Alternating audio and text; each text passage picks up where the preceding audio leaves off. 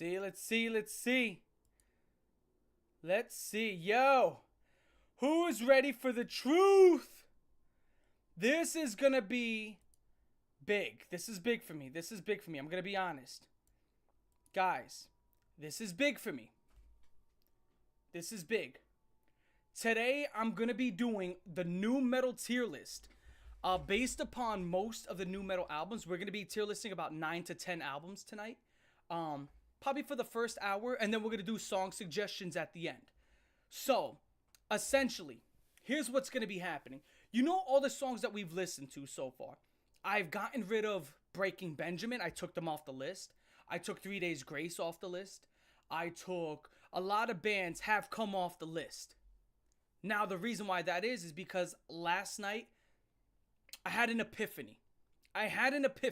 Now, I'm going to still do a tier list on those bands as well. They're going to still come back to the list.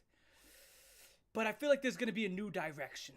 I've kind of like looked back at my history as an individual. And as I've said, I'm a huge hip-hop head. Always been a hip-hop head, etc., etc. I was raised on Big Pun, Big L, Nas, Notorious B.I.G. I'm from New York. But at the same point in time, when I got into rock, it was through nu metal, because obviously that has a lot of rap to it. Not great rapping, no, not, but at least it has turntables. It, has very loud snares. It has, good drums and hi-hats and, stuff that goes into snares. It has attempts at rapping, has the body of a rap song sometimes. So that's how I got into metal. And I would end up getting into stuff like Breaking Benjamin, 3 Days Grace, alternative rock and some butt rock, which would be like 30 Seconds to Mars. I'd consider that butt rock, right? That has to be butt rock. If that's not butt rock, then I don't know what is. Three Doors Down over the years, and I would get into stuff like that. So with that being said, today, I've had a redux. This is going to be my 100% honest opinion on these albums. This is my 100% honest opinion. There's not going to be any, what I think. No, this is 100% Cold Raven's take on these albums here at the bottom. Does everybody see these albums? Tonight, they're going to get an official ranking, these rankings that I'm going to give these albums will never change again. The scores that I have given these albums will never change again. This is going to be my 100% honest. I don't even know if this is honest opinion, because to me, a lot of the stuff I'm going to say is objective. Let me show you what I was doing the past couple days. Guys, when I wasn't live streaming, this is what I was doing. These are my notes on some of these albums. I don't want to show the score, but these are my notes on some of these albums, okay? Just so you guys understand, this is what I've been doing. Just so you can... this is what I've been doing the past couple of days. I've been writing entire pages about these albums and what I genuinely think. So this is what I genuinely think about these albums right here. I was sitting down, I'm listening to the drums, whether they're snappy, whether they sound good, whether they sound bad. What riffs do I like? What riffs sound horrible? What riffs are basic? What vocalist is awesome? What vocalist is terrible? This is the truth! This is the truth! This is the Cold Raven Black Book. Maybe I shouldn't call it the Black Book, guys. This is not the Cold Raven. Maybe I shouldn't call it. Maybe I shouldn't call it that. That's but there's another Black Book out there. But this is my genuine thoughts on these albums. They will never change. I gave them a good deciphering. So, with that being said, this is the Cold Raven, my struggle. Okay, guys. Also, at the end of this live stream, I'm going to be telling you guys the next few albums I'm going to be doing, so you guys will know what albums I'm going to be doing. So with that being said, we got F tier. We got D tier. We got C tier, B tier, A tier, S tier. We have 9 albums here. We have Korn's debut album, self-titled. We have Adrenaline by Deftones. 10,000 Fists by Disturbed. We have $3 Bill Y'all by Limp Bizkit. We have Static X's Wisconsin Death Trip, excuse me. You have Hybrid Theory by Linkin Park. You got Sickness by Disturbed. So we got 2 Disturbed albums on here. You got Papa Roach's Infest, which is their second album. A lot of debuts here. Second album, which we're going to go back and listen to their first. Then we have Evanescence's Fallen. We have Evanescence's Fallen. So, with that being said, we're going to start this off with the F tier. There is an F tier. Okay. With the F tier, we are starting off with the F tier, the absolute bad album. Right here. Bang. Limp Bizkit's $3 Bill Y'all. This is bad. I mean, it's just straight up bad. In my opinion, it gets a 4.6 out of 10. A 4.6 out of 10 or a 46 out of 100. Let me tell you what. Okay. When you open it up, you get Pollution. I thought Pollution is relatively good. It's relatively fun to listen to. Counterfeit is the best song on the entire album. Best song. Counterfeit is the best song on the album. It's like a 7.3. It's good, right? And then everything else is just horrible. It's horrible. I mean, Leech, Indigo Flow is fucking stupid. Indigo Flow is just dumb. Indigo Flow is just like a 2 to 3 minute song where he's like, yo, shout out to my people for putting me on, and shout out to him, and shout out to him, and shout out to him, and shout out to him. And it's just so fucking dumb. And majority of this album, like, you get dumb fun. Limp Bizkit is known for dumb fun. This is not fun. This is just fucking dumb. It's fucking stupid, right? Majority of this, it's like, and he's screaming like, girls don't like me. They don't like me. That's majority of this album. So if you want to hear a fucking near 30-year-old man cry that women don't like me. Yo, this album is for you. And it doesn't sound raw and gritty like Korn. Like Korn sounds gritty. Korn sounds like gross. Korn sounds like something you'd pick a scab to. You know what I'm saying? It sounds like grimy, gritty, like you're combing knots out of your hair. This just sounds like you don't wipe your ass after you take a shit. Right? That's what Limp Bizkit, this is what this album sounds like. It sounds like you don't wipe your ass after you take a shit. Like you just let your butt crust. So it's not grimy like Korn. It's grimy as in you're just fucking disgusting. You're just gross. There's no rapping on here. There is no rapping on here. There is no rapping on here. There's no rapping on here. There is no rapping on here. There is no rapping on here. People, this is rap. No, there's no fucking rapping on here. As a diehard New York hip hop, there's no rapping on here. It's horrible. It's just a bad album, right? Now, the instrumentals here and there are good. There's some good instrumentals here and there. But Fred Durst is just fucking bad. I mean, he would end up becoming very fun, dumb fun, but this was not dumb fun. This was just fucking dumb. A lot of lovesick, finger in the butt music. And songs like Faith. Faith is the worst song on the entire album. You gotta have faith. Faith. You gotta have faith. Oh, God. It's just bad. Fucking Stinkfinger, Sour, Leech. These are just bad songs. Just bad song after bad song after bad fucking song. And it's just miserable.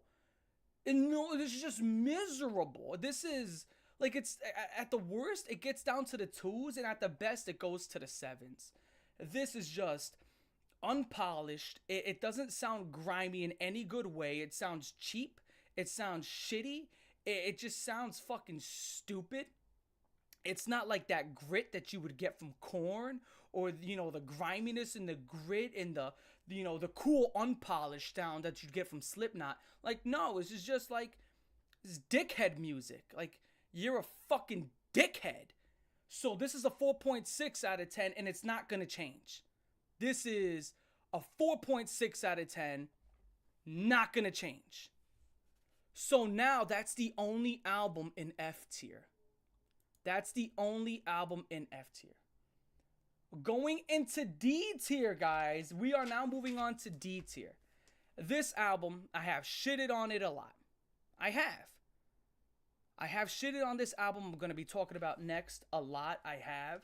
But in reality, it's not as bad as I made it out to be. Obviously, because now that I'm used to the nu metal sound, now that I've re-entered nu metal into my life and I've seen everything that's going around this scene, this album, it's still not that good. Still not a good album. I would not call it good. This is Papa Roach's Infest. This is one of the most iconic nu metal albums. Everybody's seen this cover. This, in my opinion, is a 5.6 out of 10. It's decent. It is, D is for decent. D is for decent. That's what D means. D means decent. F means failure.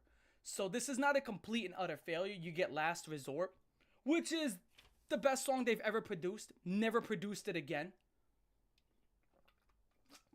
They would then become butt rock.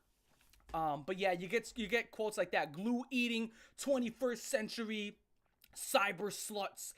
You get fucking stupidity. You get flee, fly, flow. Rapido, rapido. I keep it underground because you know I keep it underground. Here's the thing about this Jacoby Shaddix fucking idiot. Or Shadoopy. Whatever you want to call him. Just call him Jacoby. Even though he is horrible lyrically. Even though he's horrible lyrically, he has Down syndrome, which helps. It helps him. Like, he's stupid, which helps him. It helps him a lot. Because he actually believes in his own head that he's good. That helps. Like, he's so fucking stupid that he thinks he's good. Which helps this album. Like, everything he says, he believes it. Like, he says it like he believes it, which to me helps so much. Even though the shit coming out of his mouth is dumb. You're like, oh my God, like, why would you say that? Like, that was stupid. But he's like, that was hot. I'm a rapper. No, you're not. You're dude, I keep it underground because y'all know I keep it underground. Shut the fuck up. Get the fuck off the stage. You sound stupid. You sound ridiculous. Now this album, in my opinion, is the most elementary introduction to nu metal. Like, if no one's ever heard nu metal before, this is what you want to give them. This to me is what you want to give them. You're gonna get everything you hear in nu metal. You're gonna get these droning riffs, these like 1 to 2, like these 1 second riffs, and it's just that for the entire fucking song. And it's just like this 1 second riff that you're gonna get for the 2 minutes of the song. You're gonna get a lot of angst. You're gonna love the angst. If you're very anxious and you have this existential crisis and you just want to run away from home, if you just want to run away from home and this is the album for you. You get a lot of shit on here, like oh God, it's just so like, it's so angst and so like, woe is me. Like, there's one song, and what I love about it is like, some of these songs sound like ringtones. Broken home, broken home, broken home, broken home. Here's another one. Here's another classic. Dead Cell. Dead Cell. Dead Cell. It's just the most mundane, middle of the road. Like, they did nothing, right? They did nothing. There's nothing creative here. There's nothing inventive here. They added nothing. This is the best way to explain Papa Roach. This is the best way to explain Papa Roach. They're the guys who come to Thanksgiving and bring nothing with them except an appetite. That's it. This is safe. It sounds very clean. It sounds very polished. It does not sound gritty whatsoever. It sounds like everything that they put on was like the 800th take. So at least I'll say that. At least the quality control was very high, where things don't sound like they don't sound muddy. It doesn't sound like, oh, that's gritty. But that's sometimes that helps. Like with Korn, that helps. With Slipknot, that helps, and it makes it sound more and it gives it a bigger oomph. This sounds very clean, very big budget, very like, oh, this was taken care of. This sounds like some big record executives like, here's $20 million, make an album. This is what this sounds like. Everything here sounds so friendly, and it's nice angst for a teenager.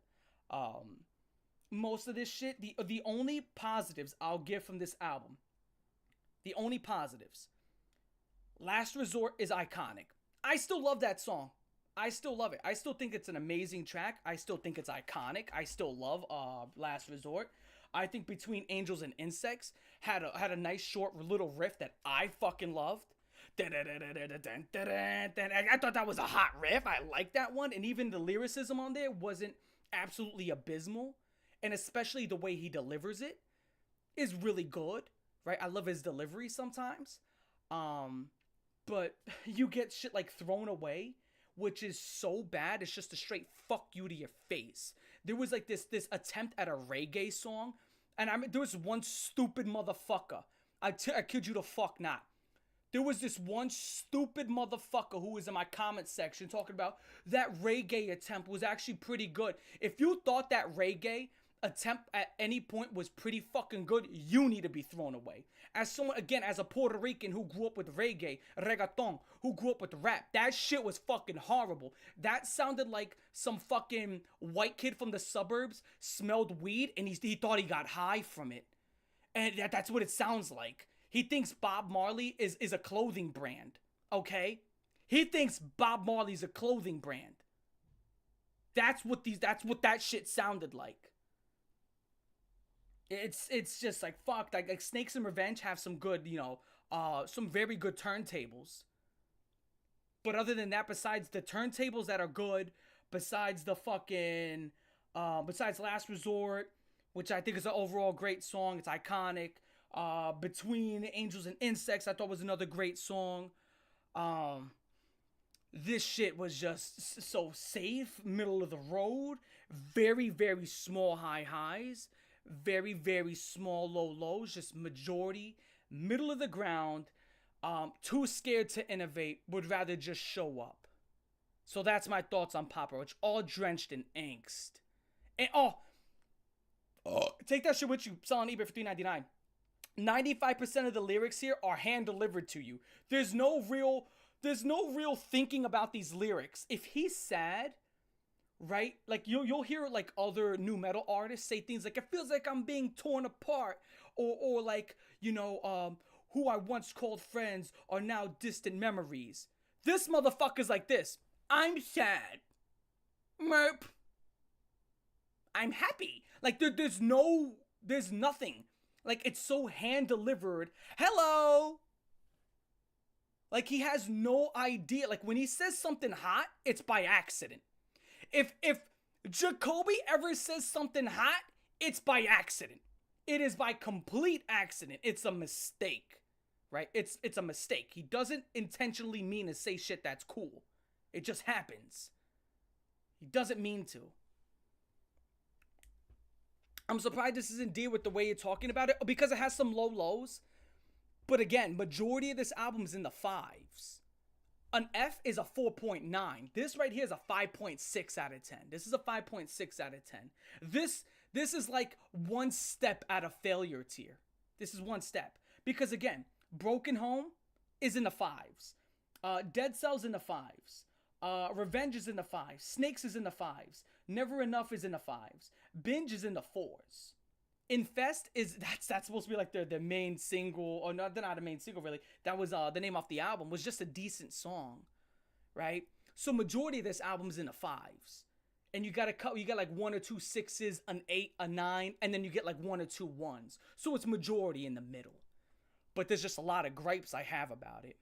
So Here we go. Here we go. So now for the next D tier, the next D tier album, the next D tier album, the next D tier album is Static X's Wisconsin Death Trip.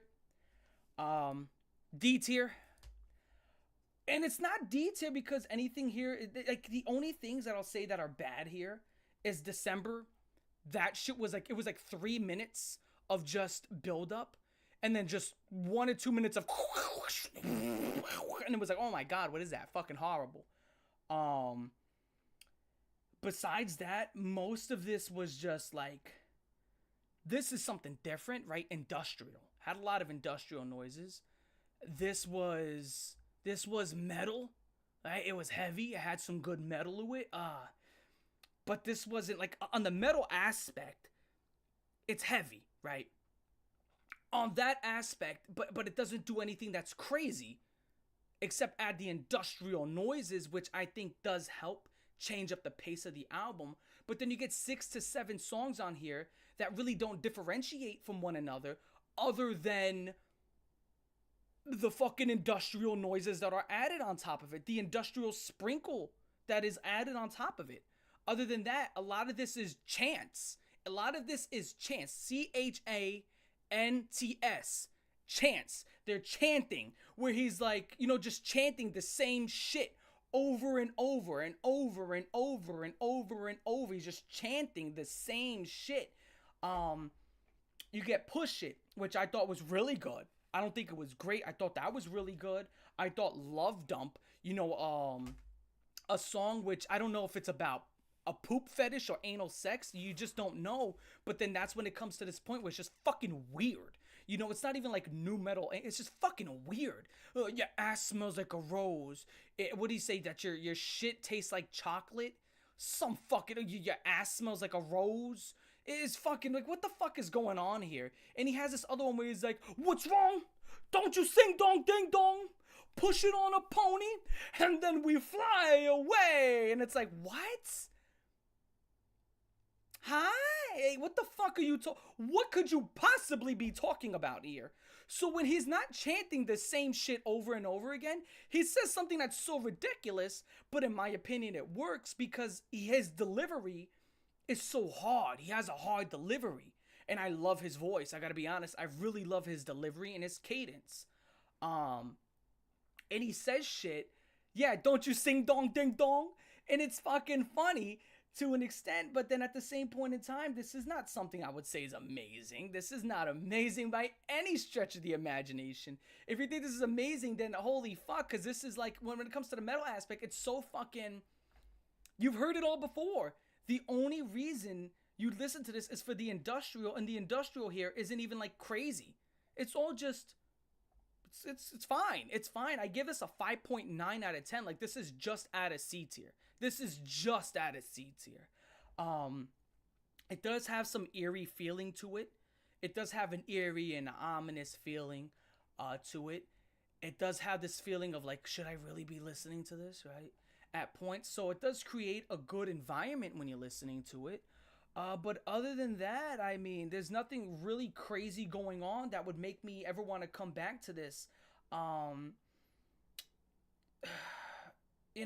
then you got songs, I think that was, give me the light, just give me the light, I need a light, hi. That's Love Dump, that's Love, your ass, and he just keeps saying the same thing. So these chants, and like the best part to describe this album, this is the best way to describe Static X.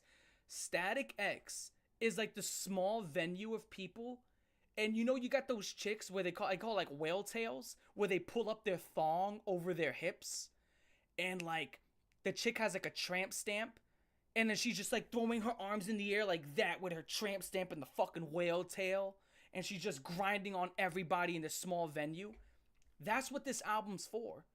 This album is for small venues, packed crowds that are just grinding and bumping on each other, and you're just losing yourself into these chants. It's melodic chants. That's all that it is. Everybody's sweaty, everybody stinks. It's all human musk, and it's just it's grimy. And like this chick, She fucking has a nose piercing. Her mascara's runny. She's fucking sniffling. Not because she has any nose problem. It's just like the atmosphere is so hot you can cut the fucking fog with a hand, you know? It's just this musty type of fucking album. That's what it feels like throughout the entire thing. And you know, it really, for the majority of it, it doesn't differentiate. And when it does differentiate, it's more like breathing room. But then it's just like, well, it's mostly just a chant album. If you want to chant, if you want to just bump and grind on people, this is for you. I give it a 5.9 out of 10. 5.9 out of 10. Push It, to me, was the best song in the album. That was hot. Love Dump is up there. Wisconsin Death Trip is up there as well. That's the one that's the, what's wrong? Don't you sing dong ding dong? So that's up there. Unfucking fortunately. But yeah, that's what that is. Going on, we're going to be moving to C tier. C tier. We're going on to C tier, which into C tier, there's only one album here that goes into C tier. That is Deftones' Adrenaline. Now, do not be alarmed. Let me tell you something. This doesn't belong in C tier. I give it a 6.3 out of 10. Let me tell you what. This album fucking sucks. I will never come back to this album ever again. Never. I will come back to Papa Roach. I will come back to Static X before I come back to this album. This album is carried by 3 songs. This album is solely carried by Root, 7 Words, and Birthmark. This is solely carried by those 3 songs. This album pisses me off. Let me tell you about this fucking album.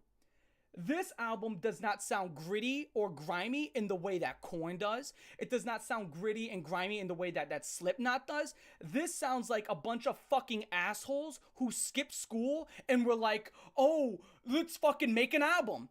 That's what this sounds like. Engine number 9 fucking sucked. Engine number 9 sounds like $3 Bill Y'all. So if you like $3 Bill Y'all, you'll love Engine number 9. You can't look me in the face and tell me Engine number 9 is good, but $3 Bill Y'all is bad. It's the same shit. It's the same shit. $3 Bill Y'all and Engine number 9 are the exact same shit. So if you like Engine number 9, then you love $3 Bill Y'all. You can't like Engine number 9 and hate 3. It's the same fucking shit. And here's the problem. If you put Engine number 9 on $3 Bill Y'all, it's not even a top song. That's the fucking problem. So you get Engine number 9, which sounds exactly like $3 Bill Y'all. Sounds no different. You get this low quality fucking, it's just all low quality. You get this shitty attempt at, I'm gonna rap and I'm gonna spit it like that. And when I get it like that, I'm gonna kick you in your face and you'll hit it back. It's that. What are you talking about incorrect? That's not an opinion. That's objective. What are you talking about? No one's talking about Deftones has some great albums. Who the fuck is talking about? No one's talking about their albums. This is what Deftones fans always do. Anytime you shit on Adrenaline, they're always like, but they have better albums. I'm not talking about those albums. Is Around the Fur on here? Is White Pony and all that? It's not there. So stop talking about that. Stop talking about that. No one gives a fuck about Around the Fur. We're talking about what's right here. Let's stay on topic. Around the Fur is great. White Pony. No one's talking about that. Is White Pony and Around the Fur on? No, it's not. Anyway, fuck. No. Engine number 9 literally is the song that created $3 Bill Y'all. It created it. The exact same rap cadence, the exact same sounding instrumentals. It's what it is. It's ridiculous. It's ridiculous. It's absolutely ridiculous. It's a completely ridiculous album. 90% of the album is caked in these low quality shitty mics with, and it's used as a crutch to hide the inability to sing, right? Which is crazy, because that's what I thought. And then you hear him sing towards the end of the album, and you're like, oh shit, he can sing, right? So it doesn't come off as like, it came off as the inability. Then you hear him sing at the end of the album, and you're like, okay, he can sing. It just sounds like he has no confidence in himself to be able to sing. That's what it came off as. So you get 90% of the album is compression fucking mics. You get these loud instrumentals that you can hear them peak. You can hear the instrumentals peak in decibels. Like, it gets so loud that you can hear it actually damage whatever fucking microphone is picking this up and recording it. You can hear it damaging the equipment in real time. It's just bad. It's bad. Like, Bored is a horrible song. I'm so bored. I'm so bored. I'm so bored. I'm so bored. I'm so bored. I'm so bored. That's literally the entire fucking song. Good almighty. God, what is that? That shit is horrible. It's so bad, right?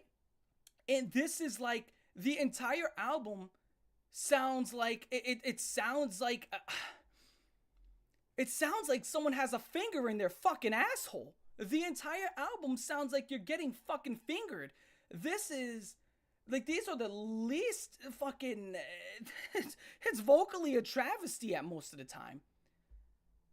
It's horrible. Minus Blindfold was fucking bad too. Oh God.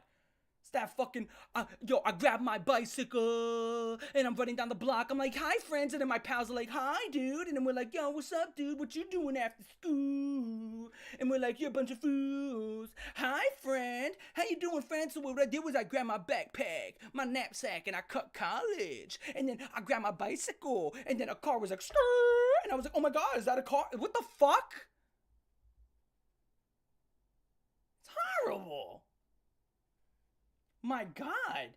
Oh, and then there's parts throughout this album where he makes these stupid fucking monkey noises where he's like, wee! Did you hear those parts of the album? Can I do you guys? I'm not gonna play it. I thought about playing it. I don't want to play it.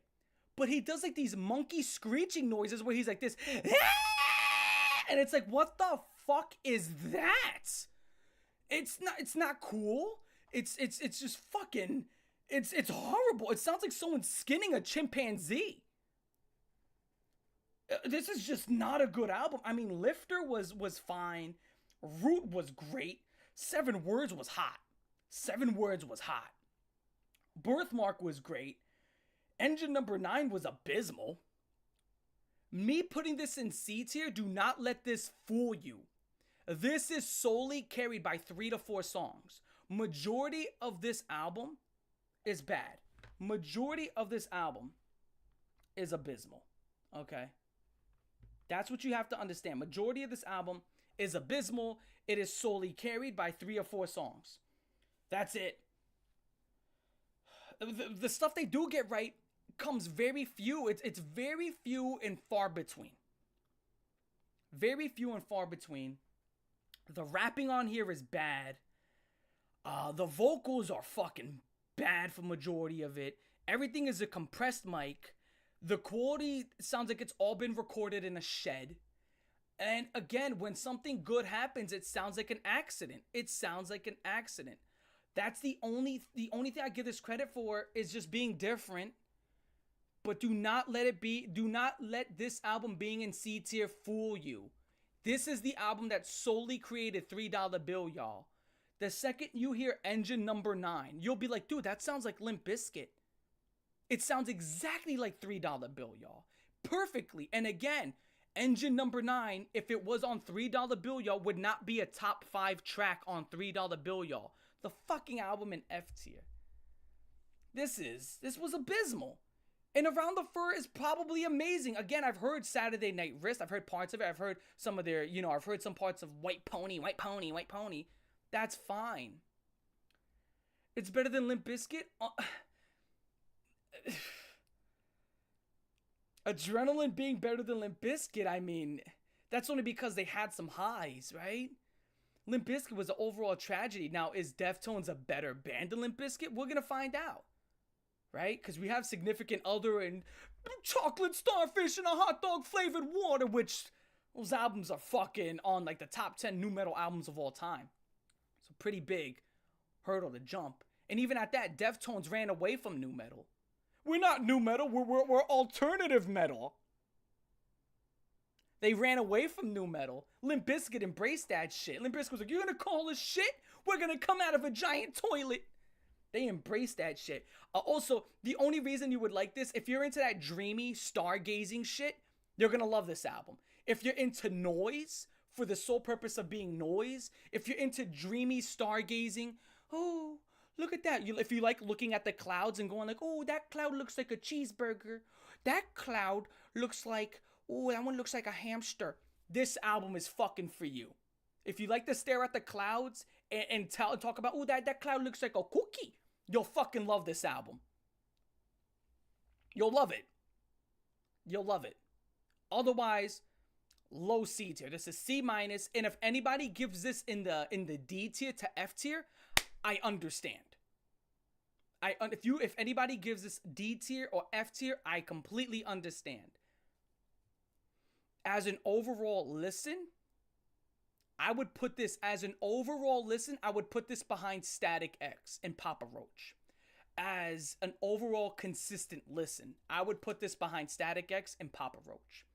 But as a full, product, they got some very high highs, and they got some very low lows, and it just happens to add up. You know what I'm talking about? Like, this song's a 9, this song's an 8, this song's a high 8, this song's a 7, 5, 5, 5, 5, 4, 3, and it just happens to add up to being a better album than those two. But as an overall consistent listen, I'd rather listen to Papa Roach because Papa Roach is background music. That nothing bad is happening. This Adrenaline, you'll jump at some of the noises because it's so fucking loud that it doesn't even, there's a lack of quality control. Everything sounds like they did it in their first take. It was like, fuck it, they're gonna buy it anyway. And it initially flopped for obvious reasons. Everything sounds like it was their first take. Lack of quality control on there too. No one on Limp Bizkit has talent. DJ Lethal.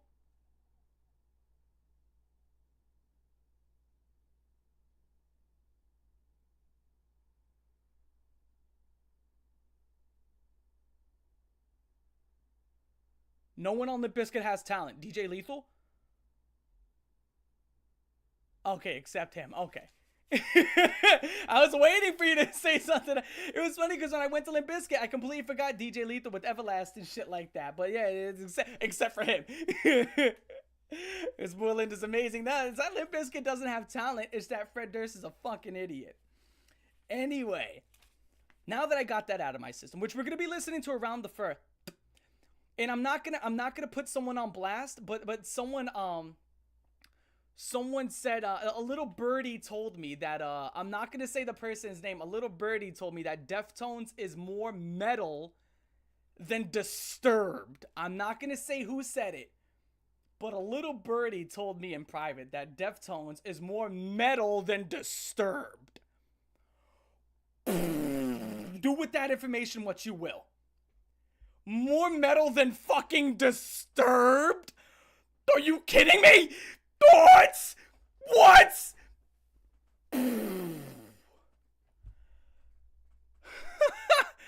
Dude, do you know what, guys, I'm gonna say this. Who's more metal? The guy who's screaming that he's a blood-stained hurricane conquering the world? A lost soldier that's gonna, he's great. Versus this.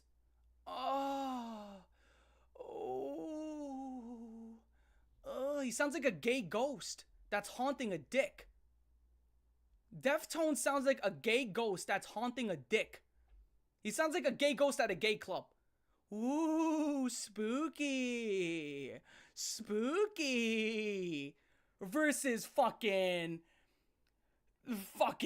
this fucking guitar solos, fucking loud drums, fucking boom, boom. Every time you listen to Disturbed, I'm fucking indestructible. Versus, ooh, is that a penis? Ooh. Deftones is not more metal than fucking Disturbed. Under no circumstances. Under no circumstances. Okay? Fucking Chino is drinking David Draymond's piss from a cup. Fucking more metal than Disturbed.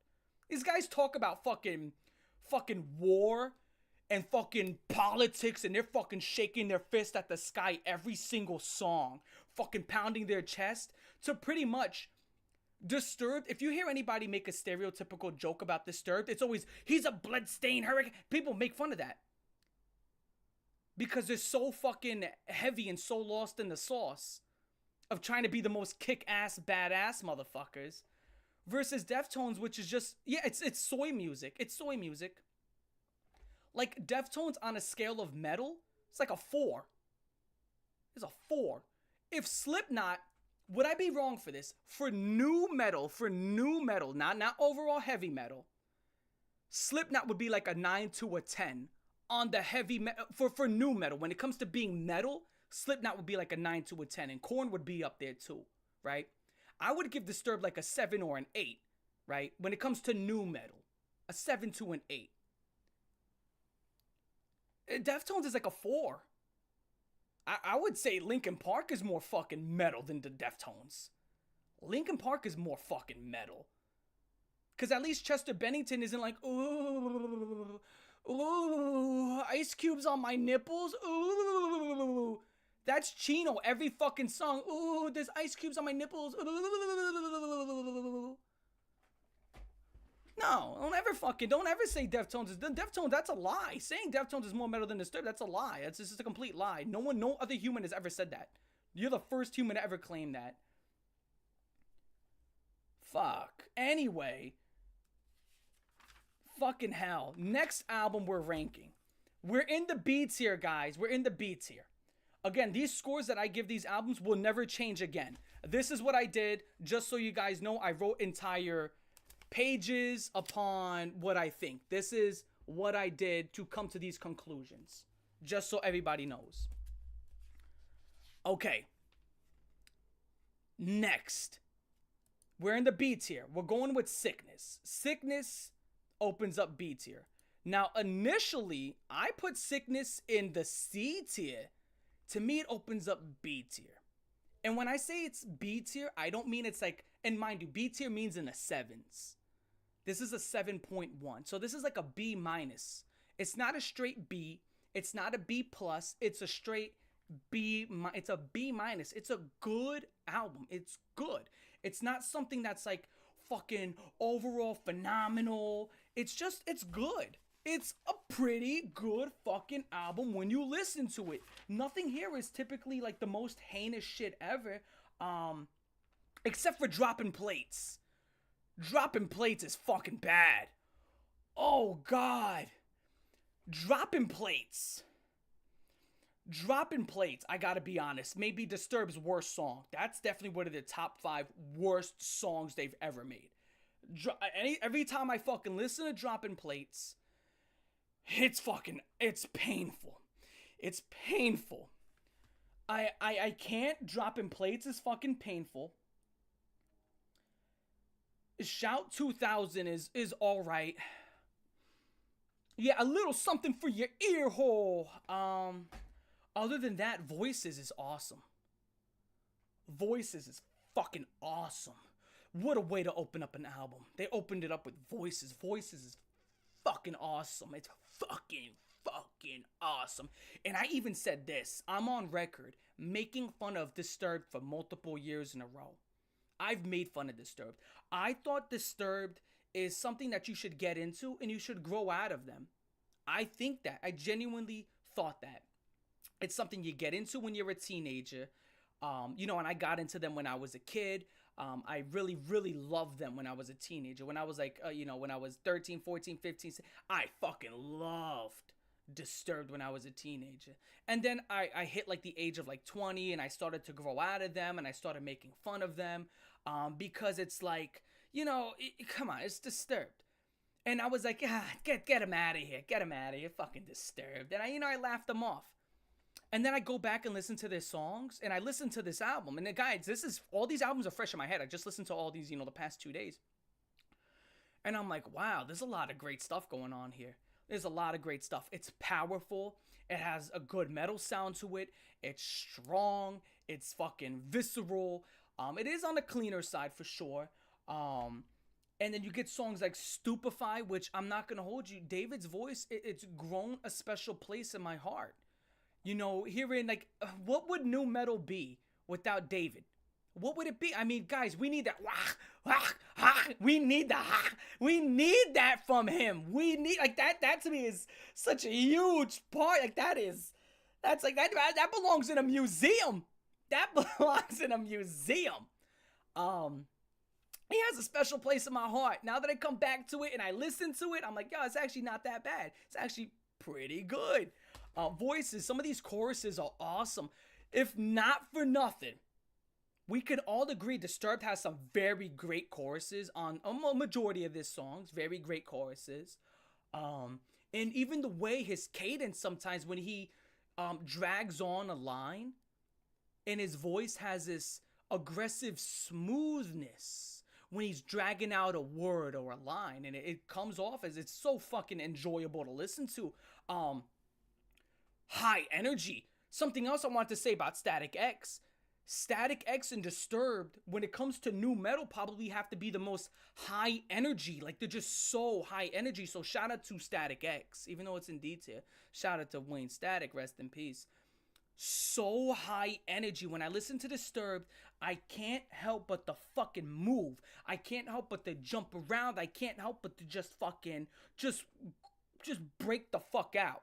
Gotta break out. Absolutely high energy. This shit, like if you wake up and someone plays Disturbed, you're gonna have to get off your fucking ass and get on your feet. The Game is also a really good song. Stupefy, absolutely iconic song from them. Down with the Sickness may be the most iconic. It's one of the most iconic nu metal songs. For great reasons, and for unfortunately some horrible reasons. Down with the Sickness is fucking awesome. Great song. I love the hook. I did, to me, that's like the absolute most Disturbed sounding Disturbed song. And then you get that bridge. You get that bridge, and that's when I say for some really bad reasons, oh, mommy, please don't hit me no more. Ow, mommy. Ow. Ow, mommy, it hurts. Ow. Ow. What are you doing, mom? And it's like, oh, God. Oh, that may be the worst bridge and section in like all fucking history of, and not just new metal, and just in any genre of music. Would I be wrong for saying that is one of the worst things I have ever heard?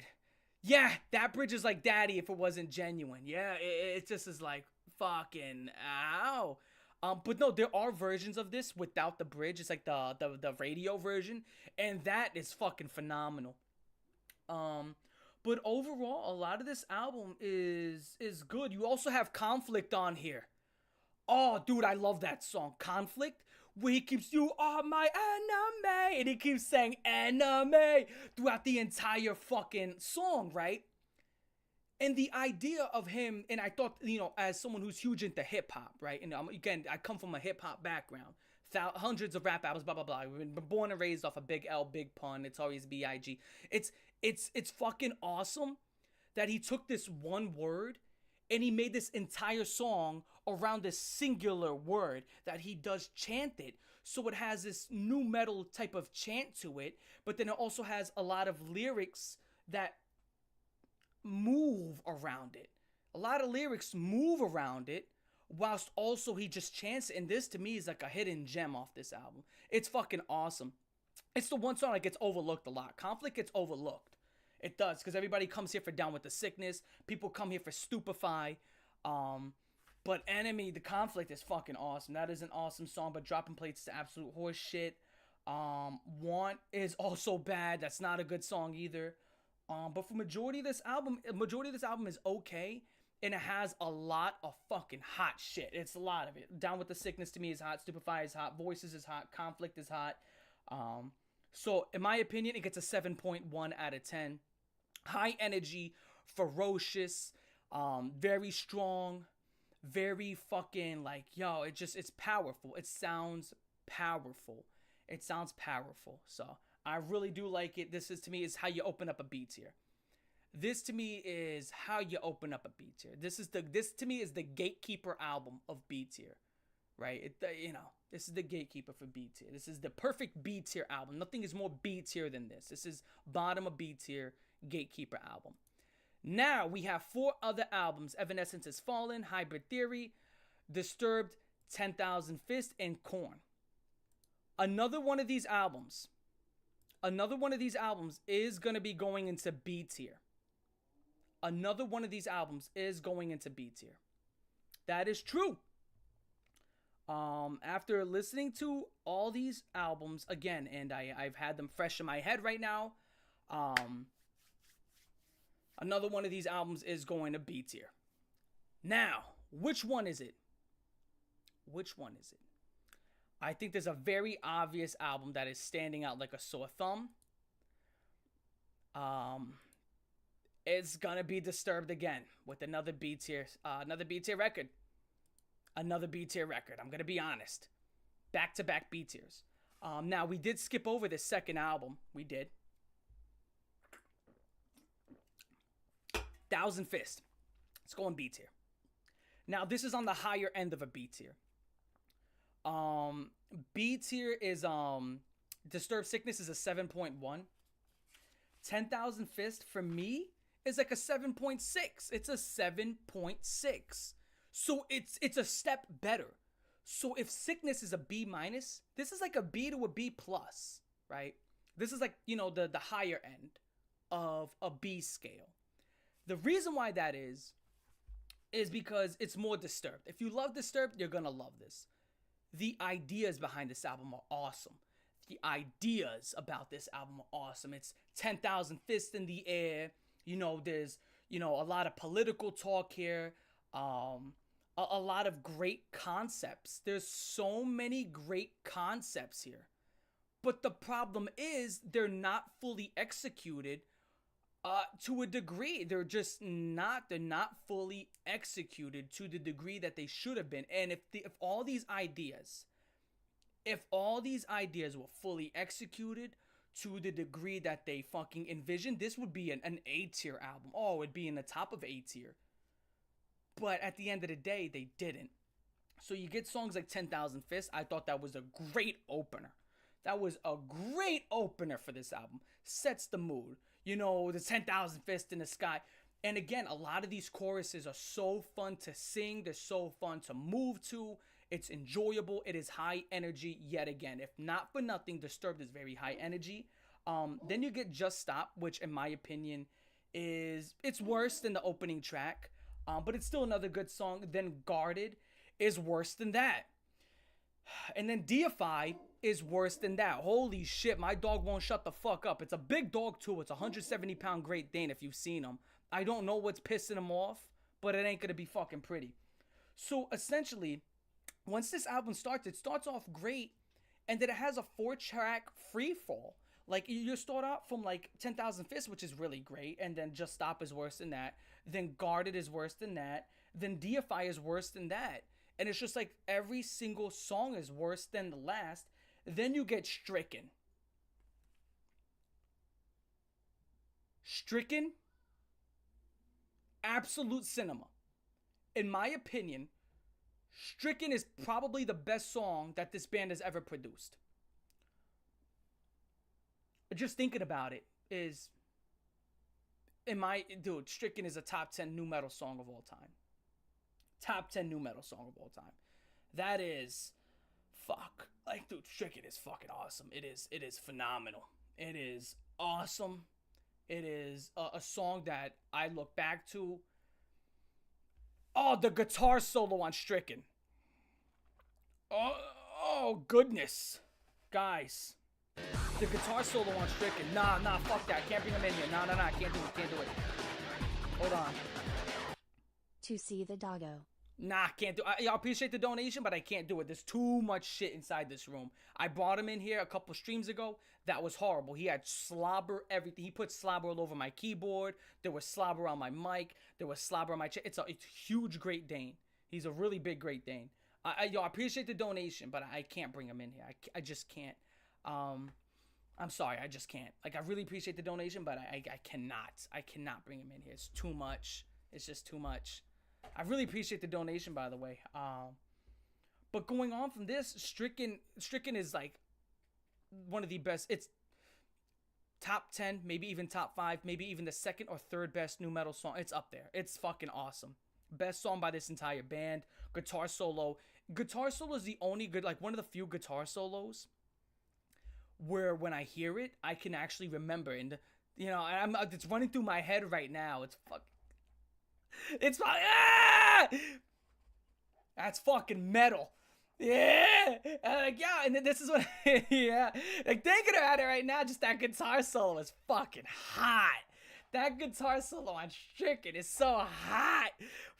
Fuck, guys, it's so hot.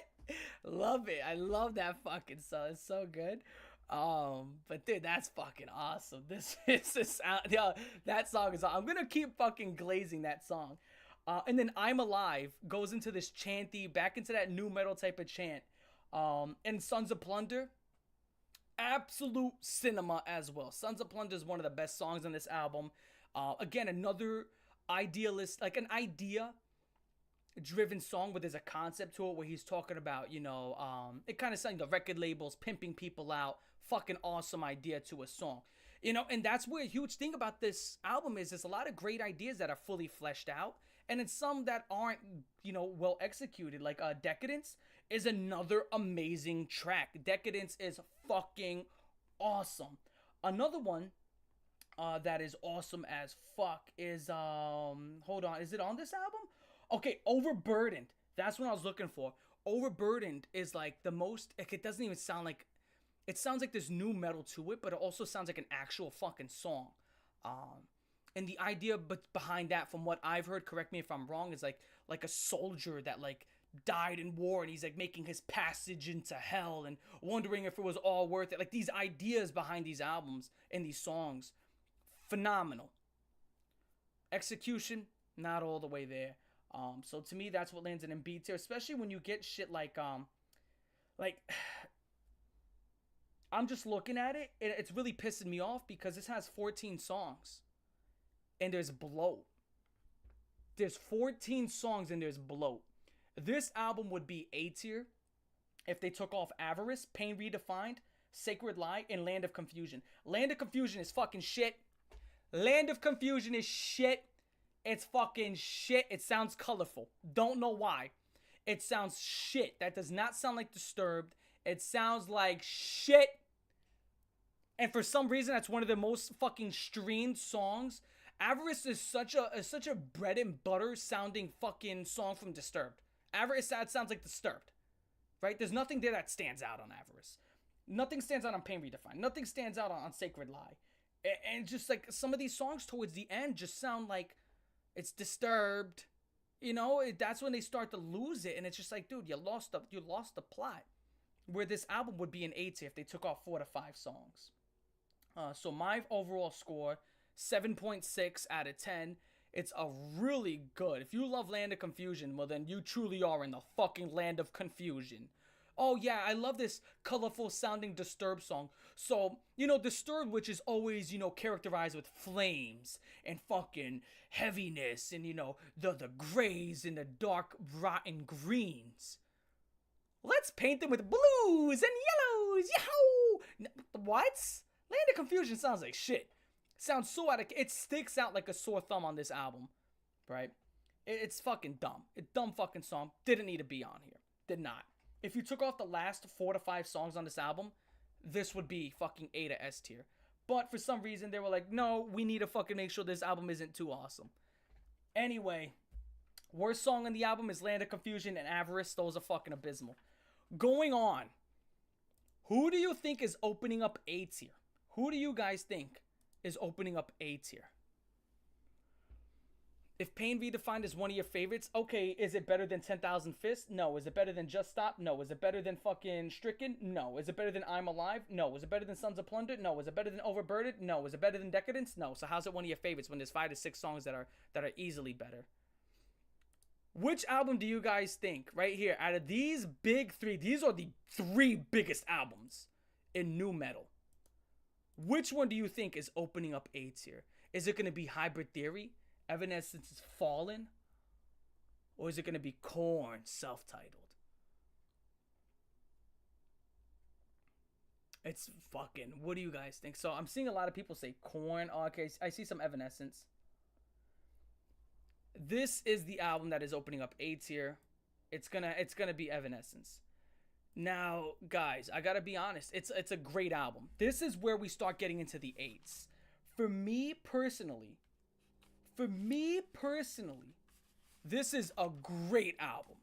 This, if you don't like Evanescence is Fallen, then I think you're anti-music. As someone who grew up and I took part in an orchestra, a little stupid gay fucking school orchestra, and I played the bass. Big ass instrument, big fucking. It's not like the dung dung dung. It's not what you think. It's an instrument that's like 6 feet tall, and you have to fucking kneel it like that. And I was also part of a chorus for 3 to 4 years, right? I was a part of a chorus for a few years. This album, it's fucking awesome. On a instrumental standpoint, you just have to be anti-music. You have to be it's not even emo, it's gothic. This is gothic. You hear the fucking keys in here, you hear the eerie backdrop. This is goth. This is not emo. This is gothic shit right here. This is like that gothic metal with a nu metal twist. The eerie backdrop created by these fucking keys on the piano and shit. It's not emo. Anyway, this is like gothic metal with a nu metal twist. We'll say anything is emo. Yeah, exactly. I gotta be honest. This is an 8.1. Going Under. Great song. Great fucking song. Great song. The quality control on here. Why isn't Type O Negative on here? Because I'm going over like nu metal. These are the nu metal albums I have here. These are the ones, right?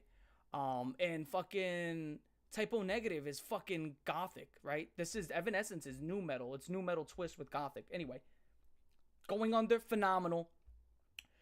Bring Me Back to Life. I mean, is there anything more iconic than that? Is there anything more iconic than that? There's nothing more iconic than that. It's probably the most iconic song from this entire list, right? Probably Last Resort and Bring Me Back to Life. Where's the Trapped album, bro? I gotta re-listen to that. I haven't got the chance to re-listen to it. These are the albums I have re-listened to the past 2 to 3 days. Everybody's Fool is also great. Haunted is great. Tourniquet is great. Imaginary is great. Taking Over Me is really great. A lot of these songs on this album are really fucking great. Like, this album is consistently phenomenal. This album is consistently phenomenal. Okay? If you don't like the album, you're just anti-music. This has everything you'd want in a nu metal album. This has, some songs have more lyricism behind them, have expression, it has angst, it has chanty shit like Tourniquet, very chanty. This is fucking awesome. Like, this is fucking great. Now, what holds it back? No, Evanescence is not goth. What do you mean? How is it not gothic metal? How is Evanescence not goth? You're the first human I've ever heard say that. How is it not gothic? What are you talking about? Eerie backdrops led by fucking female lead with like fucking piano keys. This is like what? I'm fucking surprised. Do you actually believe that? What are you talking about? Yeah, the keyboard and atmosphere, that's as gothic metal as it fucking gets. I don't know if you know what gothic metal is. I don't know if you know that's not opinionated. That's objective. That is objectively gothic metal. This is gothic fucking, this is a gothic and nu metal twist. It's like a twist. It's like a blender. A lot of it is, it's not fully strictly it. Obviously, it's a twist on it. But anyway, with that being said, a lot of great songs on here. The worst song on the album is the My Immortal original, because the mixing on it is horrible. Mixing on it is horrible, the original version. Now, the band version is really good. The band version is really, really good. But the original one, which is on the album, not so much. It actually hurts to listen to. It actually hurts to listen to. I was listening to it, and her voice peaks, and it actually hurts my eardrums. It hurts my eardrums to listen to. Like, it actually, like, it physically hurt. I don't mean it hurts as in it's cringe. No, it's a real expression. It's an artistic piece, kind of like you would hear from, you know, Korn when they had their artistic piece. But it just sears through my ear, because it cracks the mic, and it's boom, and it's like, holy shit. It's almost like getting punched in the ear, and it's like, fuck, right? And then something like Hello it's pretty good. And I noticed that this album's weakness is when it comes to the whole entire, when they take away the intensity. When the intensity leaves, that's when this album starts to falter. When you get shit like Hello, when you get shit like My Immortal, and you take away the intensity from the album, that's when it starts to falter. Because Amy Lee, she's a good singer. She's not phenomenal. She is not by any means, I would know, she's one of the great, no, she's good on this album. She gets better over time. I agree on that. She, you know, because a lot of people say that she gets better over time. I agree with that. She does get better over time. 100%. But as far as this album goes, she's really good. Not phenomenal. Her ability to play piano it's good. It's no better than my music teacher. It was no better than my music teacher when I was in elementary school. You know, she plays a piano just as well as a substitute teacher does for music class. She's fine. Nothing crazy.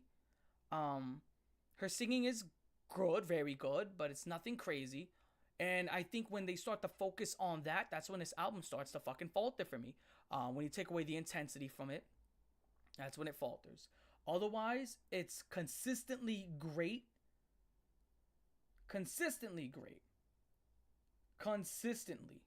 great.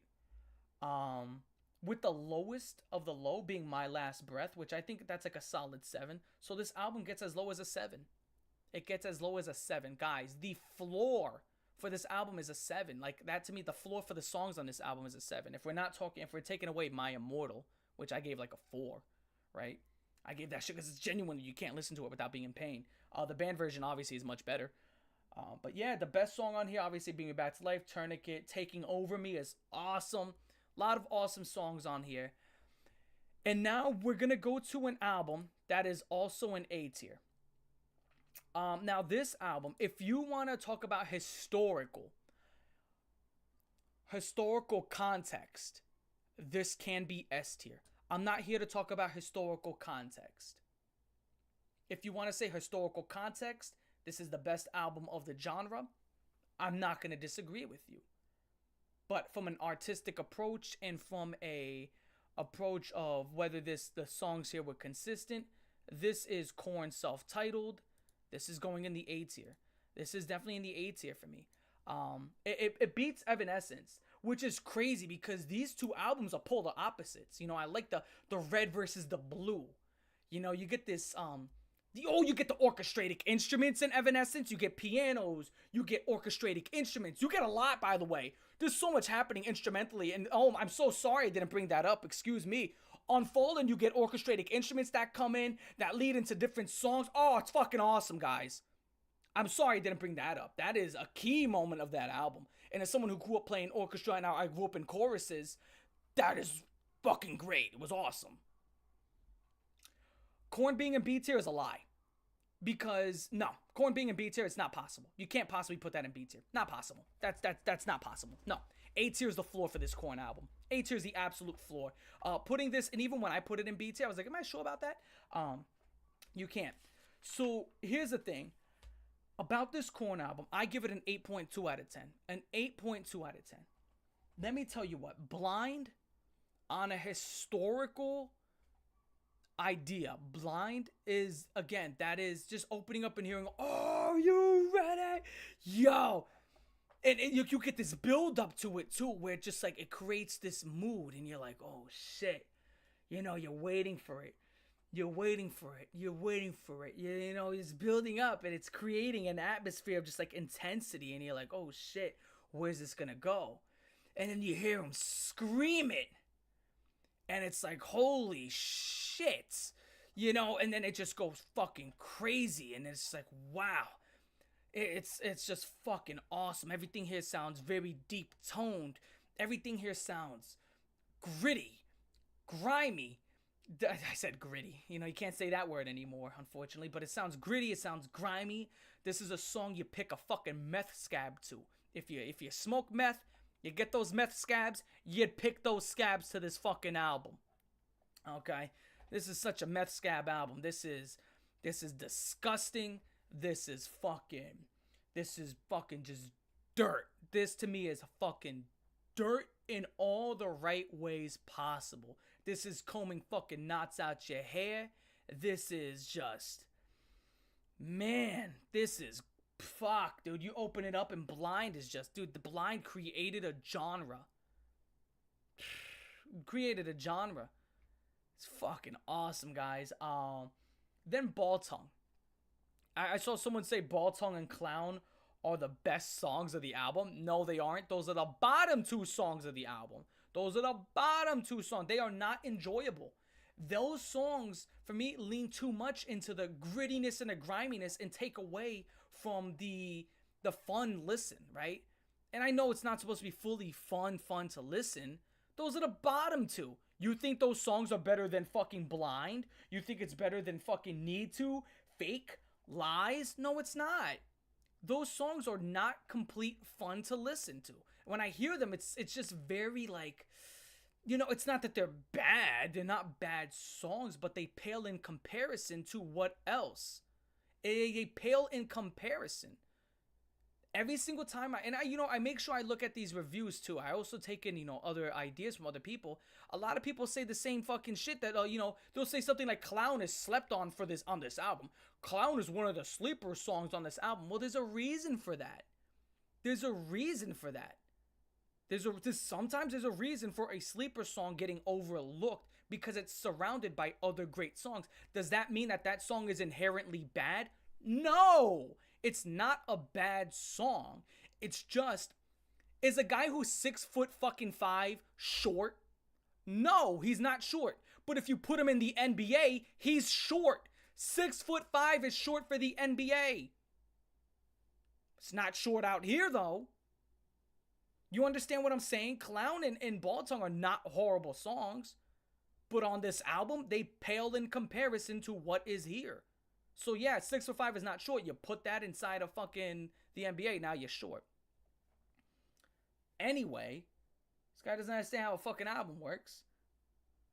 But Chutes and Ladders, this is the most controversial song on the album. Ironically, right? Chutes and Ladders, because when I first heard it, I ripped the headphones off.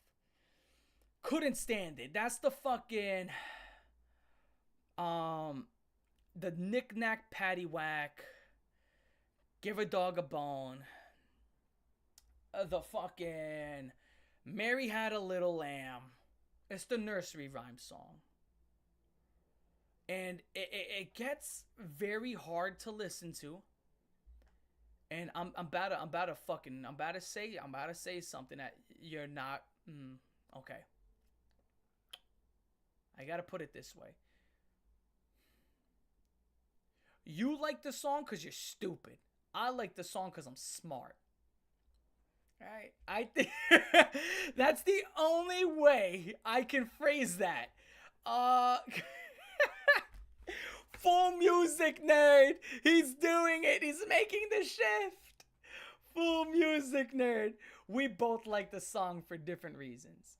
I think that the song is awesome because he said, no, it's not a fun song. I would never listen to this song again. I am never going to play this song ever again. As an album listen, phenomenal. Because. So don't say Cold Raven likes this song unless it is followed by these words. Exactly. And if you say that I like the song not followed by these words, I'm just going to ban you. I like Chutes and Ladders because he says the words hidden violence throughout the song. And if you look at the historical context behind a lot of these nursery rhymes, they are not good.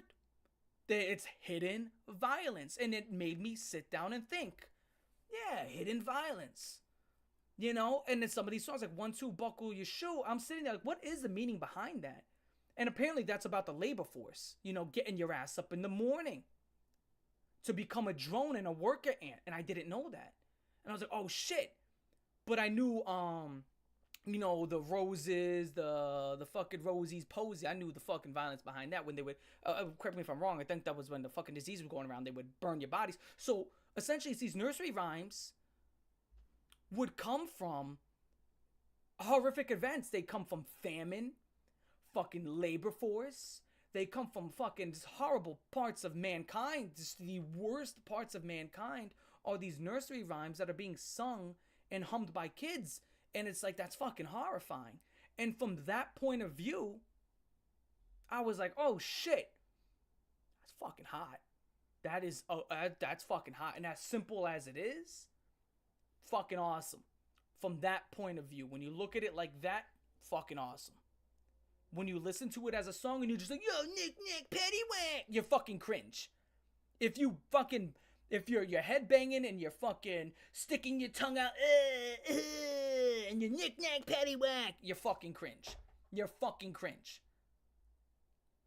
But, you know, if you're sitting there and you're actually like, okay, from an artistic point of view, awesome song. So when people were spamming it, it made my fucking head hurt. But other than that, this album has a lot of quality expression inside of it. You know, he goes over his bullying. There's drug addiction. The idea of, you know, the nursery rhyme song. There is, what else is in here? I said bullying for, you know, him being called slurs and shit like that. The idea of, you know, be yourself. Shout out to being in New York. Always cops passing by my house. Anyway, there's a lot of great concepts that I think were executed very, very well. And that's where it goes. And this all has a great, grimy, and disgusting sound to it that works. It works. And when they lean too much into it, and they focus on the grimy and the grit, and less on the actually making a song listenable, then that's when it falters for me, right? That's when it falters. When they lean too much into the griminess and too much, and that's when it starts to falter for me. But when they lean towards, okay, let's have this song, and then we're gonna put some griminess on it, that to me is when it's at its best. This is to me like the cornerstone of nu metal. Well, this is objectively the cornerstone of nu metal.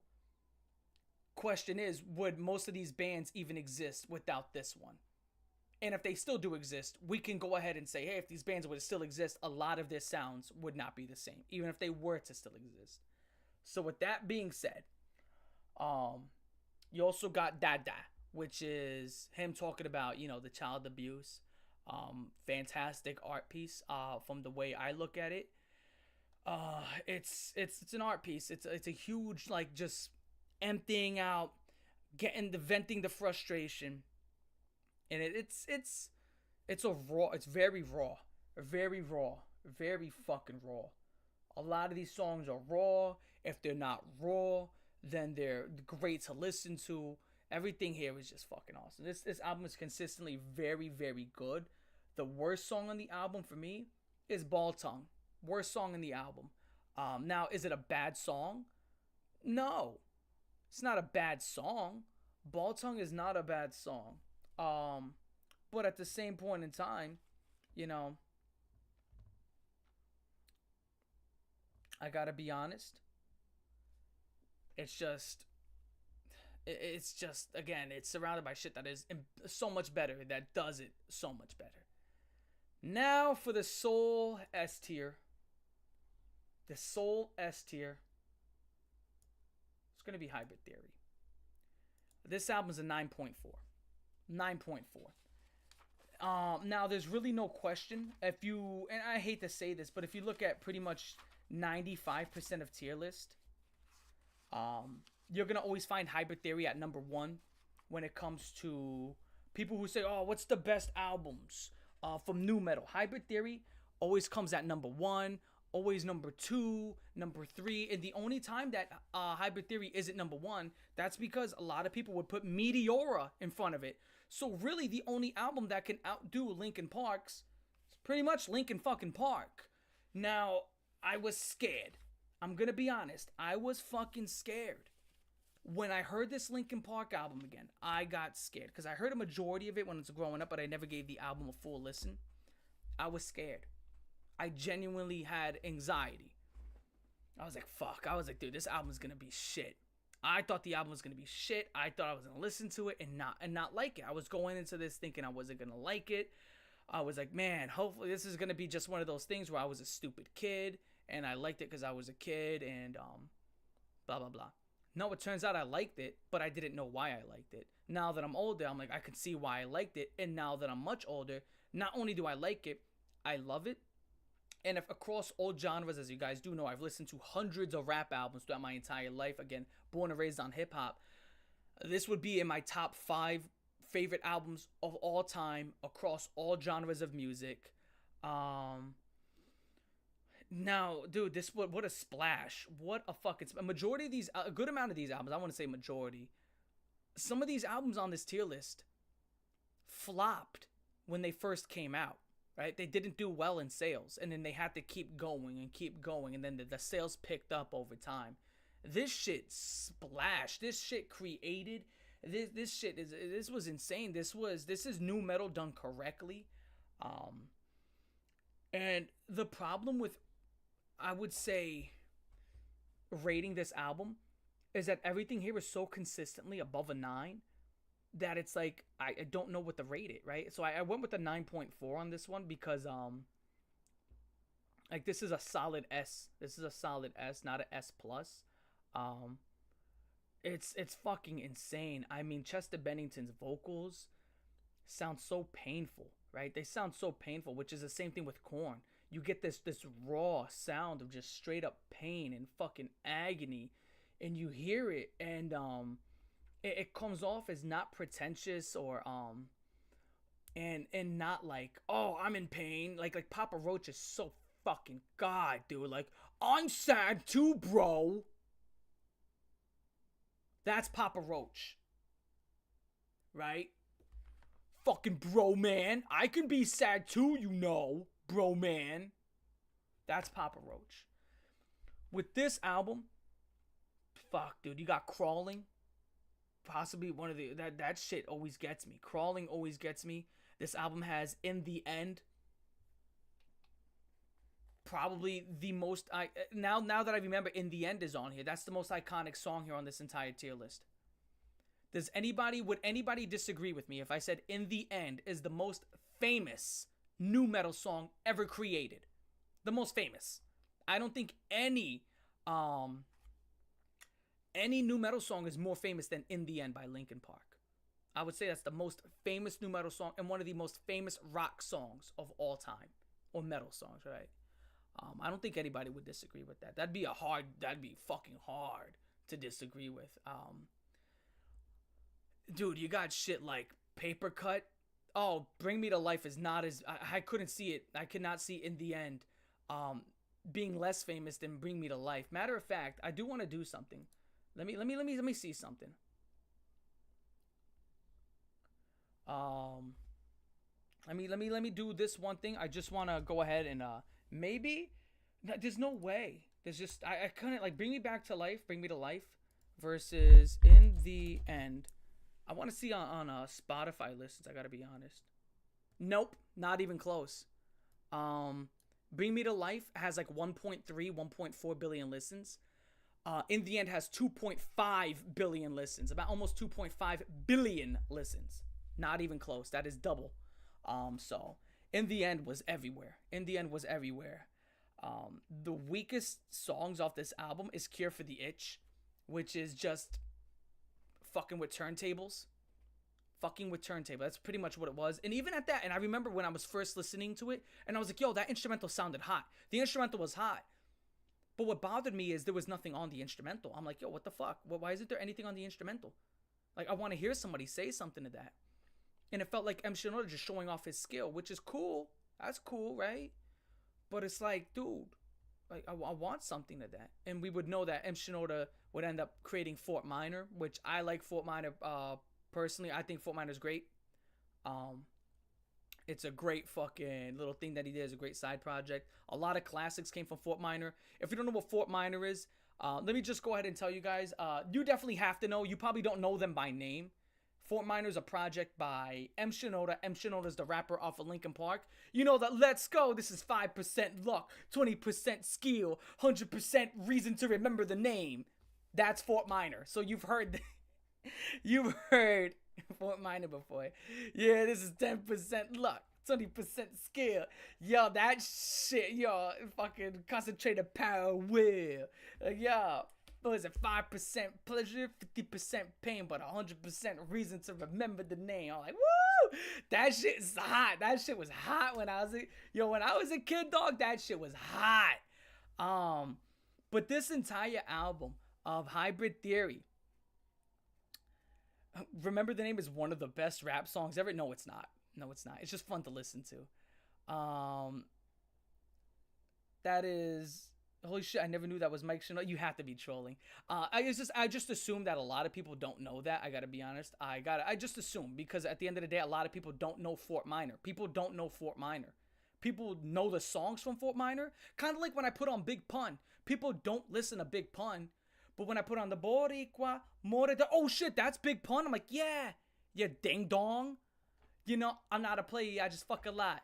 You know, and people are like, oh shit, that's Big Pun, or it's so hard. Like, oh shit, that's Big Pun. I'm like, yes, yeah, that's Big Pun. And people, when I play his music, then like, oh, I didn't know that was Big Pun. So people, they don't know that that's Fort Minor or the side project by M. Shinoda, but they heard the songs from there. You know what I'm saying? But JDH, I hope that I didn't know that you didn't know that, but here's the thing. Pushing Me Away also is a really good song. It's really good, but for me, it's like how no one remembers the name of Remember the Name. Yeah, a lot of people don't remember that, which is pretty ironic. But overall, dude, this album is just nothing short of classics. Every single song from this Linkin Park album. Oh, it's not even a group. It's just his. It's his side project. That is his side project. That is M. Shinoda. Ryu Machine Shop. That is M. Shinoda. And that's pretty cool that some people don't know that, because it's like, it's the idea where like people always remember Linkin Park for Chester Bennington, but people have to understand that M. Shinoda is a genius when it comes to creating songs, because obviously he would stray away from Linkin Park. He would work with Lupe Fiasco. And he would make some hot instrumentals. He would have a successful side project. M. Shinoda is phenomenal at making music. Chester Bennington is vocally a fucking powerhouse. I mean, just the pain that you hear in his voice. This is one of those albums where I can just talk to you all day about everything I love about it. I mean, there's nothing here that I don't like. I guess Cure for the Itch. And the only problem I have for Cure for the Itch is just the problem that no one sang on it. And I was like, that's a hot instrumental. Why isn't anybody singing on it? So my biggest problem with the album is that I wanted more. That was my biggest, I wanted more. That's my problem with Hybrid Theory. I wanted more, which you do get more. It's called Meteora.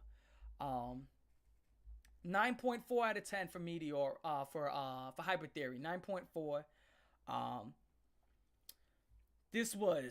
All of it was awesome. All of it was awesome. There's nothing here to hate. The rapping up by M. Shinoda is a little shoddy. Sometimes it's phenomenal. And by phenomenal, he doesn't have, and he's not going to say anything that's crazy. He's not going to have some double or triple entendre. He's not going to have these crazy similes. He's not going to have these crazy metaphors. He's just going to have a good flow. Which, if not for nothing, M. Shinoda can flow like a motherfucker. M. Shinoda can flow like a motherfucker. You listen to this album, and he can flow. Oh my goodness, he can flow. Like, he has such an ear for music. And I'm just listening to him. And I'm like, I don't think everything he's saying is high. but the way he can flow is just fucking ridiculous. He's flowing on like riffs that you heard Papa Roach and Jacoby Shithead struggle with, right? So you hear a lot of these guys where they're trying to, rap or like rap or talk on a riff and dun dun dun, and it sounds choppy and it sounds shitty. M. Shinoda does it, and it sounds like butter. It sounds like it's cream. It's just straight butter. And it's like, oh, I didn't know you can do that. So he does everything that no one else could do in this genre. Not only does he do it, he does it great and shows that it is possible without sounding like an absolute buffoon.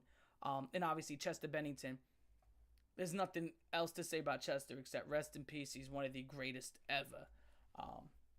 So this is my 100% tier list on these albums. So now that there's a whole bunch of people here, here's the next albums I'm going to be doing. So we're all on the same page. Okay? This is the next albums I'm going to be doing. Who's ready to hear the albums I'm going to be doing now? Who's ready?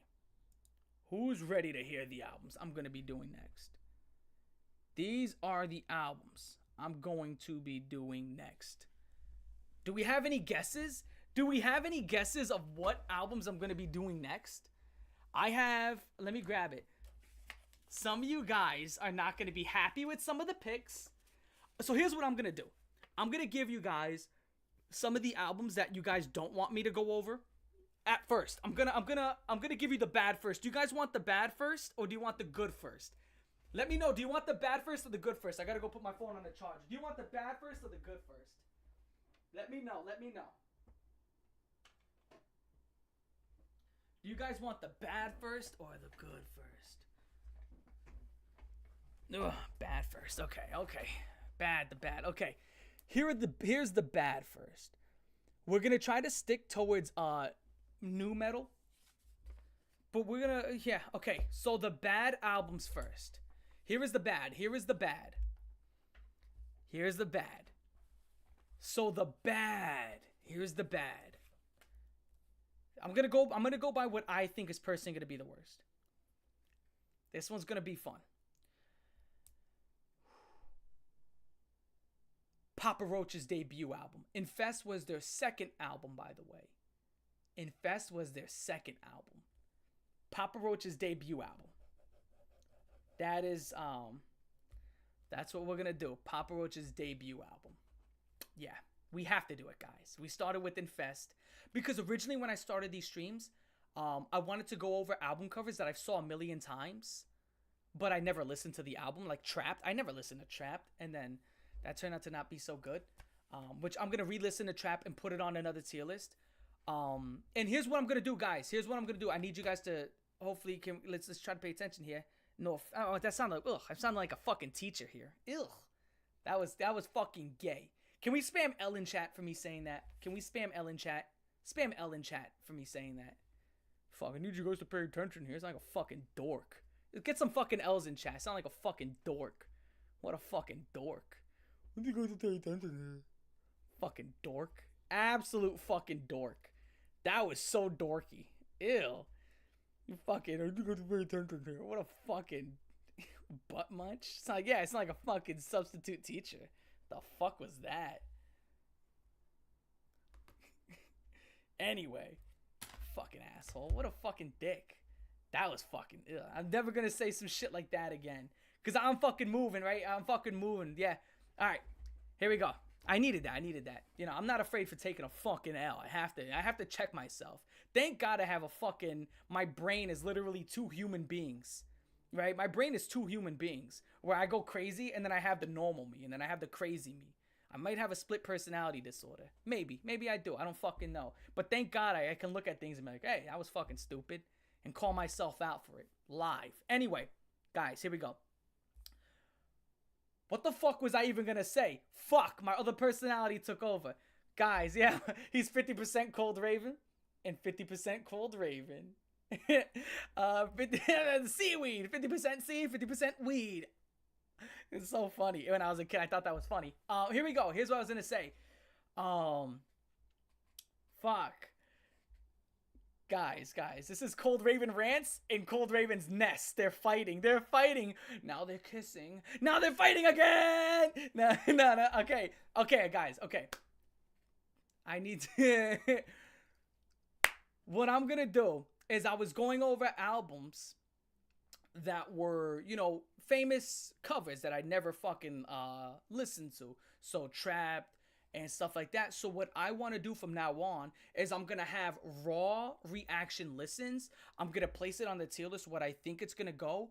And then every 2 to 3 weeks, I'm going to take all those new albums off the tier list and I'm going to do one of these. Where I give it my actual behind the scenes raw breakdown and give it an actual official Cold Raven score. You know what I'm saying? So, we're going to have raw listens and do actual Cold Raven scores on it. So then we can actually have placements. And it's funny that now that I gave it my actual raw listen, it turns out 99% of you guys agree with this tier list that I came up with. My raw one, I think it's raw. It's very raw and it's very in the moment. So some of these albums in the moment, I didn't like them so much. Like Disturbed, I didn't like it that much in the moment. And then I re-listened to it and I'm like, yo, I found myself going crazy. So here's what we're going to do. I'm going to try to stick to more new metal, but okay, Papa Roach's debut. Another album we're going to do. This one you guys might not be too happy. Or maybe you will. Disturbed's second album, because we skipped over that. We have to do Disturbed's second album. Disturbed's second album, it has to be done. Now, again, Sickness was fucking good. 10,000 Fists was very good. Disturbed's second album, what is it called? Like Believe? I don't know. I don't think I've ever listened to that album ever in my life. I don't think I've ever listened to anything off of it. So... it's pretty much no one ever talks about it. No one really ever talks about it. So I don't know if it's gonna be great. I'm not sure. No. These are albums I'm gonna go ahead and listen to live. So Papa Roach's debut, Disturbed's second album, which is Believe, and then here we go. Here's where we're gonna start talking about the good albums. We're gonna listen to Crazy Town. Isn't that the fucking name of that show on Disney? Oh no, it's Lazy Town. That's Lazy Town. This album is the one. Come my lady, come my lady, do the butterfly. Come my lady, come my lady, come my lady, come my lady, do the butterfly. Do the butterfly. She's like, oh my god, I'm a butterfly. So we're gonna do that album. Which is also considered new metal. Then we're also gonna do, right? So those are 3 new metal albums, allegedly, right? I mean, fucking Disturbed's obviously as new metal gets. Papa Roach's, I don't know if Papa Roach's debut album is gonna be new metal. I don't know. Then we're gonna do. I'm gonna save because there's 2 albums on here that are bangers that I'm gonna save for last. Then we're gonna do Breaking Benjamin's debut album, which is that's emo, which Breaking Benjamin's other album I think was Phobia. I thought that was great when I first listened to it. I thought it was great. I'm gonna re-listen to Phobia at some point. I'm gonna re-listen to that album. So maybe it's gonna falter. Maybe it's not gonna be so good. Right? It was Phobia. Was the Breaking? Saturate. Thank you. So we're going to go ahead and give that a listen. And then we're going to talk. You can't talk about new metal. Who's ready for fucking some? This is new metal. Who's ready for some of this? You can't talk about new metal without shit like fucking Seven Dust. We're going to listen to Seven Dust's debut album. Seven Dust. We're going to listen to that. We're going to give that a listen. Seven Dust's debut album. We're going to give that a listen. And then, now these are in no order. So we're going to go pick from them. Mudvayne. Mudvayne's debut album. That is all-time classic. All-time classic. Guys, all-time classic. Mudvayne's debut album. We're gonna hit that shit, because I saw a lot of y'all were asking me for so many streams in a row. Mudvayne, Mudvayne, Mudvayne. We're gonna go for Mudvayne. We're gonna go for Mudvayne. And now here comes the three that you guys should be... Okay, these last... I got 3 more albums, guys. I got 3 more albums. We're gonna go over. Who's fucking hyped? Who's hyped? 3 more albums. 3 more albums. Okay. 3 more albums. Who's fucking hyped? Can I get fire emoji spammed? Can I get fire emoji spammed? Can I get fire emoji spammed? Let's get some fire emoji spam, because we got some albums to go over. We got 3 more on this list, guys. These are gonna be... Woo, yo, one of these albums I'm fucking hyped for, by the way. POD's debut. POD. Got their debut album. We're gonna go over POD. What do y'all think about that? What do y'all think about that one, right? I'm not sure people are thinking about that one. What do you guys... Okay. So, I love you. All right. Now, here's the 2 bangers. Here's the 2 banger albums. These are 2. Guys, if you go and you look up top 20 new metal albums of all time, these are not only top 20, okay? But these are typically in some people's top 10. Who's ready? Who's ready for these next 2 fucking metal? These next 2 albums are new metal. Are new metal personified. These are new metal. Who's ready? Who's ready? Who's ready for these next 2 albums? These 2 next albums, guys, this is going to be absolute fire. Now, I picked these albums because I don't know how these other albums are going to go. A lot of hype behind these albums. But these next 2 albums, I know there's no chance that these are not going to be hot. You see, I love this. People are fucking guessing. They're like, ah, people are guessing. Guys.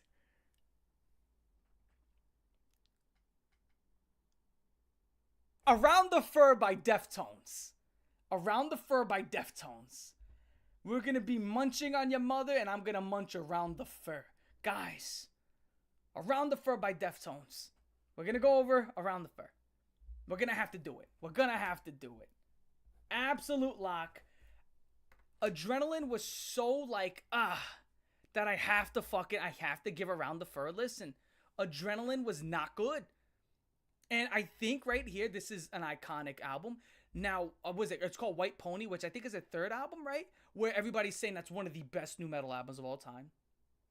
But it's weird because, again, I think that they start to lose the plot of new metal the more that they go on. They start to get into that dreamy, stargazing sound, which is a signature sound. And as you do know, new metal does have interpretations depending on the individual. You got people like Papa Roach who are the walking stereotypical new metal. Then you have Limp Bizkit, which is like, you know, the very attempt at rap, you know, type of shit. And then you have Linkin Park, which is great vocals with good rapping. And then you have, I almost said the name of the band. I almost said the name of the band that I'm doing next. Whoa, that was close. Whoa, I almost slipped up and said the name of the band. But Around the Fur is, alright guys, Around the Fur is more the stargazing, you know, type of stuff. Guys, what do you think this album I'm gonna do? What do you think it is? What do you think it is? What do you guys think? This is the last lock of the album. This is the last lock of the album. Okay, last lock. So I named all the albums. This one's the final lock.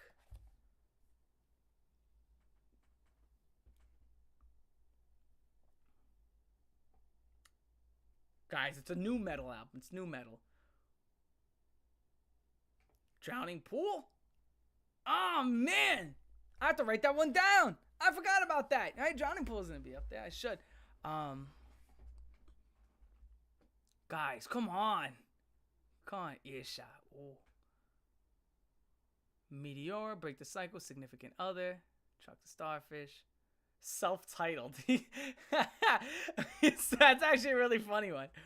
All right, guys. For the first time,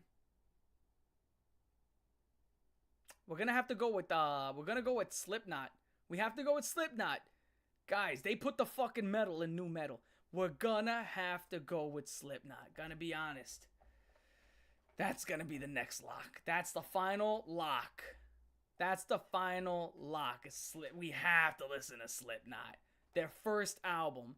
Not their next commercial clean stuff. We're gonna listen to the gritty fucking, you know, in the warehouse sounding fucking. Go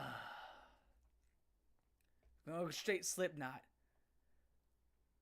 So with that being said,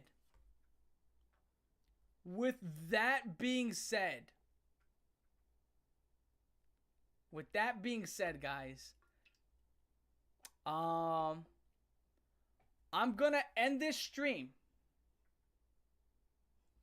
and we're gonna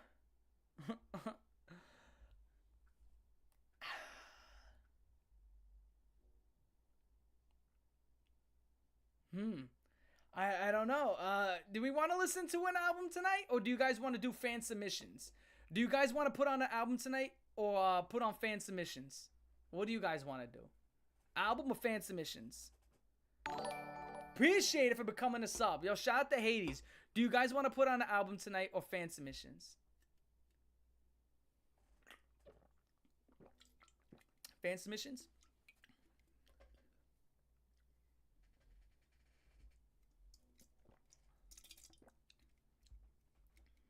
Shit.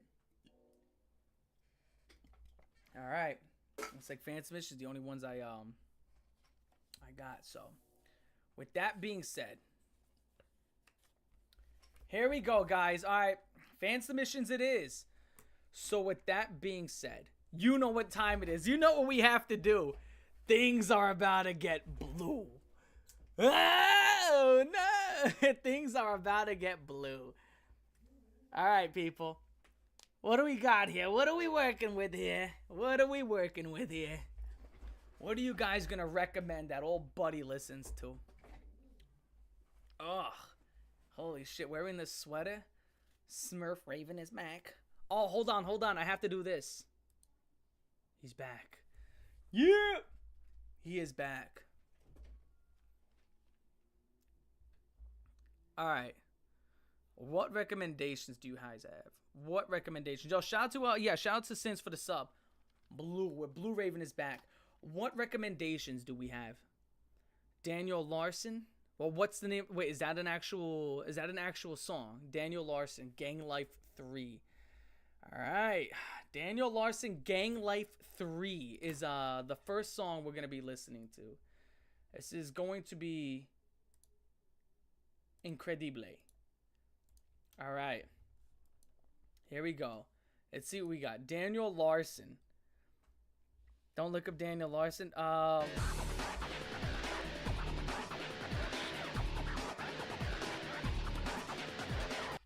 Lethargy by Life Lover. Less vocals on this song. Alright. Yo, appreciate the dono, by the way. So, Daniel Larson, Gang Life 3? Alright, guys. Here we go. Let's listen to Daniel Larson, Gang Life 3. And then we got Lethargy by Life Lover. Let's hear what this sounds like. This is the one you sent me. This is the one with fucking Tupac on it. You've sent me this one before. This is this shit. A certified hood classic. Are you ready for this? Let's get on fire. Yeah, that's number shit. 2? Yeah, this is what we do around here. I'm the king. No, this is Gang Life 3. Motherfucking queen. Yeah, you mess with me, you go out with a bang. I'm a motherfucking bang. Money don't fuck friends. I need a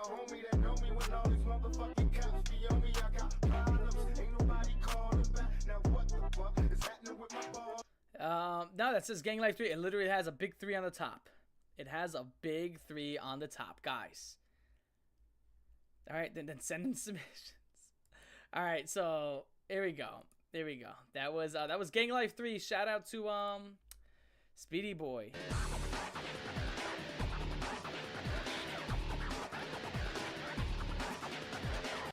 Breaking Point by Digital Summer. Lethargy by Life Lover. Less vocals on this song, he says. So let's see what's up. There's not going to be many vocals on a song. You know, a song where, where you sing. Not many vocals on this sing-along sing song. This is Lethargy, Life Lover. I could have swore I've heard of Life Lover before. But this is Lethargy. This is a 4-minute song off of the fucking album called Decadence. Decadence. Lethargy. Here we go.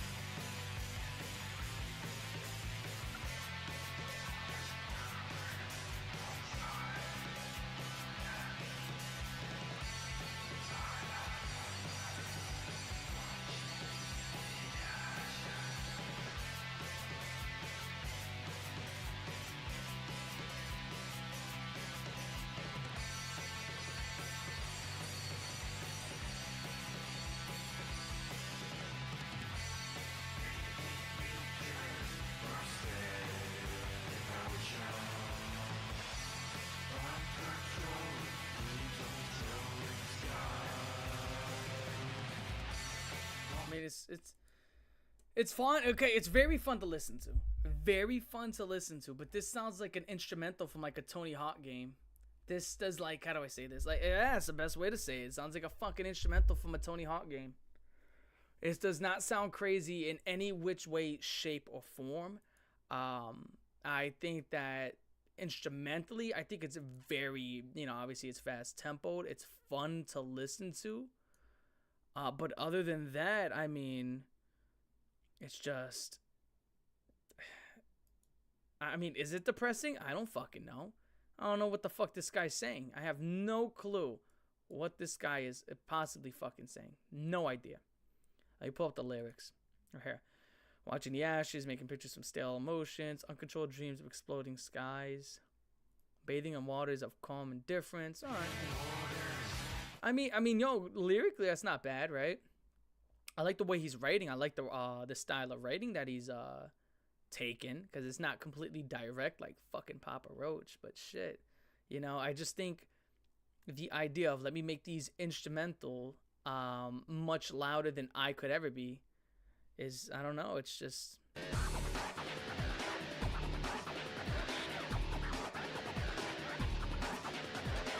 Take Back the Fear by Hail the Villain.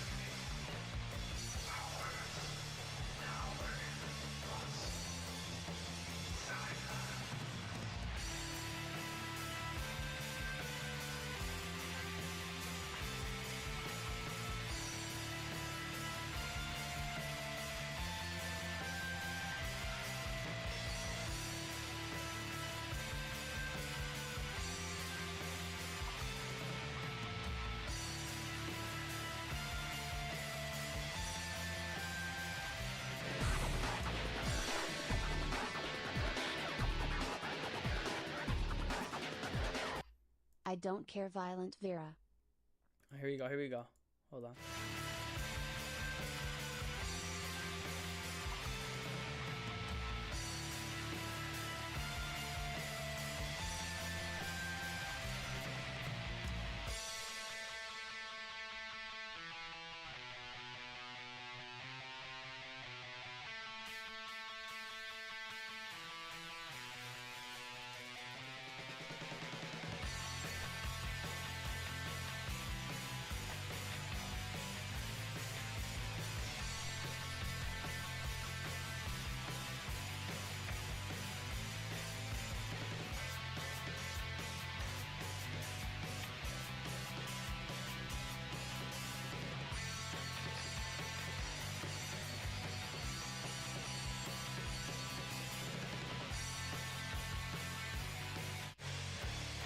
Oh, it even get. Whoa, why is the switch like that?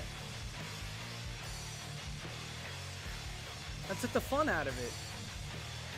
Whoa, I don't like that now.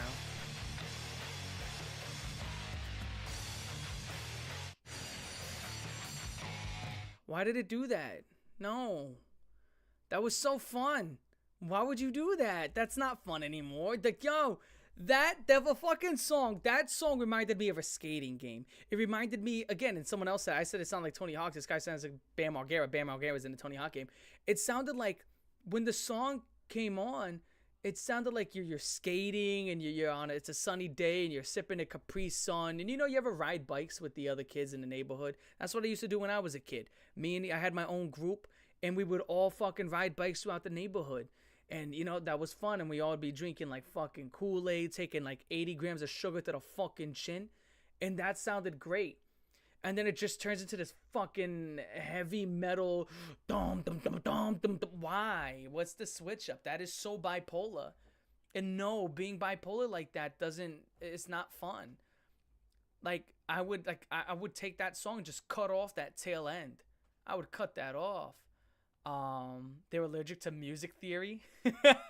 Yeah, right? Like, how could that be smart in any which way, shape, or form? It's just because you had a switch up doesn't mean that it was the right place or the right timing. I mean, you went from something very sunny to very cool, very fun to let's just be metal, cause fuck it. That makes no sense. That makes no sense. Like, here's the best way. This song, as a person, like, okay, if I came to you and I did this is what this song is. I'm going to tell you what this song is.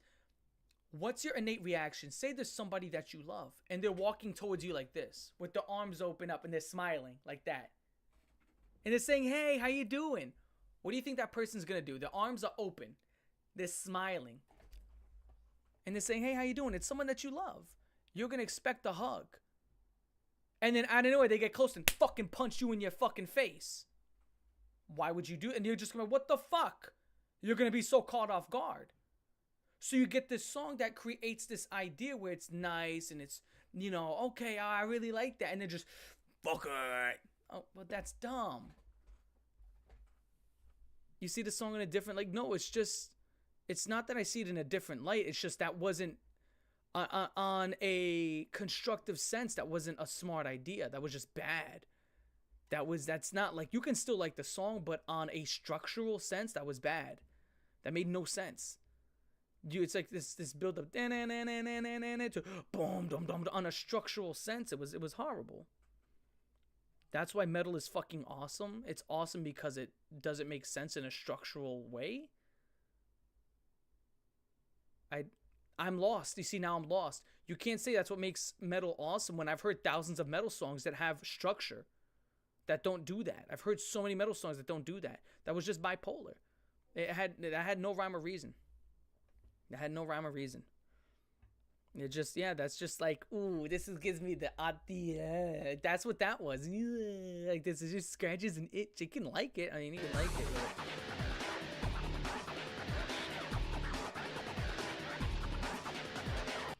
Last one. Wake Up Call by Bulletproof Messenger. That was not something I liked at all. But anyway, here we go. We're going on to the next song. That was a great song that just for some reason decided to poop on itself. Oh, yo, let me set a goal so we can do the next album. Fuck, I'm setting this goal pretty late, which stinks. I should have set a goal for the beginning of the fucking stream. Next album review. So essentially, here's what's gonna happen from now on. I'm gonna have albums lined up, and if we break a goal or someone gives a big donation and they say, "Hey, Cold Raven, instead of reviewing this album, can you review this album?" We'll do that from now on. But in other ways, we just have these albums lined up. But if you want me to move an album ahead and stuff like that, then that's all within your power. Here we go. Next song is Breaking Point by Digital Summer. Breaking Point by Digital Summer. Here we go. Now, I personally don't listen to Digital Summer.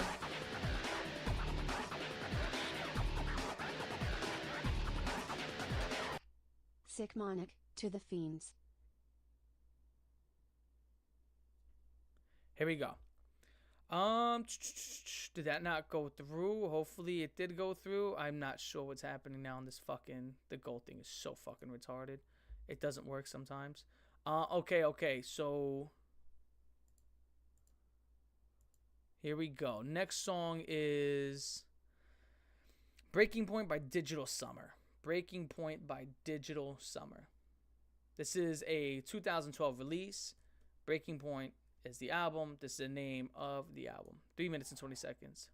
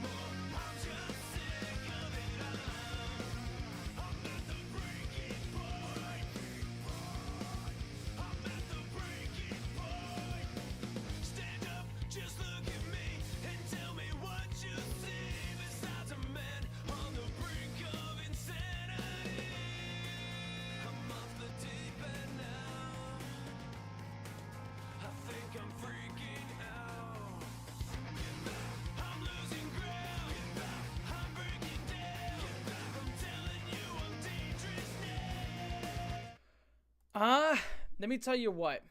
Hold on. Give me 1 second. That is considered alternative rock. I mean, wow. That is about the most that is considered hard rock and Brit funk. Yeah, I don't think so. Who sent that in? Before I cast it, Don Hobart. What subgenre would you put that in? Apparently that goes in hard rock and Brit funk. That is that does not sound like, I'm not saying it doesn't sound like that, but like that's you're fucking telling me.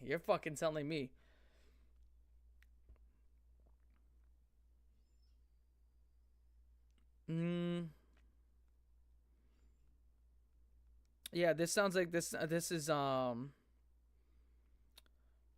alternative metal. I don't understand. Like, this is like, why I hate that word, alternative metal. I hate that. Alternative metal doesn't exist. That's a lie. Alternative metal is new metal. It's just people. Alternative metal was created by, like, what didn't fucking like Deftones say that just so they could not associate with new metal? They're like, oh, we're not new metal, we're alternative metal. And then So I did the same thing. Yeah, exactly. So I did the same thing. They're like, oh, we're not new metal, we're alternative metal. No, alternative metal is new metal. It's new metal. No, it's not. Alternative metal does not exist. Linkin Park don't sound like new metal. Oh, it doesn't sound like new metal. I don't know what fucking band you heard. Oh, what the... Catch the Rainbow by Rainbow. Is not new metal. Alt metal doesn't have hip hop influence. It's not. It's not like new metal to me. No, it's not. As a guy who just listened to 25 new metal albums, this sounds like, if I were to play this, it sounds like new metal to me. Nah. Yeah, it's new metal. This is new metal. This, this is new metal. Oh, you hear that? You hear that? This doesn't sound... That doesn't sound like new metal. It's new metal.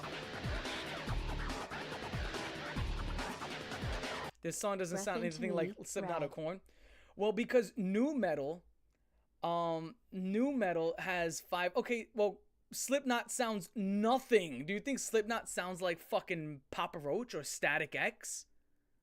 Does Linkin Park sound like Static X? No, they don't sound anything alike. They're both new metal. Because new metal is about the direction you take.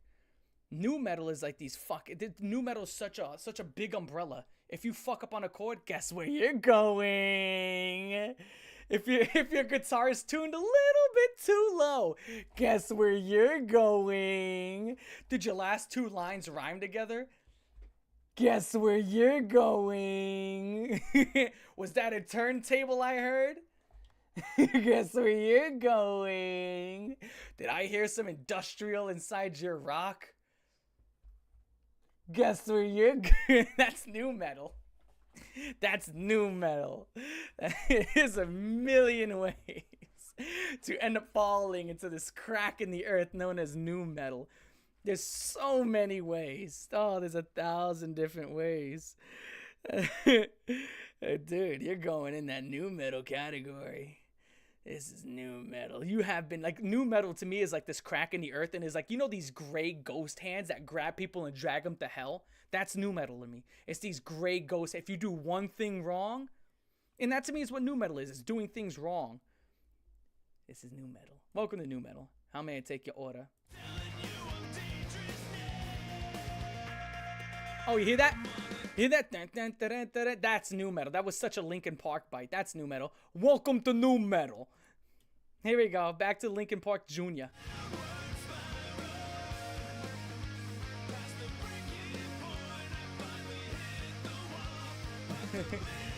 These guys love Linkin Park. I could hear it.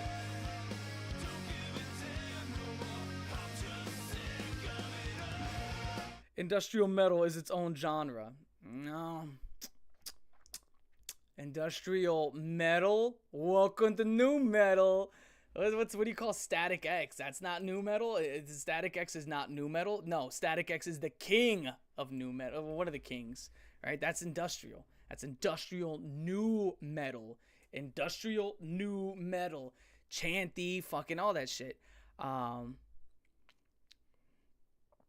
Holy shit, it's awesome. Do I have a degree in music theory? No, I just grew up. I was part of choruses and I was in an orchestra and shit like that. But you know, other than that, no. I had certificates in economics, and I'm a college dropout. Shout out to Kanye. No, don't shout out to Kanye. Industrial metal existed before new metal. True, 100%. Didn't say that wasn't true. And so did, and new metal existed before new metal. What's your point? All right, new metal existed before new metal, right? So it's your point, right?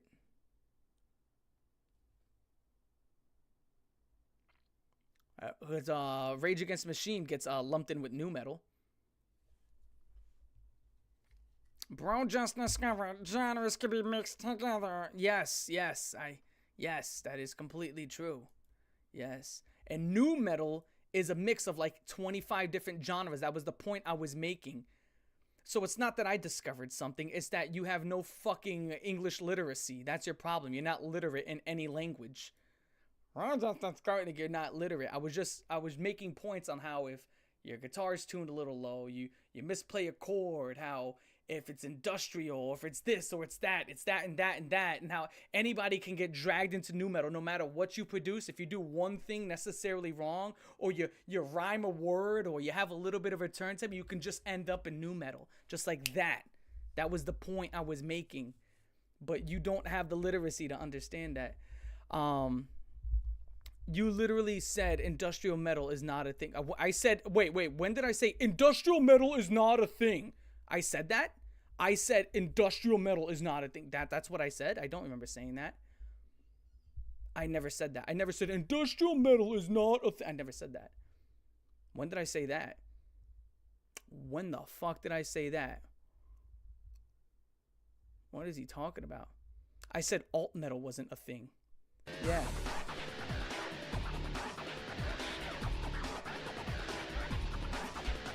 What is he talking about? Not gonna die, skillet.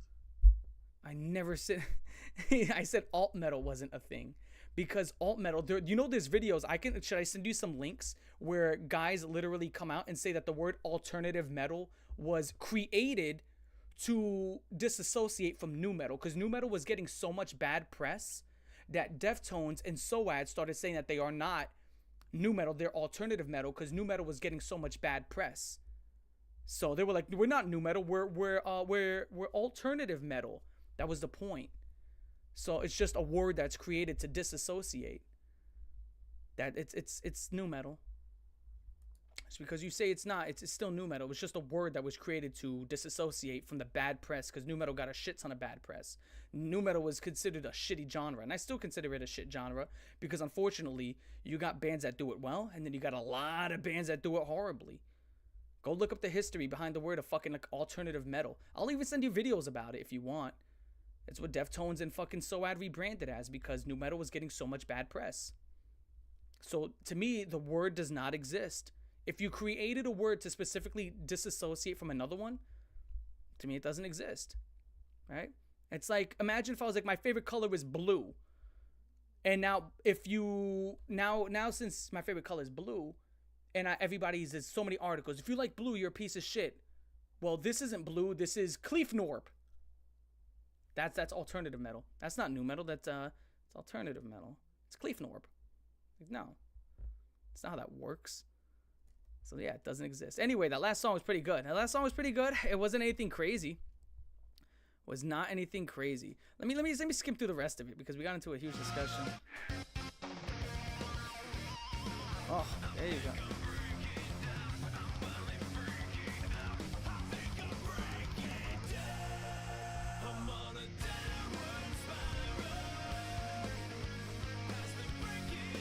AK, they just bit. They bit sounds like, that's it. Lighters, that's what rock makes.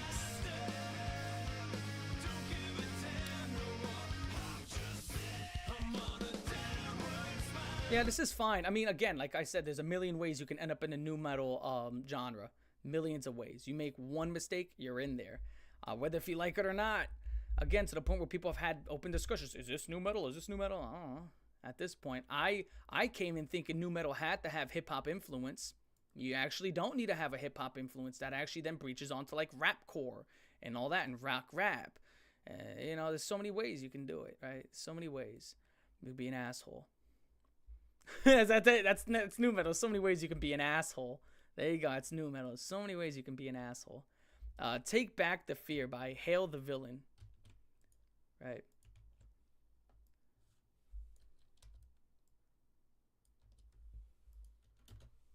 Okay.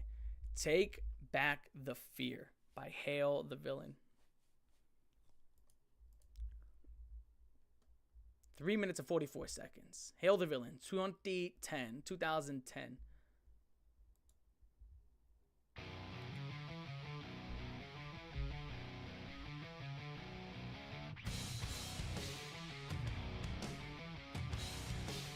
You see, that's the point. Like, Rage Against the Machine was had a lot of hip hop influence and shit into their music. There's a lot of shit, and then obviously after the word nu metal got created, and then people were going back to the older bands and saying that's nu metal's founding fathers, and then there was the older bands like, no, we're not nu metal, and people are like, no, but you are. That's the whole point of nu metal. Everybody's a little bit of nu metal when you think about it, bro. Everybody's a little. That's how I just think it's one big umbrella that you can fuck up one thing and you're in it. Everybody's a little bit of nu metal, baby. Everybody.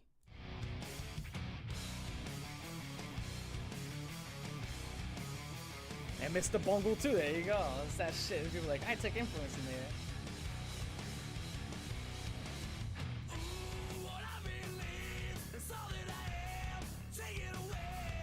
Yeah, the real nu metal was the friends we made along the way.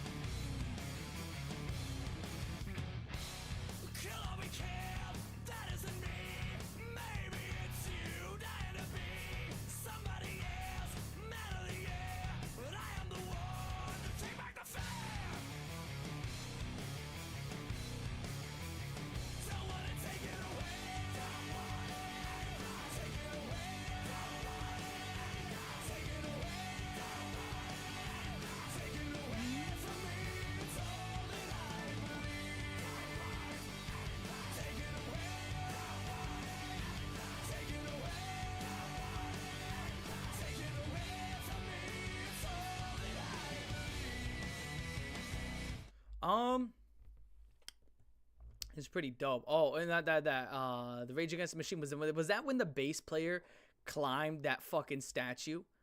Is that what you're talking about? Let me know. Yeah, I be sending everybody mouse band. If I talk to you, I send you mouse band. But what you're referencing, Don Hoba, is that when the bass player climbed that fucking giant sculpture?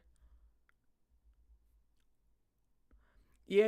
And Eminem was in the crowd telling him to jump. That's what everybody was screaming. Oh my God, get down! And Eminem was like, jump. That was like in 1999, 2000 or some shit where he climbed that big ass sculpture. And Eminem was screaming at him to jump. Fucking based. Absolutely based. But yeah, so far this isn't bad at all. Like, again, this is another good song.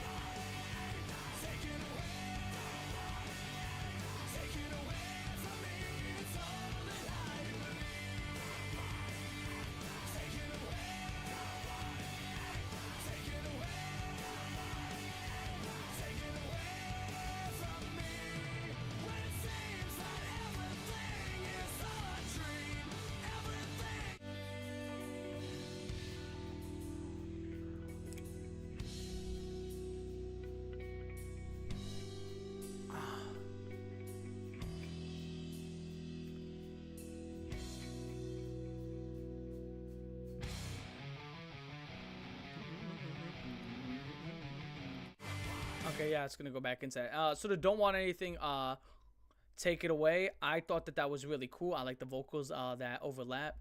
I thought the riff throughout it was pretty cool. I thought this whole entire song was really cool. I liked it. I liked the entire thing, and then it goes down into being more somber. And then I thought it was really good. I thought it was good. Yeah, a 6.8. I think I can see where you're coming from. I thought it was good. So to me, it would go in the lowest 7s. That was good. It was just good. It wasn't nothing crazy. So high 6s to the low 7. I can see that was good. Like, that wasn't bad at all. I mean, that wasn't bad. That felt like structurally like what you'd expect. Like, if I were to say this is a song, like if you never heard a song before, that's that. That, like, I would call this song called Song. I would call it Song. Like, that was Song. That's the name of this song. This song is called Song. Like, that was a song, right? I don't know.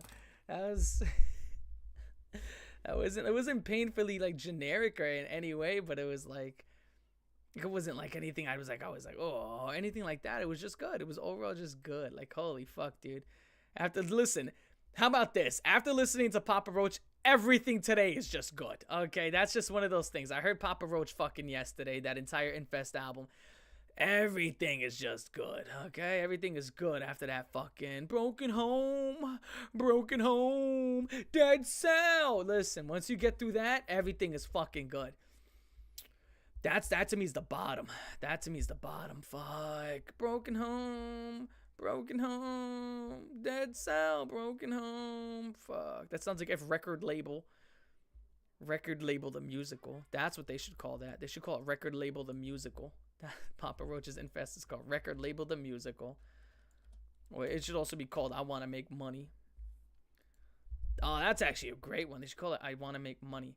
Okay, this is I Don't Care by Violent Vera. Who the fuck is this? I've never heard of this individual. So here we go. I Don't Care by Violent Vera.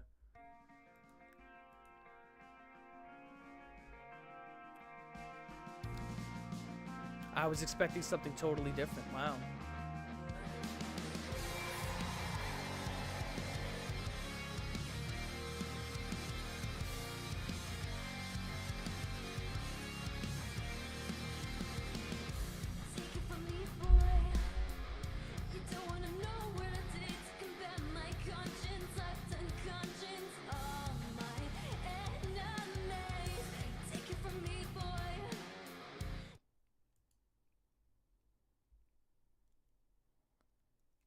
There's it reminds me of the Jay-Z gif. Remember when he opens the door and he's like, He walks back out and closes it. That vocally, that's just bad. Thoughts on the Killers. He doesn't look a thing like Jesus, but he's oh my god. It was oh my god, dude. Thoughts on the Killers? Are you kidding me? Yeah, you're talking about a guy who has a Killers poster sitting inside of his Amazon fucking shopping cart. Who is it? Who is a friend of mine? Who is a friend of mine? Who is a friend of mine? Oh yeah. Nah, pretty good. Killers is pretty good. Killers is pretty good. Who is a friend of mine? Guys. Awesome. Fuck, dude. I like Killers, dude. Killers. Yeah, somebody told me. Yeah. Yeah. Yeah, I like Killers a lot. Oh, Mr. Bright. Yeah, dude, this Killers is fucking hot, dude. Killers is hot. But this chick right here, she can't sing. This chick can't sing at all.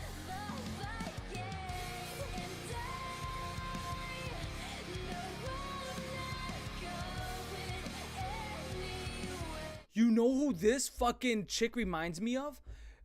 Remember that Columbine song from back in the 2000s? How did that Columbine song go? It was like, and then he pulled the trigger. Do you believe in God? Do you believe in God? Was that's fucking like Flyleaf? Or some shit, do you? Right? Who made that fucking song? Who the fuck was it made that fucking song? I forgot who made that fucking song. Was that fucking Flyleaf or some shit? And that is Flyleaf. That's like, it reminds me of that shit, but just like really shit. No, I can't remember the, hold on. I'm sorry. Let me. Yeah.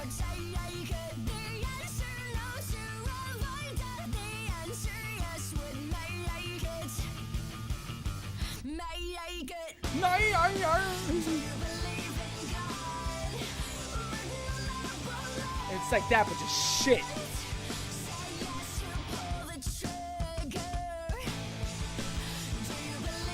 It's like that, but just shit.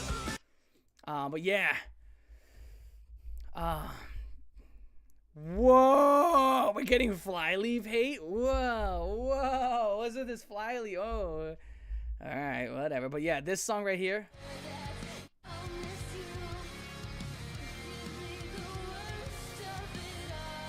Yeah, this song. Oh. Ooh. Do you guys like that? Get you some of this. Get you some of this.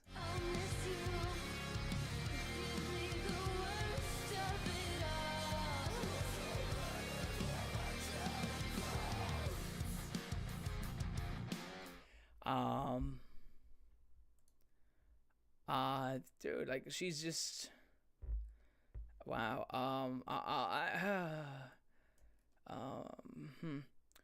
I hope she keeps going.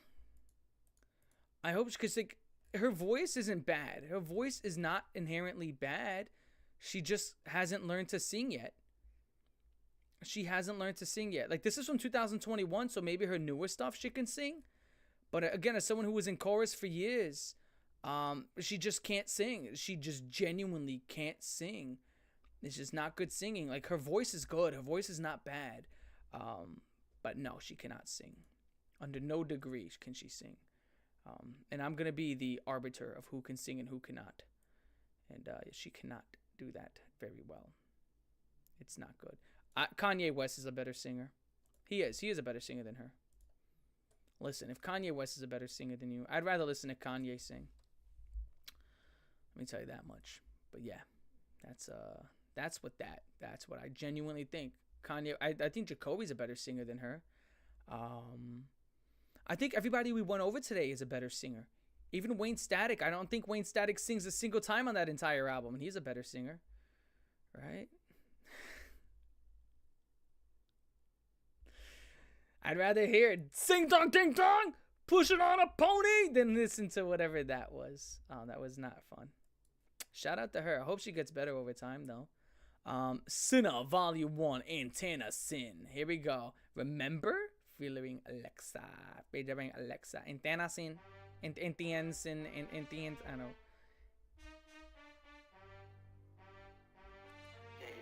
Antien. Yeah. S-I-double-N-A. Hey, Alexa, let's get it.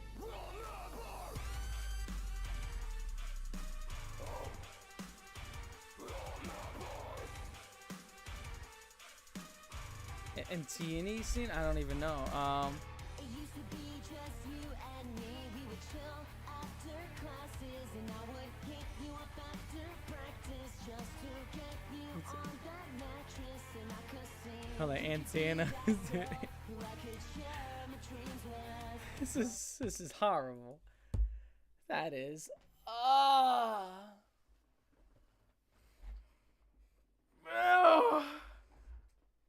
Oh shit. Dude, don't tell anybody I heard that song. This song is bad. I just want to pretend I never heard this one. The chorus is incredible. Let's see how this chorus goes. I'm one of a kind girl. You can find nobody else like me, yeah. You were out of your mind, girl. 'Cause I'm that nigga. I'm that nigga. I'm one of a kind girl.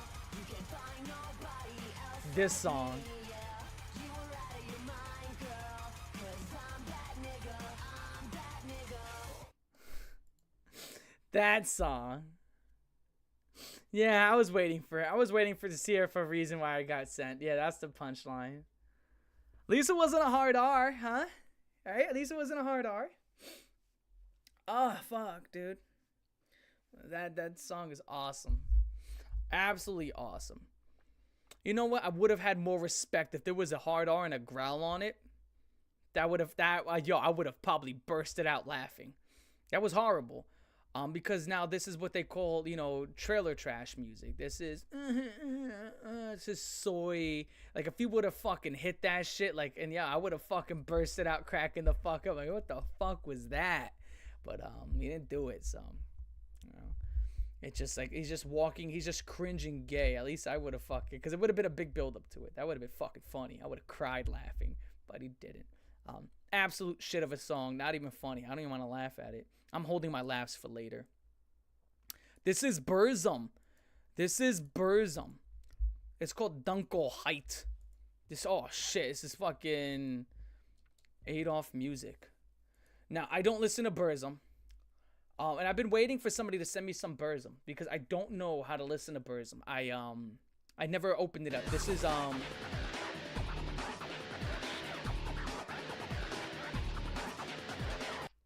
Smile by Deftones, unreleased on.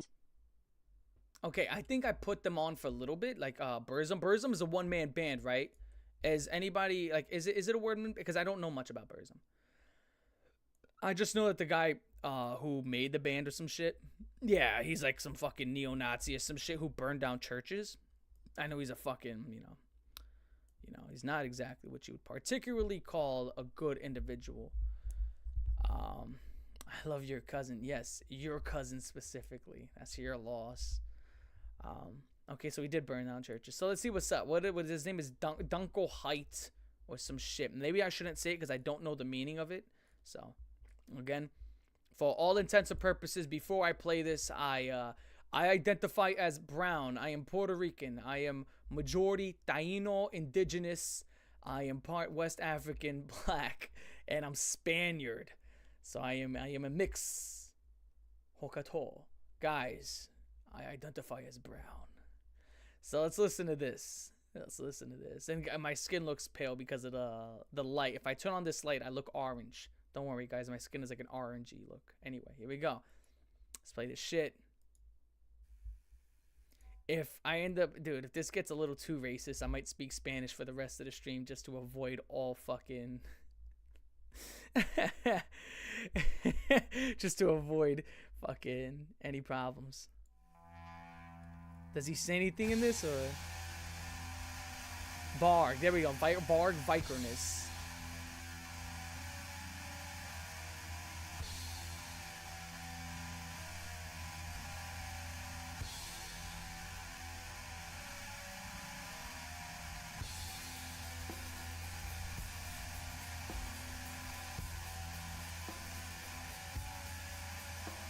Yeah, it does. My race does change when it conveniences me. 100%. I agree.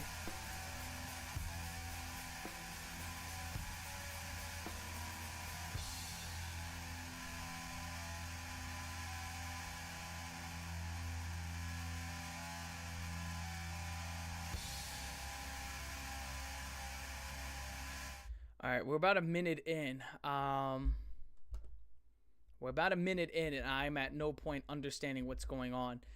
This is one of those points where I start to get upset, and I say shit like this, like, dude, we're a minute in. What the fuck are we doing here? Like, we're dicking around? Like, yo, Speedy Boy would love this shit. There's no way Speedy Boy isn't absolutely losing his shit. He's gonna be losing his shit.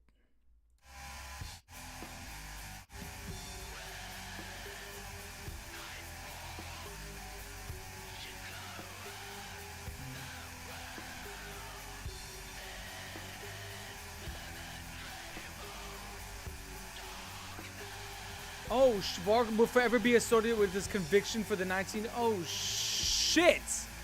He killed somebody? Oh, shit! Bikerness will forever be associated with this conviction for the 1993 murder of former Mayhem bandmate. It wasn't the first time Bikerness had run afoul with the law. He had been a suspect in arsons directed at historic... Oh, my God. Churches...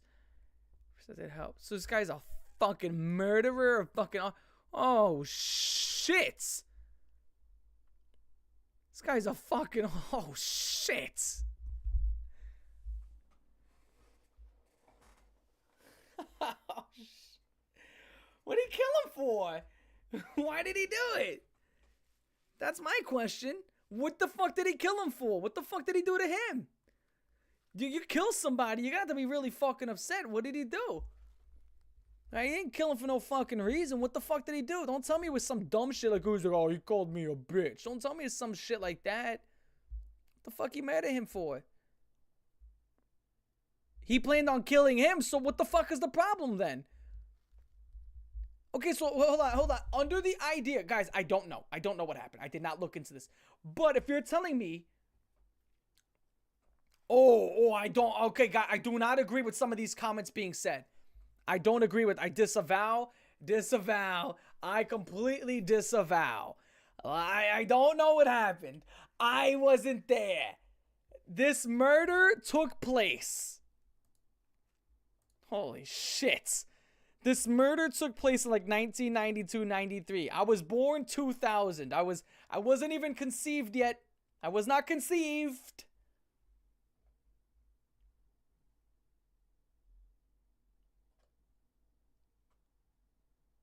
But, okay, if under the idea that this guy was planning on killing this guy and he killed him before he killed him, what's the problem?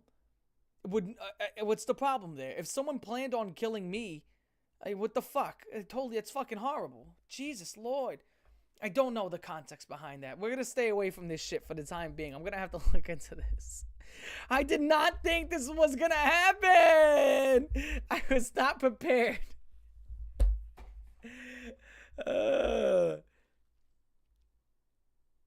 No. Fuck, dude. I was not prepared for this. Oh, I was not prepared for this. Holy shit. Welcome to fucking black metal and all this other shit. Guys, I want to go back to new metal. I want to go back to new metal.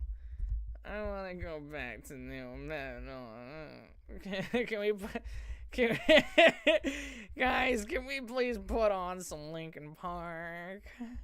Welcome to my world. That is the fucking gayest shit. Oh, God. Oh,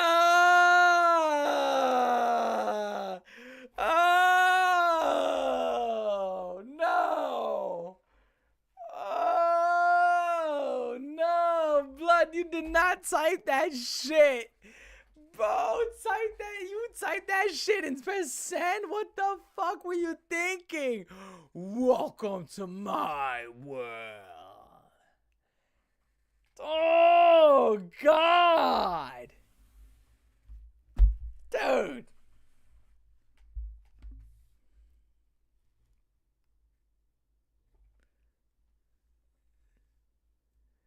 Yeah, I know it's corny. I hope that was the no, dude. Oh fuck, dude.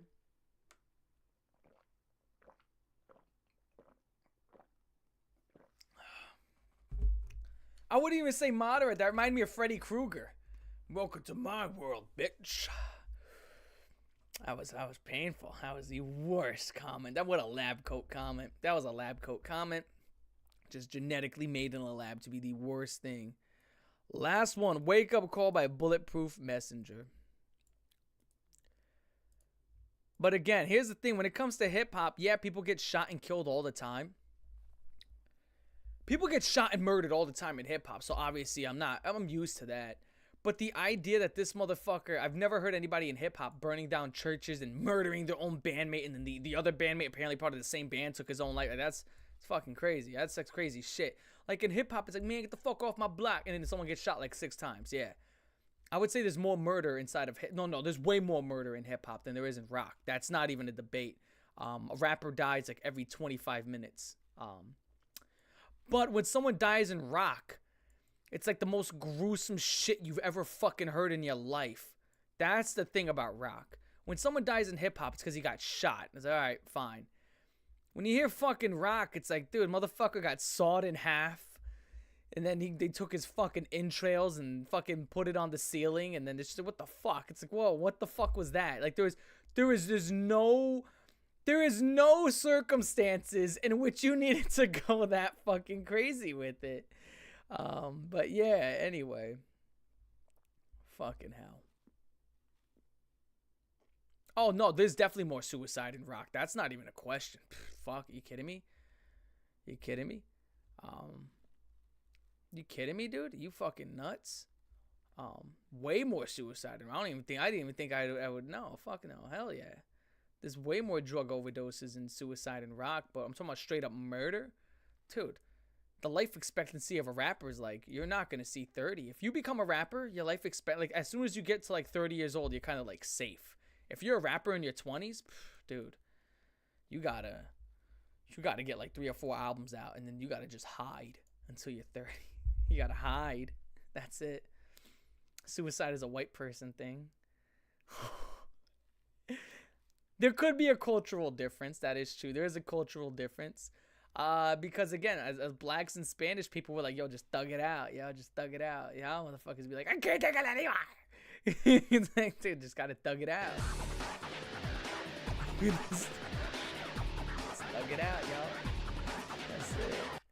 MK, what you think? A kiss before dying candle box. Just gotta thug that shit out, yo.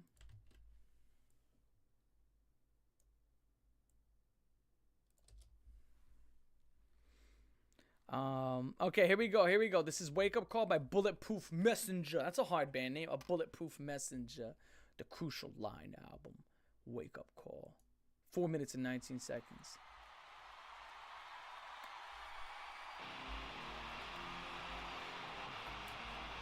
He figures his anime pillow. It's fucking crazy. Gaga, goofy.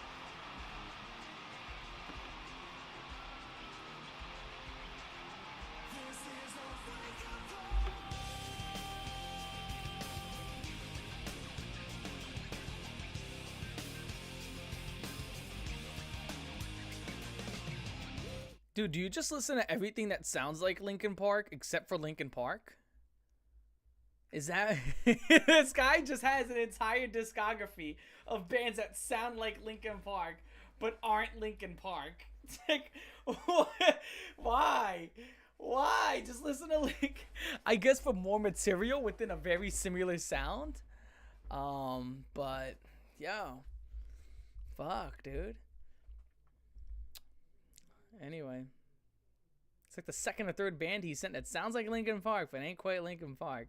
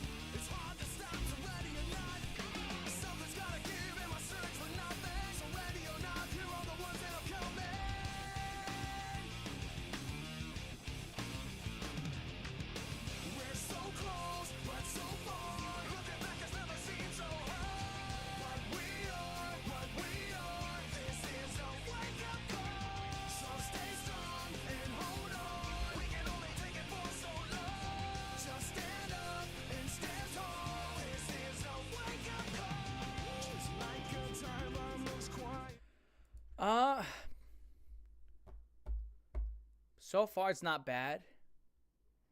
But,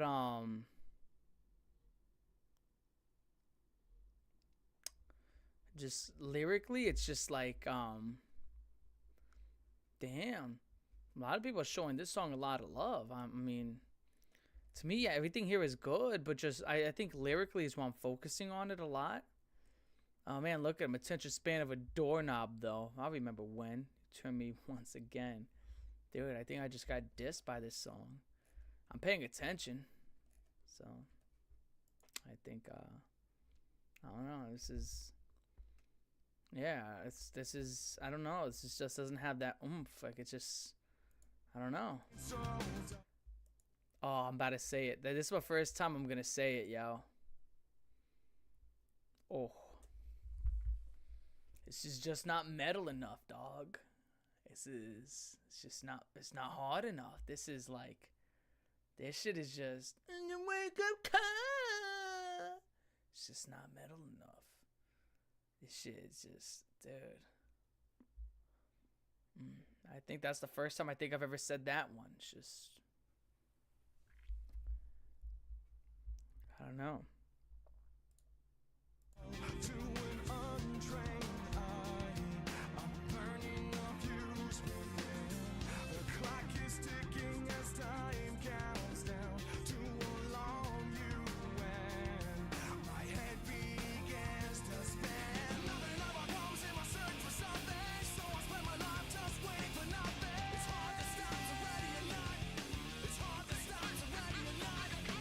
Oh.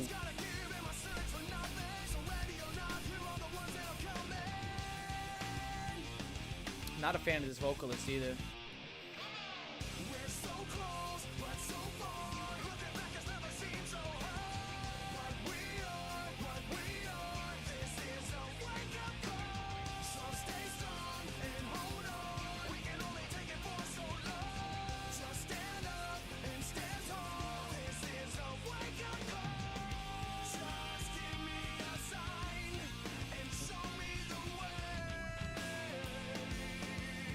Yo, you know what this band reminds me of? Oh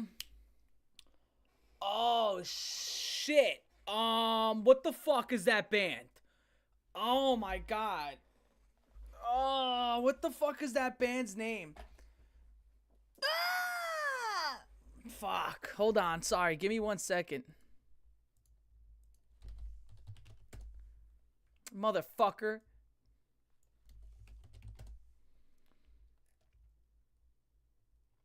It sounds similar to fucking, I don't know if it's just me. It sounds similar to like fucking Saliva and shit. Salivas. This sounds like Salivas. This reminds me of Saliva. It reminds me of it. It has very similar tones to it. If it's just me, let me know. Maybe I'm misremembering what Saliva sounds like. That's the fucking click, click, boom. I'm gonna put down the radio, but stereo. Click, click, boom. Fucking law, getting head from some. The gum tour? What the fuck? But yeah, this reminds me of that. Anyway, this is not bad. It's just one of those things where a lot of people have done it better. I can't see this getting out of the 6s. Again. His song makes me feel like a fat dude in the year 2002 with a beat Honda Civic. Yeah, this is all right. Saliva's corny. I wouldn't say that. I don't think that they're corny. Maybe I need to listen to more Saliva. I've only heard a few songs, but from what I've heard, they're not that bad. Anyway, going on. Sick Monic. To the Fiends.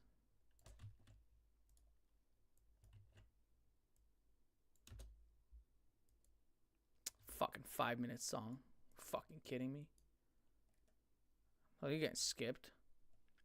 We're gonna see. We're gonna see how many songs ahead of yours is not 5 fucking minutes. Jeez, the stream just, like, at least it started when you sent that. Okay, the next song is Rotary Park by Joe Holly. Joe Hawley, Rotary Park. Here we go. Let's see what's up. This is only 3 minutes.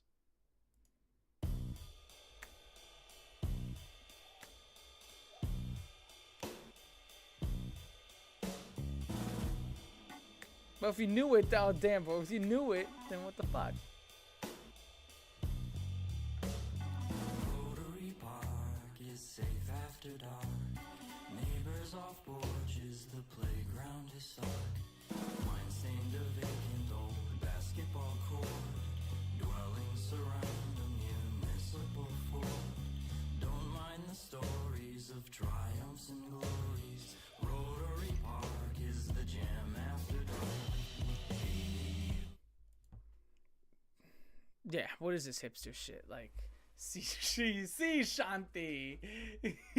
This fucking scallywag music, bro. Why are you sending me scallywag music? Fuck. Fucking scallywag tunes. He's a fucking scallywag. Fuck, dude. Hold on, I'm sorry. But yo, dude, this is fucking. This is like, I just want to go like, tally ho! When I'm listening to this shit. Kalito, scoot off my dick. Damn. These are 10. Tally ho!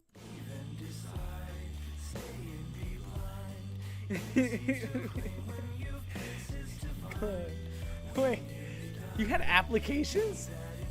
Wait. You want to be my boyfriend? Applications is closed. You had applications for other men to be your boyfriend? What? What? What? You had applications for other men to be your what? What, bro? What the fuck? Having applications for anybody to date you is fucking mind blowing. That's just mind blowing in the first place. But applications for boyfriends and for I don't know, dude. Okay.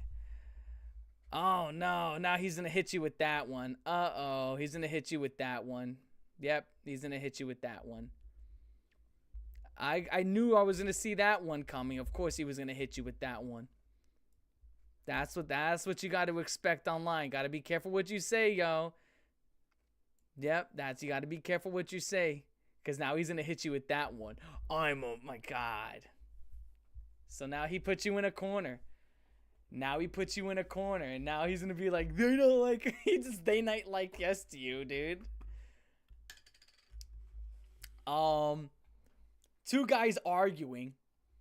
And he was like, what are you trying to be, my boyfriend? And told him to get off his dick. And he's like, actually, I'm younger. And it's like, and now he's like, oh. And he pretty much just like instantly hit us. So you got to be careful what you say online, because that again. And he could be lying. And he's probably only saying that. He's probably only saying that just to fucking fuck with you. But at the same point in time, it's, you know, he's just saying that shit. You know, so that's fucking. I'm not gonna lie. I'm gonna roll my eyes to that one. I just gotta roll my eyes to that one. But yeah, just ay.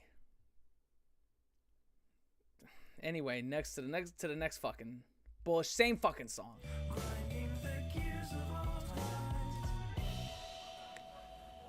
Hydration Raven, yeah.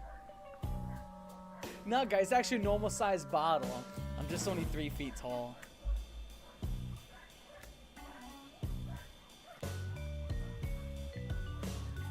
Rotary Park is at peace after dark.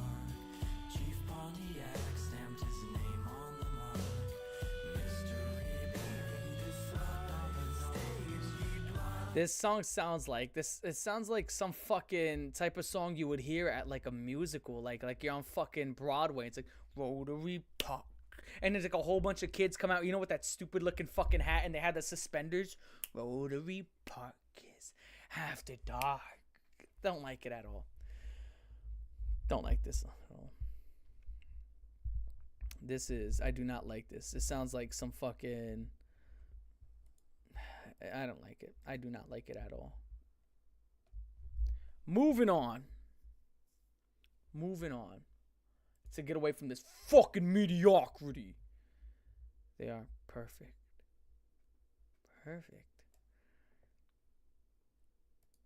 I don't need to listen to shit.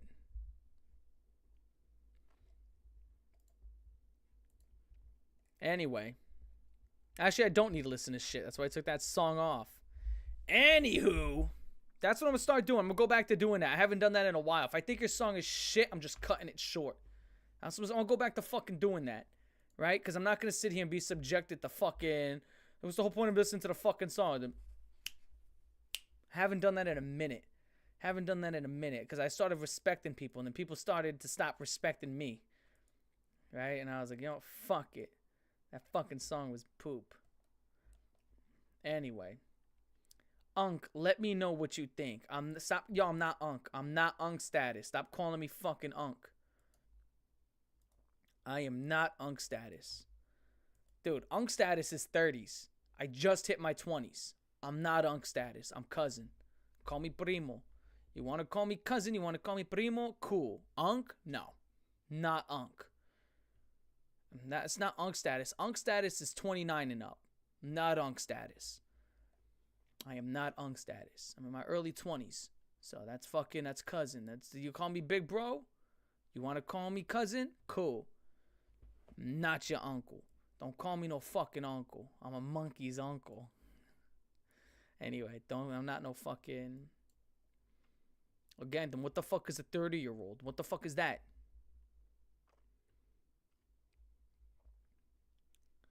Did you hit 20s half a decade ago? No, I didn't hit my 20s. Fucking 5 years ago, I was like 18. I was 18 and 19 5 fucking years ago, depending on how the dates line up, you deetity. So no, I didn't hit, no. Depending on how the dates line up, I was like fucking 18 and 19.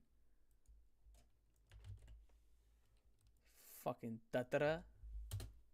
Anyway. Candlebox, A Kiss Before Dying.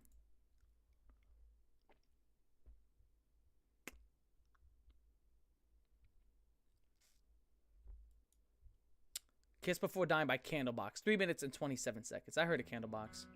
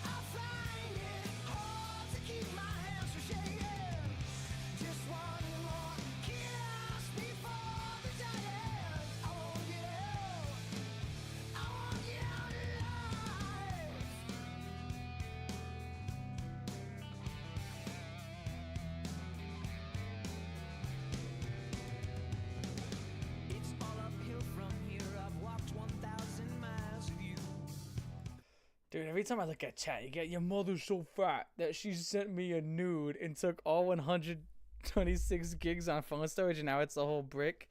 JDH, your mother's so fucking fat that her boyfriend is black.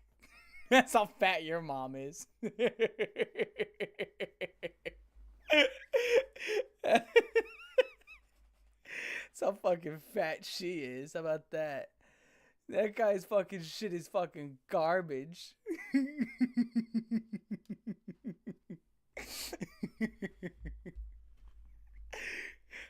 That one.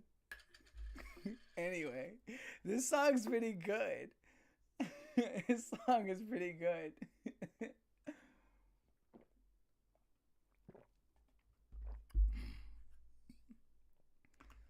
White fence smoking convict.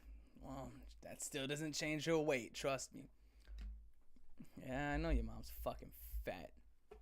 Oh shit.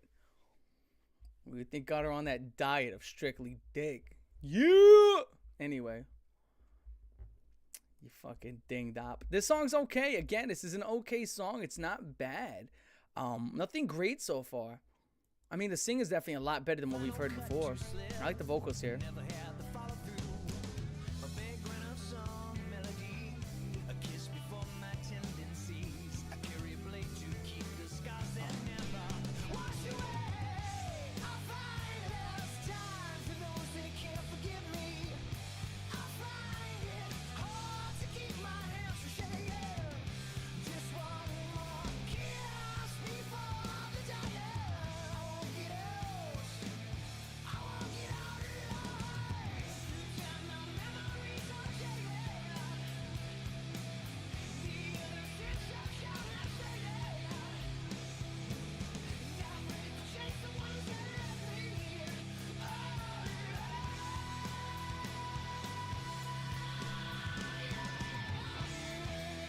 We're gonna get a guitar solo?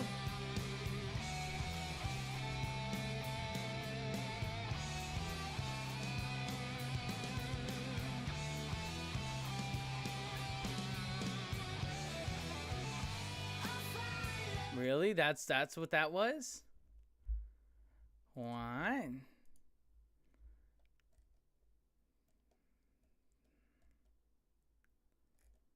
What was that? Really?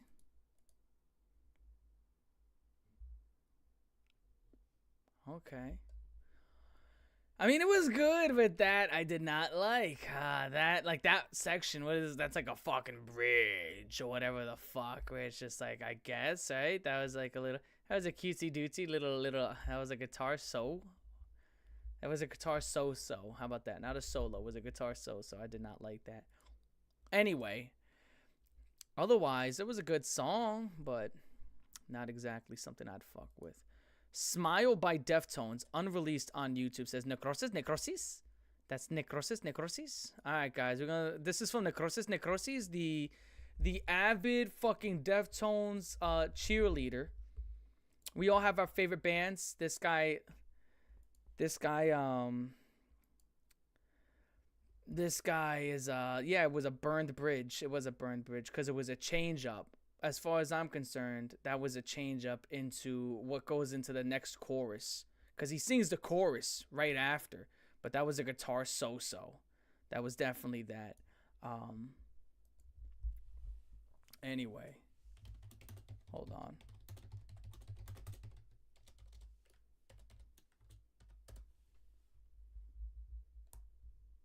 There we go. Thank you. I looked that up. I had to... Yeah, okay. Yeah, that can be considered a bridge. Thank God. You got me nervous. A guitar solo can be considered a bridge if it bridges, if it's a distinct part that stands out from the rest of the song. So yeah, that can be used in that term. I can use that term, which I had to Google that. You got me scared. I thought I said something fucking retarded, which I did not. For the record, I had to look it up real quick. It's a distinct part of the song that does stand out, which it does, and it goes right back into the chorus, which it does. So yes, I can call it a bridge. And it sucked. Yeah, he just got well actually'd. He tried to well actually me first, guys. He tried to well actually me. Anyway, who's ready for some Deftones? Who's ready for some Deftones? Is anybody ready for some Deftones? Who's ready for some Deftones? This is Deftones. Who's ready for some Deftones? Who's ready for the Deftones? Come on, guys. Are you guys ready for the Deftones? I was playing into the joke that I really like the bridge. Okay, you got me scared, dude. You got me so nervous. I was like, dude, I thought I was about to get clobbered. I read that as in, like, I said something fucking wrong. I was like, oh, shit. I gotta tread lightly because I'm getting too much confidence. And when I talk about rock now, I'm getting too much confidence. And I thought I was about to catch a clobber. I was like, fuck. I thought I was going to catch a clobber. So I was getting too much confidence. But now that I know that I'm not wrong, now I got even more confidence. Do I have PTSD from the SOAD stream? No, that's actually not true. I have PTSD from that, I don't want to repeat it. I said it like last month and I don't want to repeat it. I don't want to ever repeat it. Oh my God. It's still my most embarrassing moment.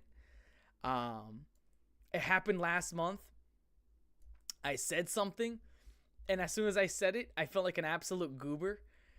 And then I just tried my best to like defend the point instead of just being like, fuck, I shouldn't have said that. It was a horrible. I said, I'm not gonna repeat it, because if I repeat it, there's probably some people here who's like, oh my God, you said that.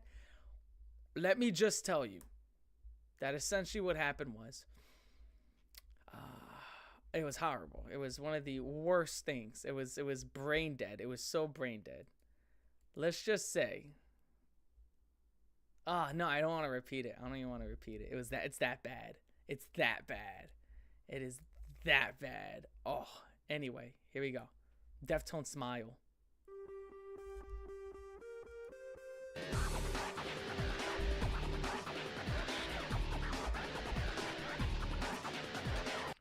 Rush, Potion Black. Oh yeah, right there. Look at that. You see, you hear that heavy metal, guys? This is the heavy metal that Necrosis is always yapping about. This is so heavy. This is heavier than Disturbed. Yeah, now I can't say it. Yeah, exactly, JDH. Now I'm not gonna say it because no one's gonna forget it this time. Now that I amped it up. Oh God, let's just say I said it a month ago, and I remember saying it and be like, oh. And then everybody like, yo, dude, I'm not even gonna hold you. This is probably my 7th or 8th stream. I said it, and then when I said it, everybody was like, whoa. And then everybody was like, what the fuck? And I never felt so fucking, I was like, oh, why did I say that? And the fact that no one knows what I'm referring to is awesome. I feel like I just Men in Black caught everybody. And I'm not going to tell anybody in private. It's one of those things where it's going to come to the grave with me. Thank God I take down those older streams. It's coming to the grave with me. No one's ever going to know. No one's ever going to know. Anyway, listen to this heavy metal. This is heavy metal. This is heavy metal.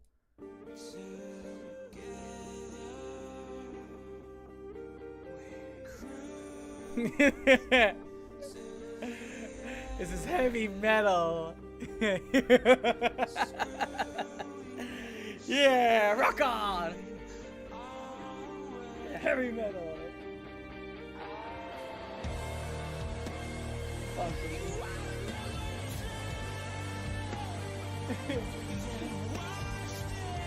fucking Slipknot are cowards compared to this.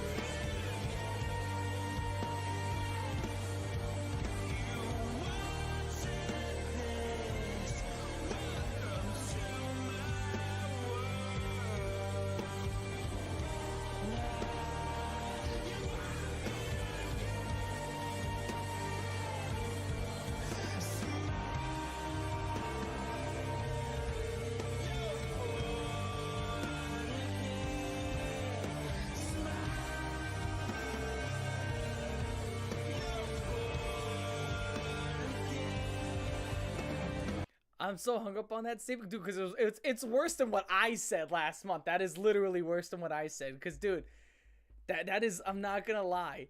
What I said last month is probably not as bad as you saying Deftones is more heavy metal than fucking Disturbed. That saying Deftones is that's be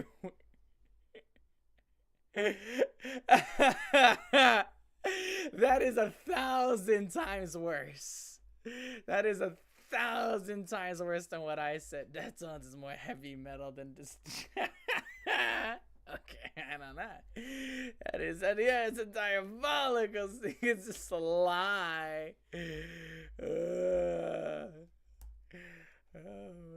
Well, wait till you listen to Around the Fur. I've heard songs off of Around the Fur. It's not heavy. Dude, you don't know what... Do you know what heavy... Like, it's crazy because you listen to a lot of rock, so I don't want to sit there and be like, do you even know what it is? Because I think you have a... I think your opinion on what is heavy metal is changing because you're a Deftones fan. It's not heavier than Disturbed. Disturbed, when it comes down to it, Disturbed's like an 8 out of 10. To maybe even a 9 at some point. So when it comes to metal, inside the new metal, they're like an 8. Like, they're not even heavy for new metal standards. Deftones is a 4. For new metal, if Slipknot's a 10, Deftones is a 4. Disturbed is an 8 and Korn's a 9. Right? And Linkin Park is like a 6. It's like they can be metal sometimes. They can be. But the Deftones' majority just stays away from the metal. They stay away from it so much that they even created their own alternative metal. So even they know they're not fucking completely metal. Even they know it. So agree with your band.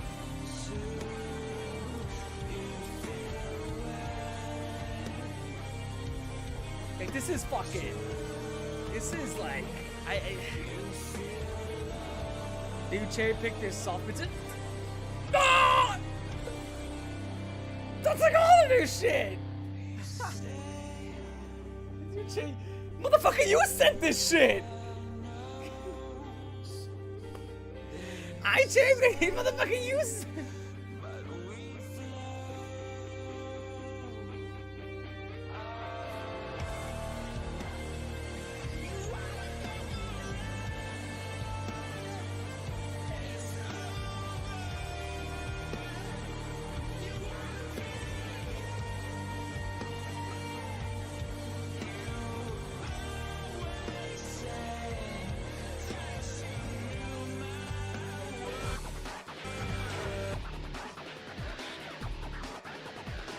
Okay.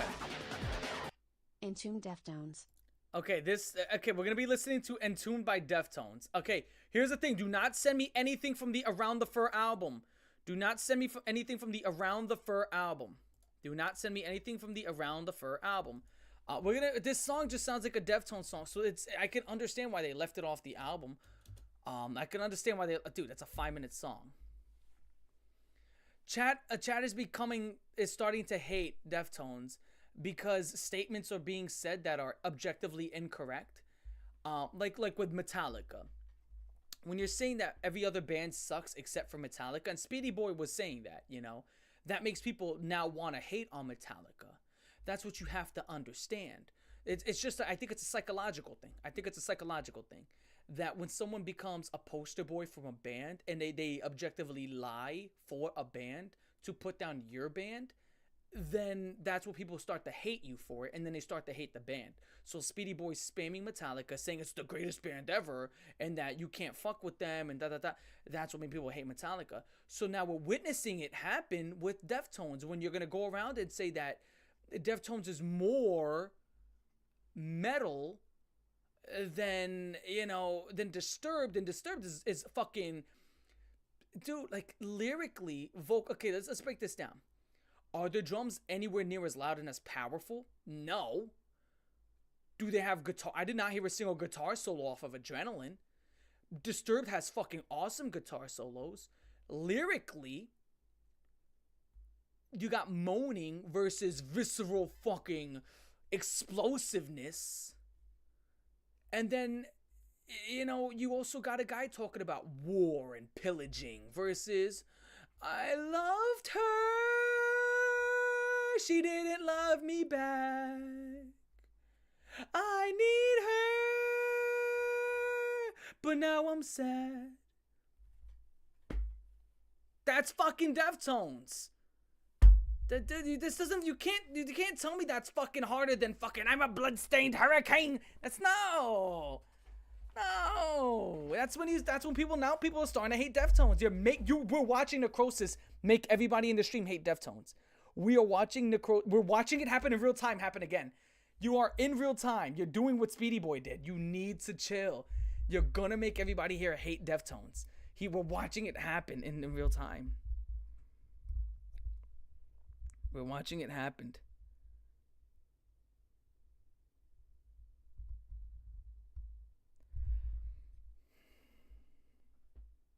We're watching it happen in real time.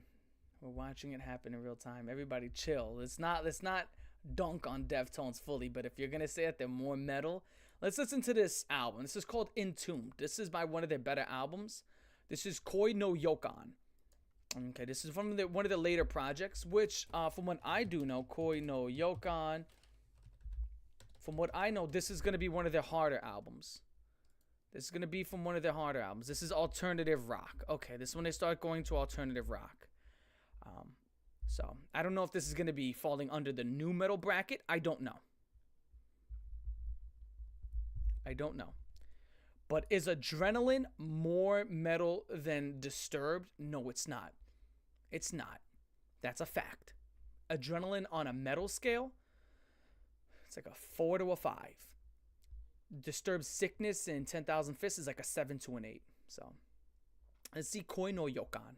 Maybe this is harder. Maybe this is harder. Maybe this is harder than... Maybe this is what he's referring to.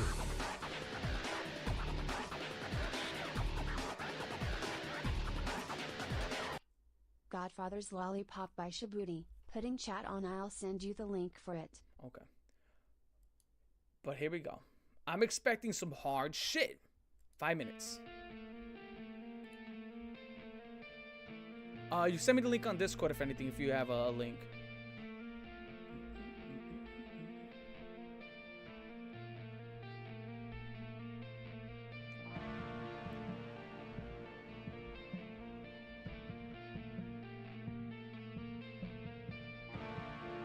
Don't expect heavy shit. Whoa. Okay, wait, okay, okay, hold on. Where's the heavy? Okay. Where's the heavy in the heavy? You gotta exclaim. Can you tell me where the heaviness is? Like where is the heavy? And where's the heavy metal inside of their discography? I gotta take this down. I gotta write this. I'm gonna write this so I can't ever get this incorrect. I'm gonna write it down as you tell me. So, what point do you believe Deftones is more heavy metal than Disturbed? Fucking Disturbed. That's not. Where?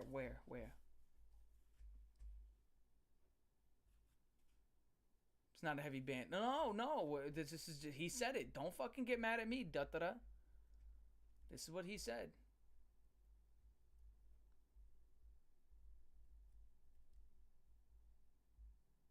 They have plenty of songs with heavy riffs and sections. They just so happen to not... Okay, but what albums? What albums? Like, it's like just because you have a song... You have a song that's not how that works.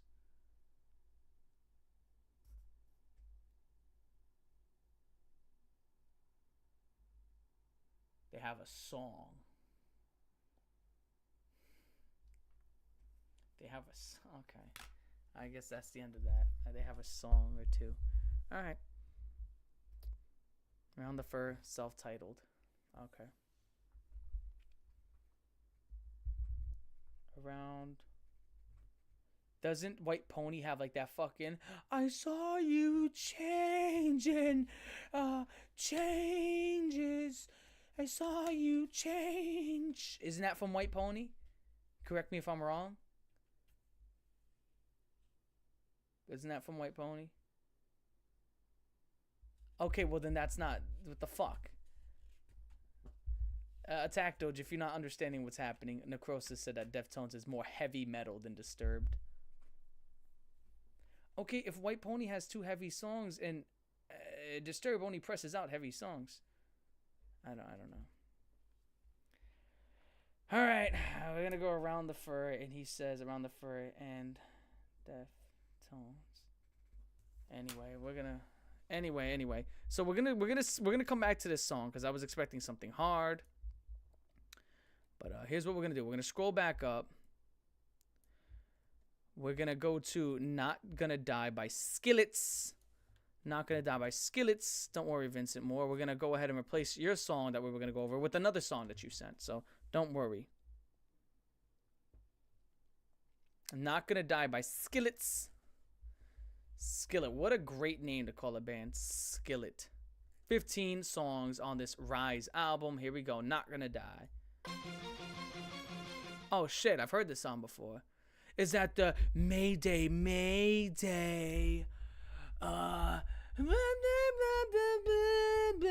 Mayday, Mayday. Is this that fucking song? The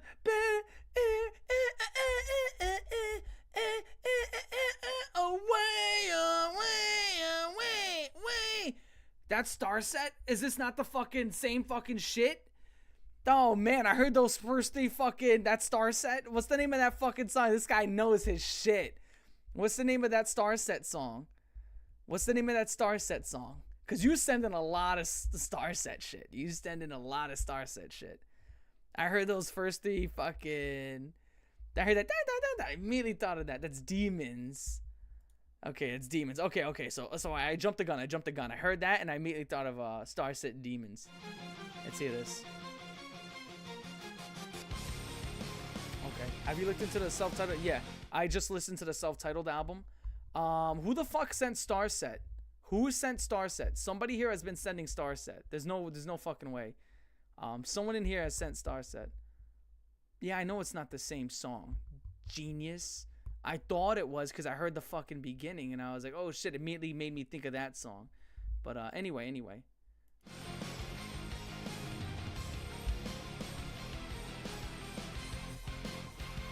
Not the same song. I'm aware of that.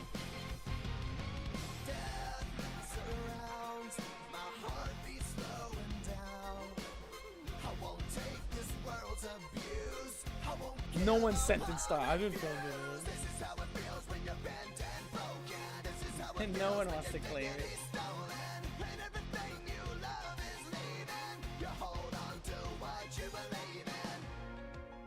last thing I heard was you whispering goodbye, and then I heard you fly.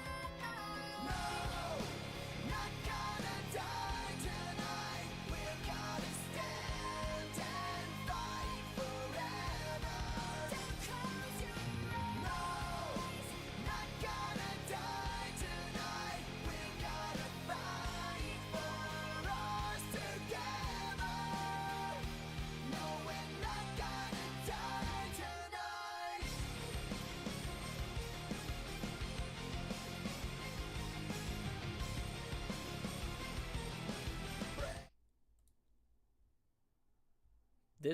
tonight. This entire song has made my body disappear. I'm only a floating head now. All jokes aside, like, damn. Yo, fucking. That was like. First off, hearing the chick come in was such a throw off. And you know, it's funny because I know Skillet has the fucking chick and whatever. So even at that, I still wasn't even prepared for it. This was just like. I don't know. This is I like it. I like this song. This is just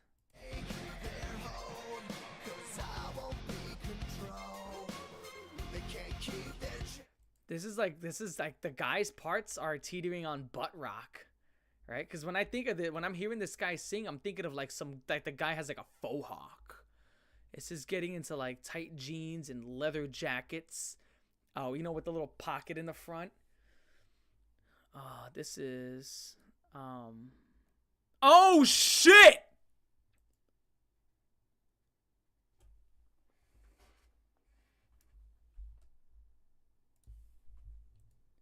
Here's a picture of the band.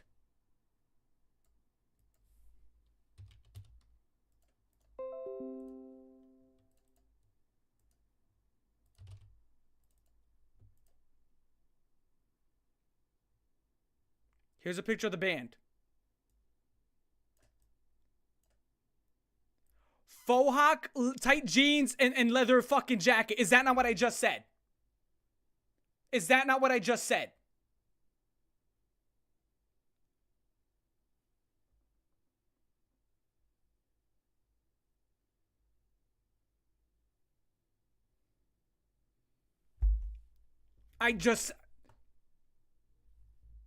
This is, oh my god. Oh my god, dude. Dude. Oh my god.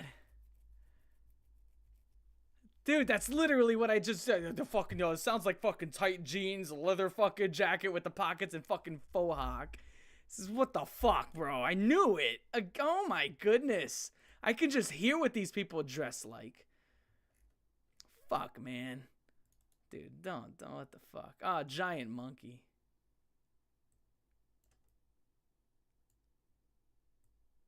Giant monkey. What a clobber. What a clobber. No, this is such fucking. Dude, I'm becoming a metal purist. Oh, fuck, dude. I'm falling down a rabbit hole. Thoughts on self-titled album from System of a Down. my initial thoughts. I thought it had incredible high highs from things like Sugar, Pluck, incredible high highs. I thought that those songs were fucking amazing.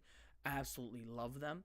I thought that that one about the light post was another great fucking song. I can't remember the name of it. They have a lot of incredible songs off the self-titled album. At the same point in time, there's a 3-song stretch towards the tail end of the album in which become obnoxious and too goofy for me to even listen to. Now, System of a Down is known for having a goofier, point, but this wasn't like even goofy fun. This was just like, you're fucking annoying, you know? He's like, and it's like, what are you doing? Like, now you're just being a fucking jackass. And he does that for like 3 songs in a row, and then I couldn't understand what he was doing. And it's not even like an acquired taste. Like, you can't look me in the face and say you like it when he goes like ooh, and it's like very distinct voice, distinct vocals. When he's not acting like a jackass, System of a Down creates some of the greatest music I've heard from that genre. And then at the same point in time, they put out some of the worst music from that entire genre. Odd. It's very odd. So some of the greatest songs in nu metal are there, and some of the worst songs I've ever heard are on there. Odd album. I think it's incredibly overrated because a lot of people do like to fixate on the high notes, and then they try to pretend like some of the lower lows don't exist, which is unfortunate because, again, in order to say that album's like S tier, you would have to ignore like that entire tail end of the album, which, again, you can't ignore 3 to 4 songs on an album. What is it, 10, 11, 12 songs? And you're going to ignore a good quarter, like a third to a quarter of it? Not to really, I kind of expected Raven not to really vibe with this track because I can't really describe it, but they sound more like a pop than metal. Yeah, like, I'm not vibing with it either. I mean, it's alright. I mean, it's alright.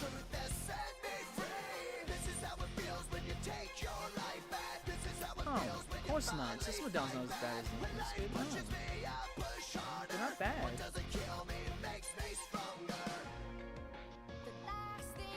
This is...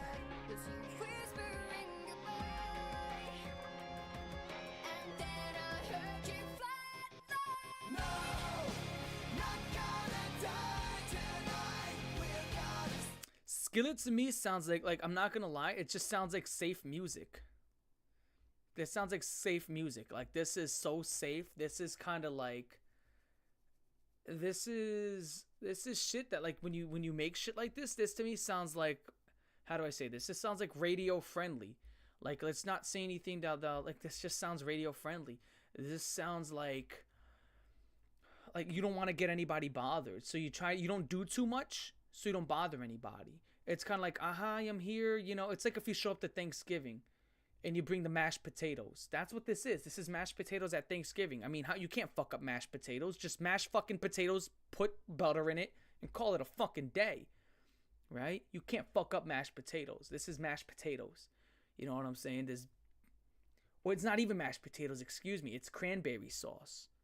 This is cranberry sauce. You can't fuck up cranberry sauce. Open the fucking can and put it on a plate.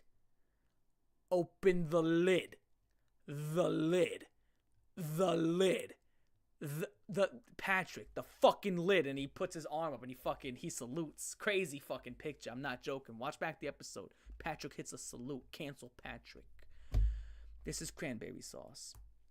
It's not bad, but, you know. So with that being said, here's what we're going to do. I'm going to go urinate. And while I go to urinate, you're going to stare at this picture of a fucking monkey. There you go. How do you like that? You like that picture of that monkey? Yeah, look at this picture of a monkey while I go urinate like a fucking OG.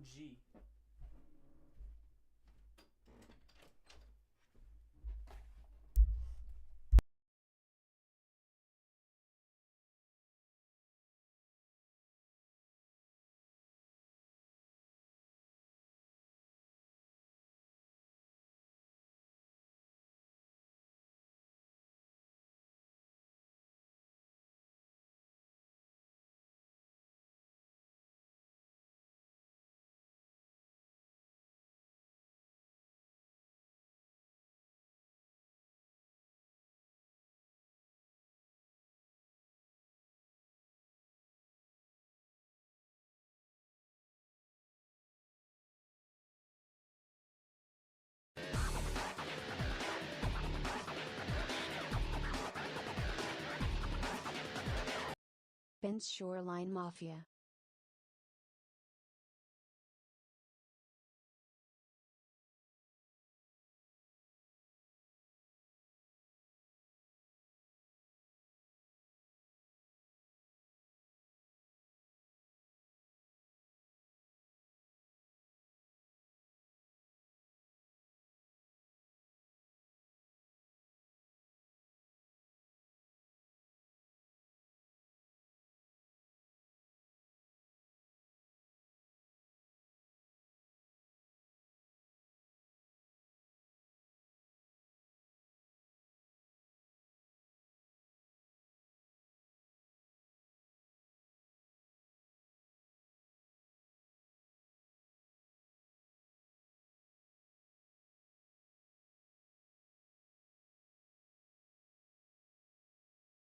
Alright. Oh, dude, every time I touch my microphone, electrical fucking pulse goes off, and it's fucking so metal. It's so metal. Fuck, dude, I'm becoming a metalhead. Oh, shit. Dude. Nah, it's fucking metal. So metal. Oh, dude. I'm in my cracker phase. Fuck, dude, I'm having... This phase was supposed to happen in my fucking teen years, dude. No. This is bad. This is no good. Fuck, I'm a Puerto Rican who's going through a fucking wig bottom phase. This is insane. I'm about to go, once I'm done with all this, I'm probably going to crawl into my rap hole once I'm done. I got to go put on some DMX after today. I'm going to have to put on some fucking DMX and some fucking Big L. Right? Yeah! What the fuck kind of stupid name is that? Anyway, someone said, how do you piss like an OG by not using your fucking hands? I stood in my bathroom and urinated on myself. Didn't even touch nothing. I just don't want to piss in my room, so I piss on myself in my bathroom. And now, right now, I'm sitting in drenched shorts.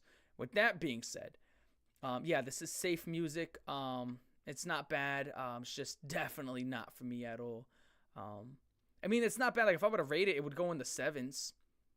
It goes into 7s. I couldn't see anything going like this was not, no, 7s, 6s. That would go in the 6s.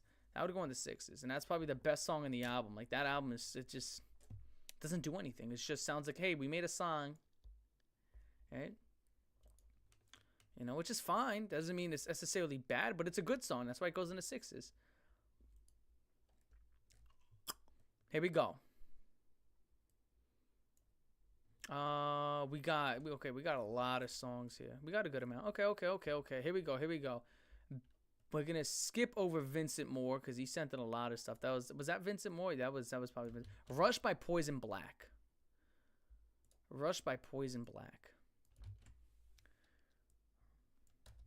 Here we go. Ooh. What was that? Was that Poison Black? No. Bring that shit back, motherfucker. The motherfucker didn't even spell poison wrong. He wrote down poison. Yeah, you fucking dickhead. Who sent that? Which one of you fucking walnuts, Twan Mar? He fucking spelled poison wrong. Passion. Fucking dickhead. Yo, this Tiny's gonna fucking love this one. Teen Bag is gonna love this fucking cover. Look at this shit. This is a pretty hard cover. I like this cover. This is so like fucking. This is so 2006. Holy shit. I like this cover. I'm gonna be honest. This is so fucking 2006. Check this out. That's what's up. So 2006. Yeah. Poison Black. Now, with that being said, let's listen to Poison Black and see how they sound. I'm assuming I don't know what to expect. Oh, whack. Dude, you've put shit like that on your story 100 times over. Get out of here. Anyway, Poison Black, Rush. I'm assuming gothic.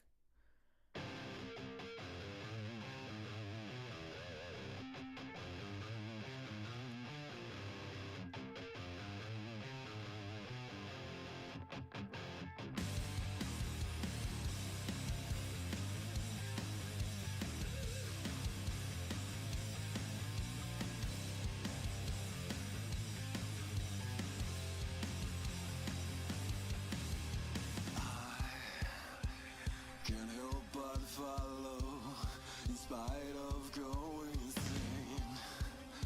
For I know you'll swallow the whole of my pain.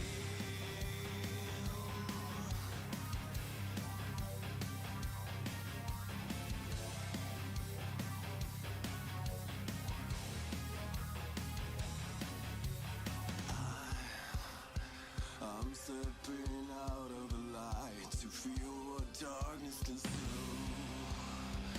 I stare at the dead red light, just one glimpse and I know these guys beneath the smile. Oh yeah, that's fucking gothic. Yeah, there you go. Even that fucking little weird ass fucking medieval noises in the background and shit. That's fucking, oh, there you go. I assumed correctly. I saw the fucking cover. I saw the cover and I'm like, that looks like some gothic shit. What the fuck is this? This is definitely gothic, that's for sure. This is Finnish. This is Finnish gothic. This is Finnish gothic. This is Finnish gothic metal. Yo, where the fuck are my, guys, where the fuck are my keys? What the fuck? I want keys, guys. Dude, the more I listen to this shit, the better Typo Negative starts to sound. Guys, should I ever do a Typo Negative re-review? Should we ever do a live Typo Negative re-review? No, I'm not going to do it live. No, I'm not going to do it live. I don't think I'm ever going to do a Typo Negative re-review live because, that's a fucking 9. There's only 2 9s on that album. That's being, he left the keys on the table. Why? Did you want to? Because everything is 9, even though only Anesthesia and Life is Killing Me are the only 9s on that album. Dude. Oh, you know Typo Negative is not going above Disturbed. You know that for a fact, right? Right? It's not going above Disturbed 10,000 Fist. You know that, right? That's definitely the better album, right? We all understand that the better album is 10,000 Fist by Disturbed. That is the better album, correct? Correct? All right. I know it's not going above that. Is it going to go above Sickness? Maybe. Probably. I'd say probably. Better than 10,000 Fist? Fucking no way. No fucking way. Angry Inch is Angry Inch is so bad. Angry Inch was like the first, like, I think I gave that song like a 3. I Don't Wanna Be was like a 9.6, 9.7. That song was awesome. That song was awesome. Anesthesia, I think I gave that like a 9.2. Right? Typo Negative pounds Disturbed into the dust. No, it doesn't. I mean, if you're comparing this off of their best album, I don't know what their best album is. If Life is Killing Me is their best album, then they definitely don't. As someone who's listened to Life is Killing Me, and you compare that to Disturbed's 10,000 Fist, no, it's not. Life is Killing Me is it gets clobbered. Life is Killing Me is a good album. It's good. But that versus 10,000 Fist, dude, 10,000 Fist clobbers that fucking album. I mean, Decadence, Stricken, fucking Stricken. Stricken alone makes fucking Typo Negative sound like a fucking love letter. It's a fucking joke. All right. Life is Killing Me isn't their best album. Okay. 1,000 Fist is the same song. It's 10,000 Fist, and it's not the same song over and over. Okay, everybody take a look at what Speedy Boy just said. He said it's just 10,000 Fist is the same song over and over. I'm about to show you why you shouldn't take Speedy Boy's opinion. Not that you guys do anyway, but I'm about to show you how much of an impudent idiot he is. Okay, listen to this song.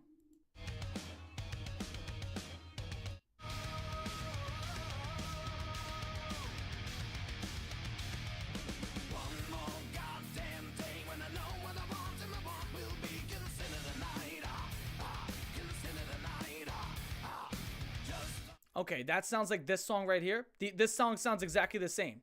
This is what you're telling me. These songs sound exactly the same.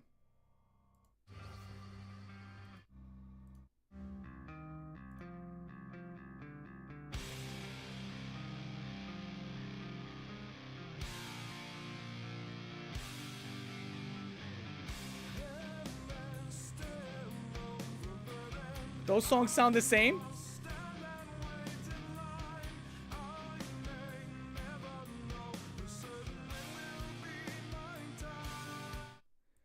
Dude. Dude, unbanning you was the worst mistake I've ever made in my life. You got versus that? They just sound nothing alike. They look nothing. They have nothing alike. This entire album is fucking awesome. Like, no, it's unbanning you is probably one of the biggest mistakes I think I've made so far. Holy shit. It's just the same song over and over again. Says the fucking Metallica fan. Oh my god. Disturbed is the same song. It says the fucking Metallica fan. Oh, goodness. Quack. You're a duck. Quack. Oh, goodness. Holy shit. Says the fucking Metallica fan. Dude. Get real. Wow, that's the first time I said that one. Wake the fuck up. Wake the fuck up. Wake the fuck up. Dude, Stricken's guitar solo shits on all of Metallica's discography. That fucking Stricken's guitar solo? Yeah, you wish you could make a fucking guitar solo like that. Yeah, listen to this shit. Oh my god.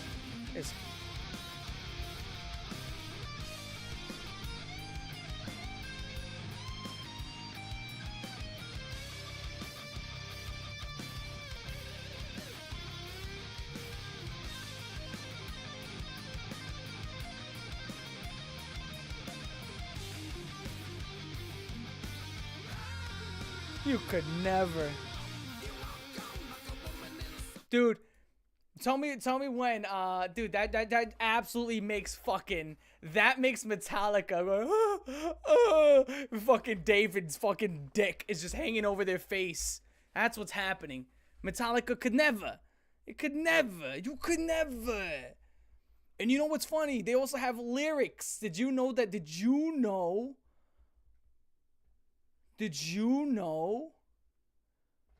that compare one hard song to another and not a hard song to... No. His claim was that the entire album sound the same. That was his claim. And I destroyed him. You're saying of all bands, Disturbed over Metallica. No. Okay, now, unfortunately, when you say that and you put it like that, no. Obviously, I'm talking shit. But to put me on a spot like that, yo, shout the Grave Guy. Shout the fucking Grave Guy for putting me on the fucking spot, you fucking idiot. Obviously, I'm joking. Damn, but at the end of it, what a prick. You gotta take, because now if I fucking respond to that, I'm like, yeah, Disturbed, but then I'm gonna look like an asshole. So thanks, yo, shout the fucking Grave Guy for killing it. Shout the Grave Guy. But all jokes aside, fucking, no, Disturbed's entire 10,000 Piss is not the same fucking album. It's phenomenal. Phenomenal album. Phenomenal. Very good. But to say that it sounds exactly the same the whole way through is dumb. Very dumb. And I showed you that's completely untrue. Anyway, Rush by Poison Black. Back to some goth metal. Back to some gothic Finnish metal.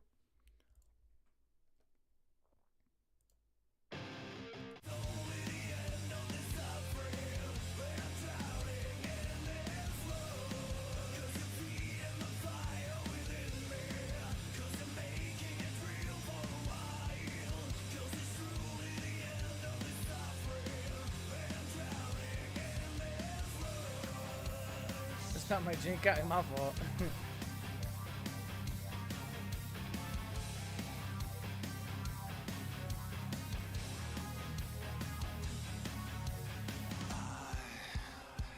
I was down now flying, going nowhere fast. There's no denying, I need this feeling to last. I breathe in, I get higher. The ache fades from dark to dull. The nights of desire. That sounds so fucking. 1,000 cops still leaves me cold. Keep me for these souls being so that I hope this time I will wake up dead. Just a feet in the fire within. That's the only problem I have with goth.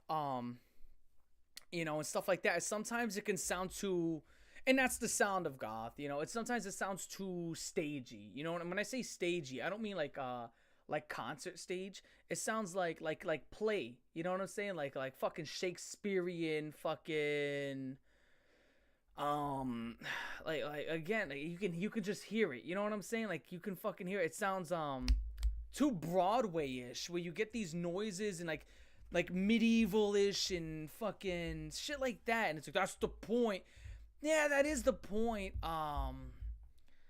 But it's just a sound where, like, I think it's one of those things where, and this goes again from all genres of music, and I hold this same opinion across all genres of music. There should always be a blend of it. Like even rap, I hate rapidy rap.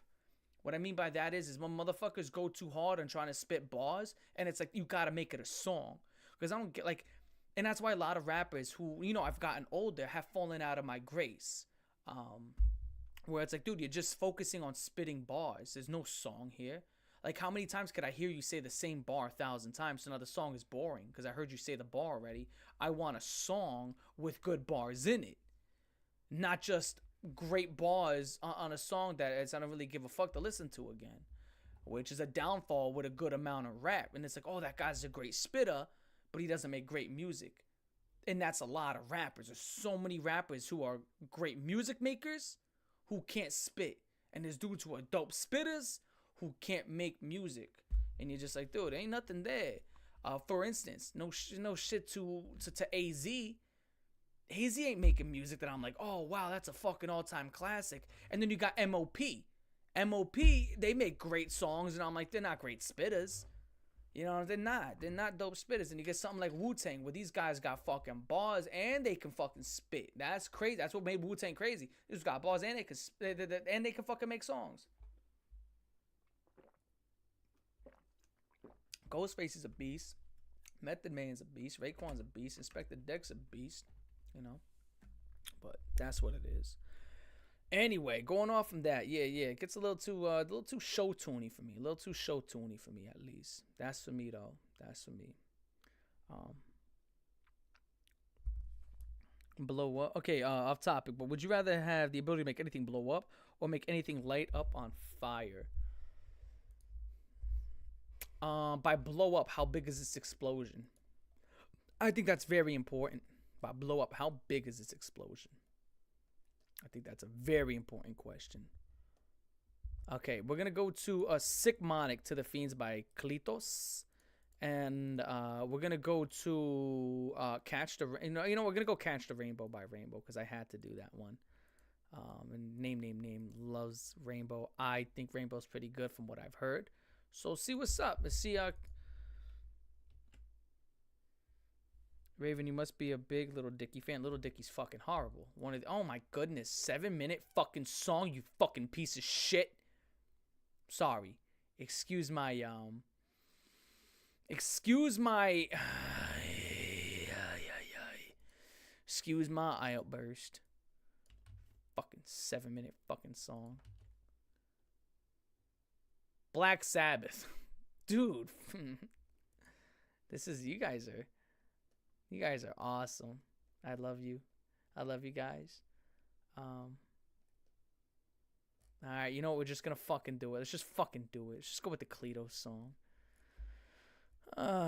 Sick Monic to the Fiends. Sick Monic to the Fiends. 7-minute fucking song. This guy's fucking losing it. This guy's just losing it.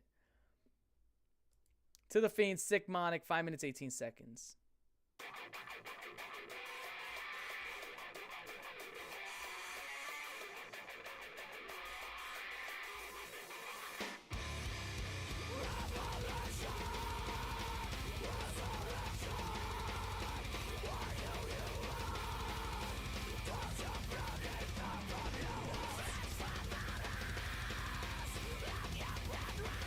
Again, this is not music.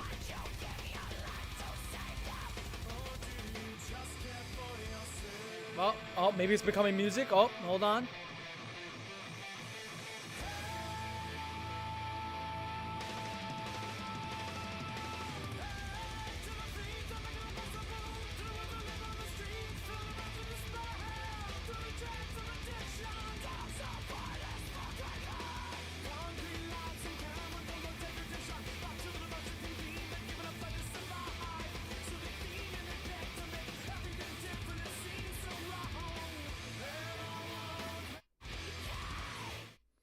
That's just mess. That's just mess. That's just mess. If this has your attention, then that's fucking awful. I feel sorry for you. That is just mess. That's just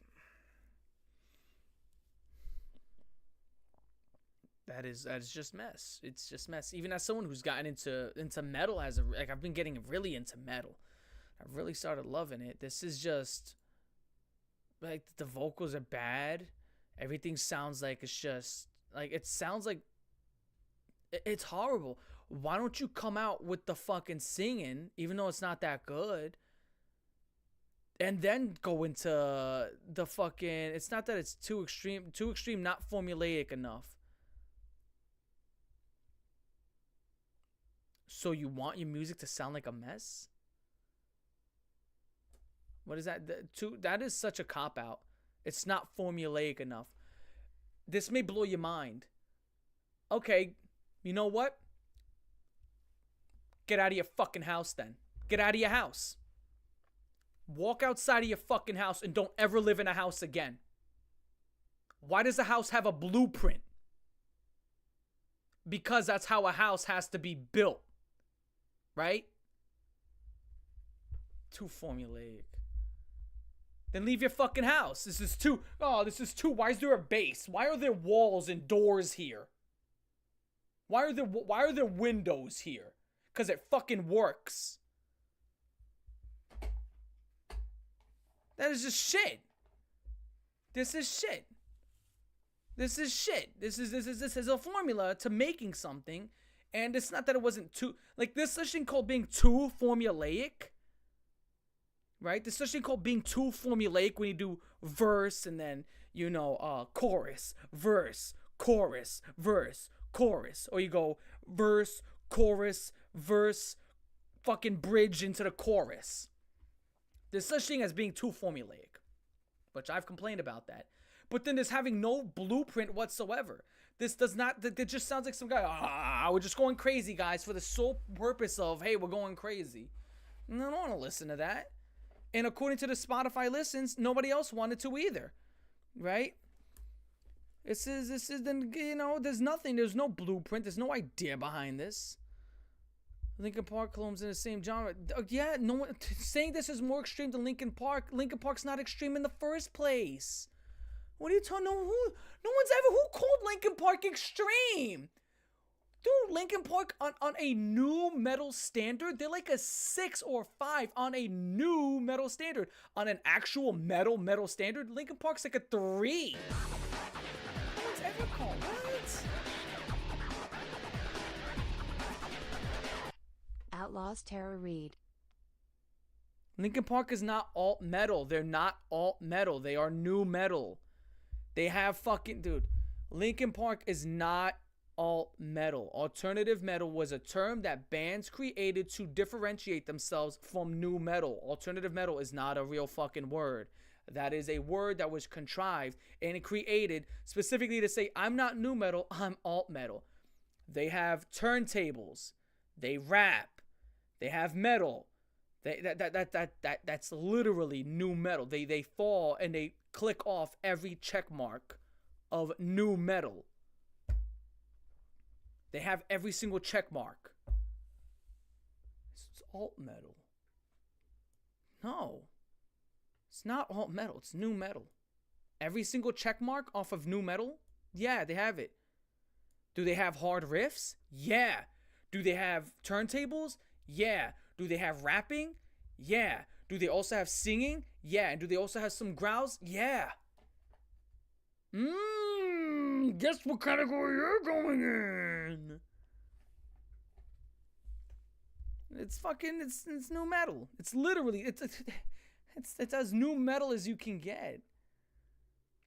Dude, I want to send you a video showing you the history of the word alternative metal. Some other guy covered it, and I even saw that video like today. Alternative metal was a word that was created because new metal was getting bad press.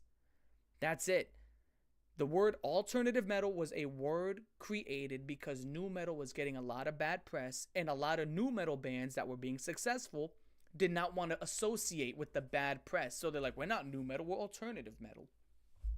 That's what it is. It's just a word. Like, you don't understand. It's just a word that was made up so they can differentiate from new metal. It's still new metal. It's like saying that's not blue, that's baby blue. It's fucking blue. It's the same shit. It's not purple. That's dark purple. That's not red. That's brick red. It's fucking red. But with that being said, this is horrible. This song is horrible. This song is horrible. Catch the Rainbow by Rainbow. Name has waited almost a week for me to go over this. Let's see what's up. I'm eating cereal with bananas. Depending on what cereal it is, you might get a massive W. It better not be a chocolate cereal. Because, like, oh, imagine bananas and Cocoa Puffs. What kind of cereal is it? Let's hear this one. Oh, just imagine bananas and Reese's Puffs. Oh, fuck. Dude, bananas and some Reese's Puffs? Imagine that. Because, yo, I love peanut butter and bananas. Oh, my God. Cinnamon Toast Crunch on a banana? I could imagine that working in a smoothie. That's not, and I don't drink smoothies because smoothies are pretty gay, but I'd probably have one of those. Anyway, Cinnamon Toast Crunch is S tier. Cinnamon Toast Crunch is such a godly fucking cereal, dude. I gotta be honest. I don't buy Cinnamon Toast. I don't eat cereal in general, but Cinnamon Toast Crunch is the one that I always avoid because if I get a box of it, it's gone within the day. That's what always happens. I always grab a bowl of it, then I'll have a second, then a third one, and it's gone. It's gone in a day. I would say the lifespan of Cinnamon Toast Crunch when I used to get it was 8 hours, 7 to 8 hours, and it was gone.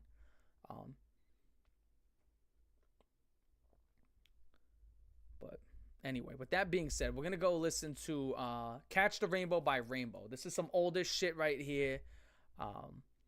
This is older band. It's like 70s band, right? Hold on. 75. This is a band from the 70s. I'm pretty sure everybody understands. This is fucking Dio. My boy over here loves Dio. So he sends me a lot of work by Dio. And all that other stuff. So see what's up. Catch the Rainbow by Rainbow.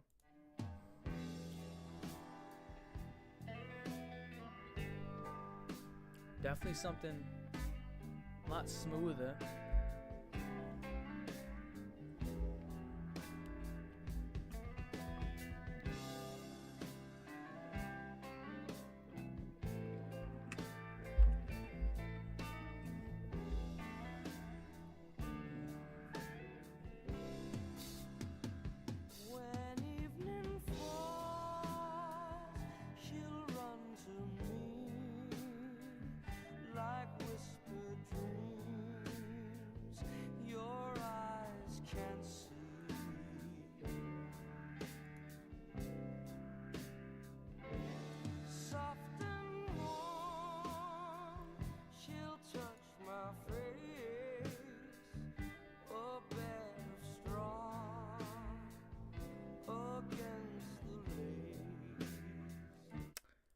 Very huge change.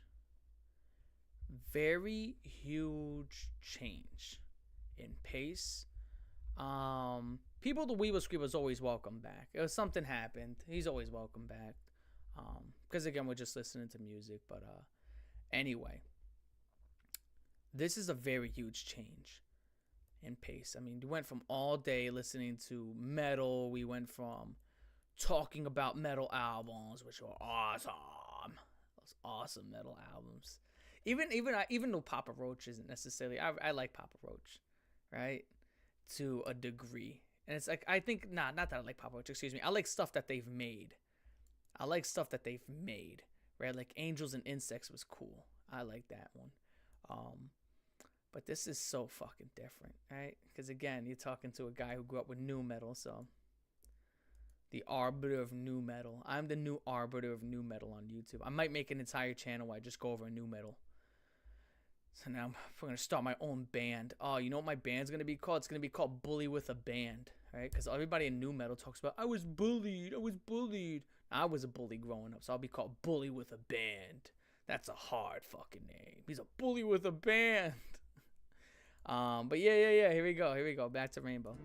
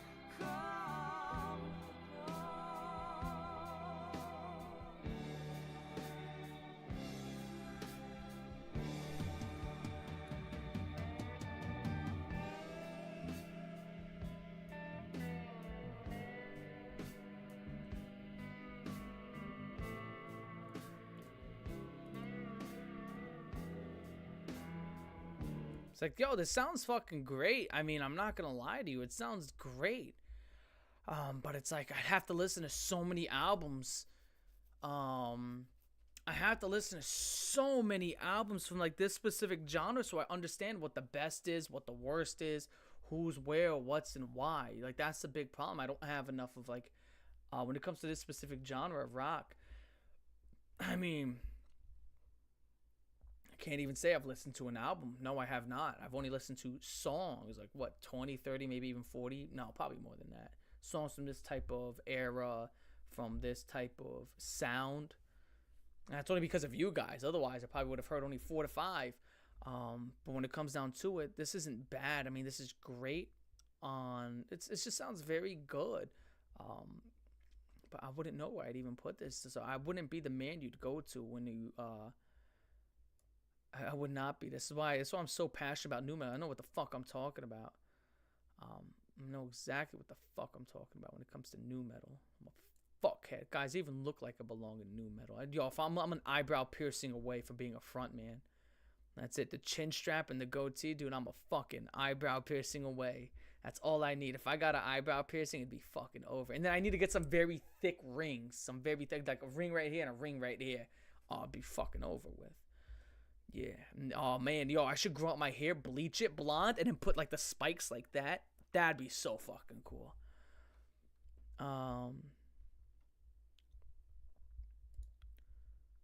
This came out when Kiss was popular. I mean, I like Kiss better than Rainbow. I like Kiss better than Rainbow.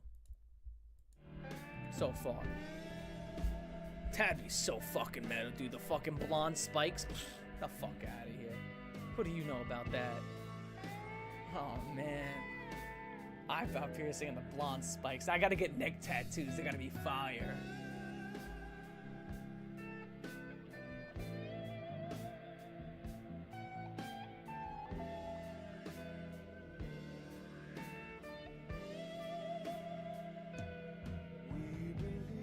Oh, man. Dude, that's what my band name is gonna be. It's gonna be called Cockslobber and the $5 Whore. That is fucking... Oh, what a band name. I was gonna go with Bully with the Band. Now it's gonna be called fucking Cockslobber and the $5 Whore. Oh, shit. What a band name. Dude, you can't tell me that isn't a hard band name. Fuck yeah. That's a fucking hard band name, motherfucker. That is the hardest band name you've ever heard. Fuck. But yo, this song is okay. I mean, it's good. It's good. Most normal metal band name ever. It's so tame. I mean, it's either that or like fucking, I don't know, fucking, dude, fucking awesome. Anyway. Oh, dude, yo, I have to make a nu metal song. Dude, I have to. I, at some point in my life, gotta make at least one nu metal song. I'll fucking shit on Jacoby's shat dicks. Dude, I'll be fucking... I'm so sad! Don't you know I'm depressed? Like, oh god, he's new metal. He's so sad, dude. It's gonna be the greatest new. I'm probably gonna call it like generic new metal song or the new metal song. Inside's me angsty. I'm sad. I'm gonna run away from home. Oh man, I might even moan on it, dude. It's gonna be fucking awesome. I might even pull a fucking Chino the Guido. Anyway, here we go. Ride the wind to the sun and sail away on ships of wonder. But life's not a wheel with chains made of steel. So bless me, oh bless me, bless me. Come the dawn, come the dawn, come the dawn, come the dawn.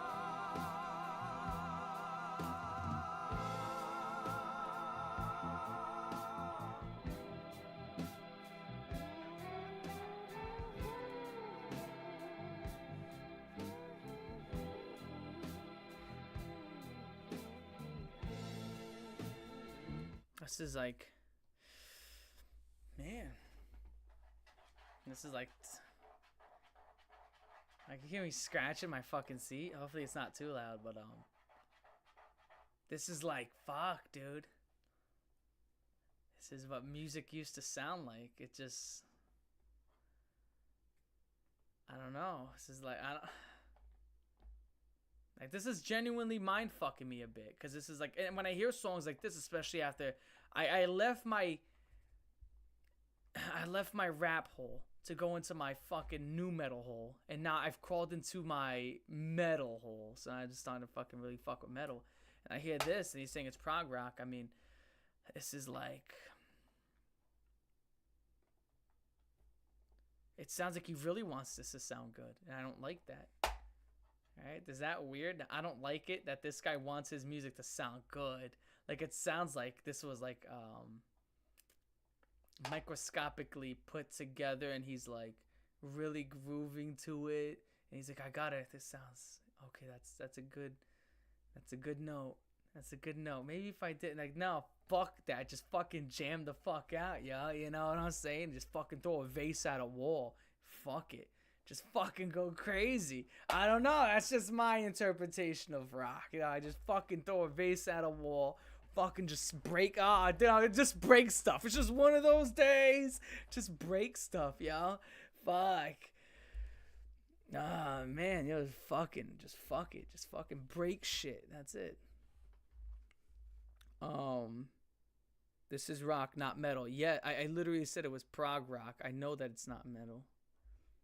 But, you know, Socrates Speedy.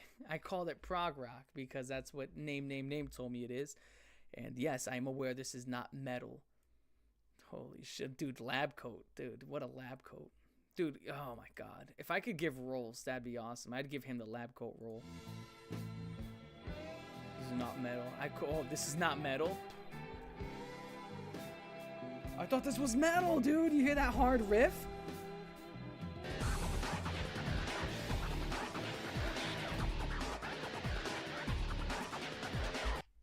Urgent, foreigner. I spelt this one right. Yeah, those distorted, I like the distorted guitars on here. The distorted guitars on here are really good. I do really like the turntables earlier. Oh man, yeah, he should have fucking, dude, this was great. The drums too. The drums are so powerful. And I love the growling. It's not...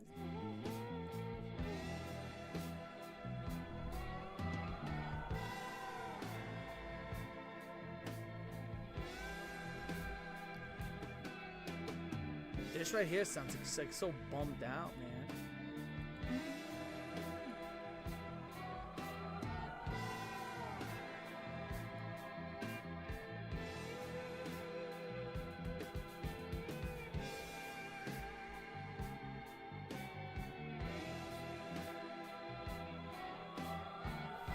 That's exactly how I feel. I feel like an asshole.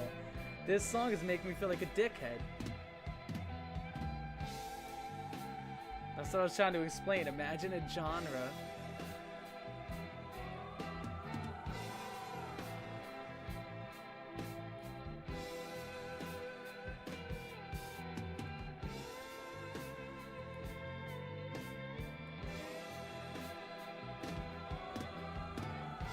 I love that part with the fucking. Oh man,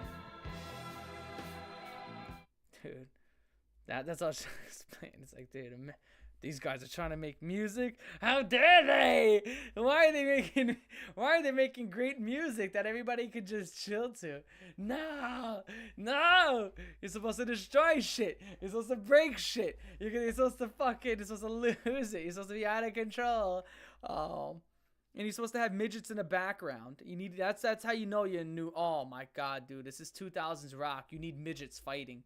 That is so 2000s, dude. Late 90s, early 2000s rock. You gotta have midgets fighting in like a mud wrestle. Midgets mud wrestling. You gotta have like some pet animal in the background that you shouldn't have, like a leopard or like a chimpanzee. That's how you know it's that late 90s. You gotta have midgets fighting. You gotta have fat bitches. Standing next to really pretty women too. Oh, and these really pretty women have to have big jugs and no ass at all. No ass. Straight lip filler. You gotta have fucking. It's gotta be awesome. Like, yeah. And just everything. You're just smashing everything, dude. Fuck, dude. Dude. Fuck. Limp Bizkit's playing through my head, and I'm really starting to fucking.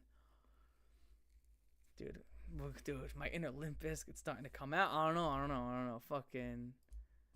I'm trying to like swallow my love for Limp Bizkit right now, because I've been shitting on them and I want to keep doing it, but man.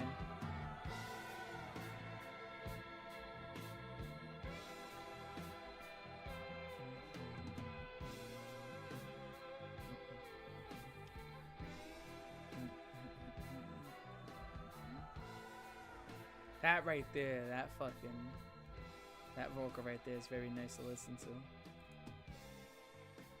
I think I've accepted my inner new metal, trash metal.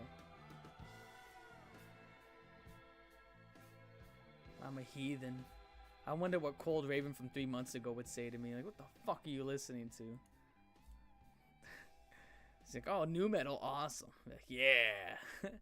Dude, Raven from 3 months ago only liked Linkin Park. That was it. I've stepped into a world. Oh no. What is going on? Fuck. Anyway, with that being said, I can't rate that because that's music. I can't rate that because that is music. That was a song. Great vocals. I did like the bass. Like, I created a good body to it. Vocals were amazing. Let me tell you what, the vocals were amazing. I did love that part with the drum when it came in, and that little sporadic play on it. That was really good. That was really fucking good. Like, that just sounded like I hate that, like, I guess visionary wise, if I were to see it, this is like being in a big field of plants, right? Very, very hippie-ish type of sound. Let me tell you about this genre called new thrash. Oh goodness. Oh god, new thrash. I don't think I want to listen to new thrash. What the fuck does new thrash sound like? No fucking way. Who's new thrash? Who made this? Is there any band that's known for new thrash? What bands are fucking popular for new thrash? Oh god, that's making my stomach hurt.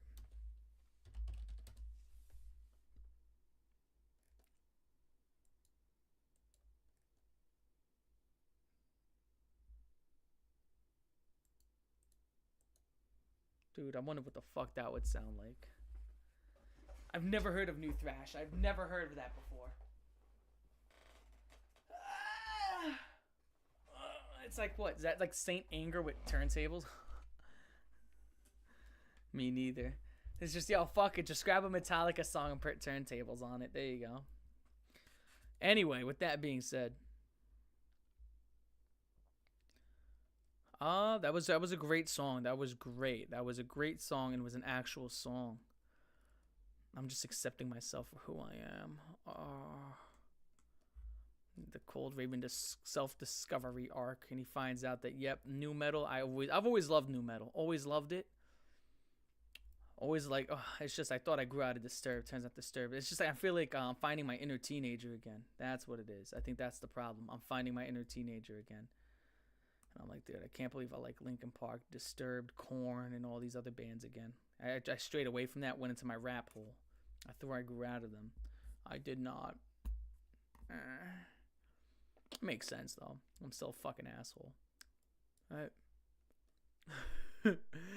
Anyway, with that being said, going down.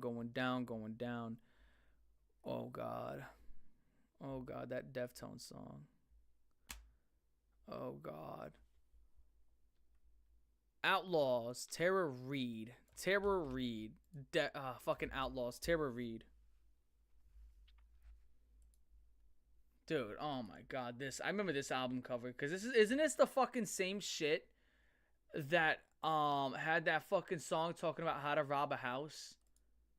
Isn't this the same fucking shit where this guy made an entire song on how to rob a house, and it turns out that it's almost impossible, and I made that whole entire rant on how it's just almost impossible to rob a house nowadays without, you're not getting away with it. It just doesn't. So see what's up. It's the same album. Okay. Yeah, I remember it. And that was a month and a half ago. Fuck. Even I'm impressed by my own memory. But that's how shit it was that I remembered it. Yeah, go through the window if they leave it unlocked. Oh yeah, and sensors don't exist anymore. Oh, this vinyl scratch is so awesome. Who loves that fucking vinyl scratch? It sounds like shit. The vinyl scratch, dude. Alright,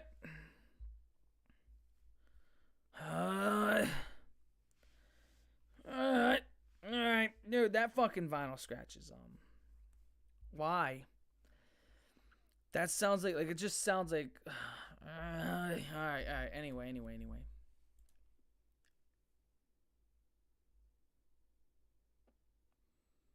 Hold on.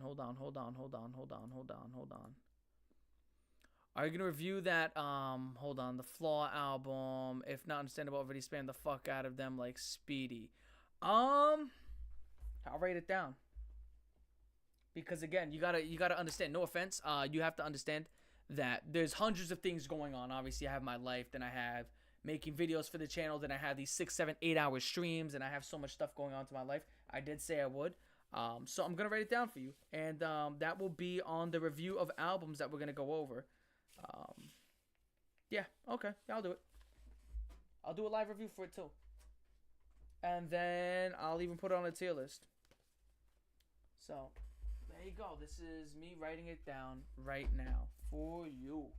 I'm writing it down right now. So there we go. I have wrote it down.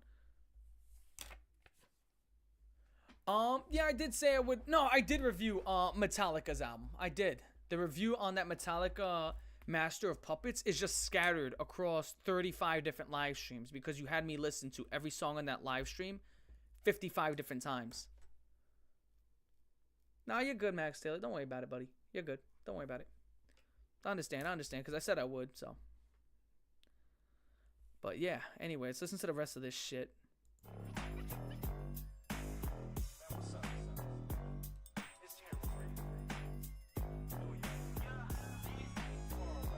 A little funky.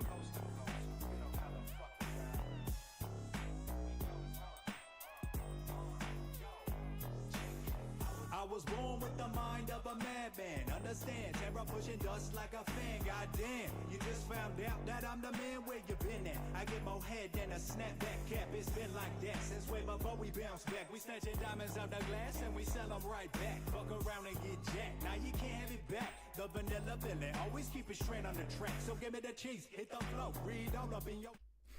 That is pretty bad. When he came in, he's like, that was pretty funny. That was a good line. Where is it? He said, understand Terra pushing dust like a fan. I thought that was pretty funny. That was actually decent.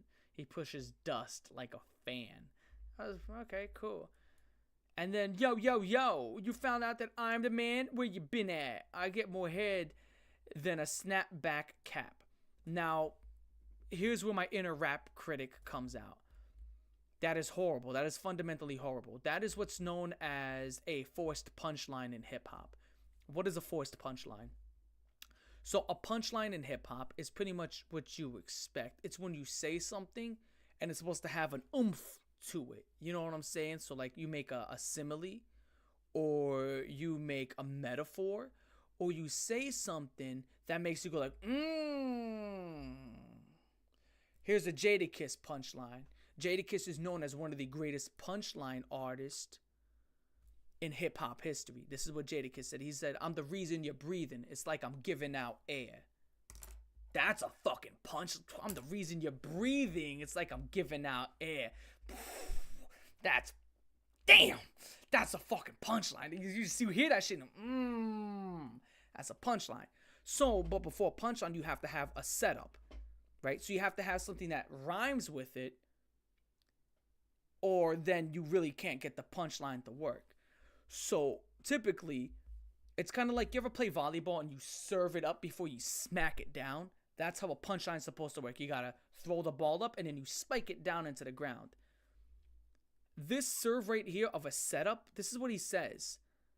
This is what this guy says.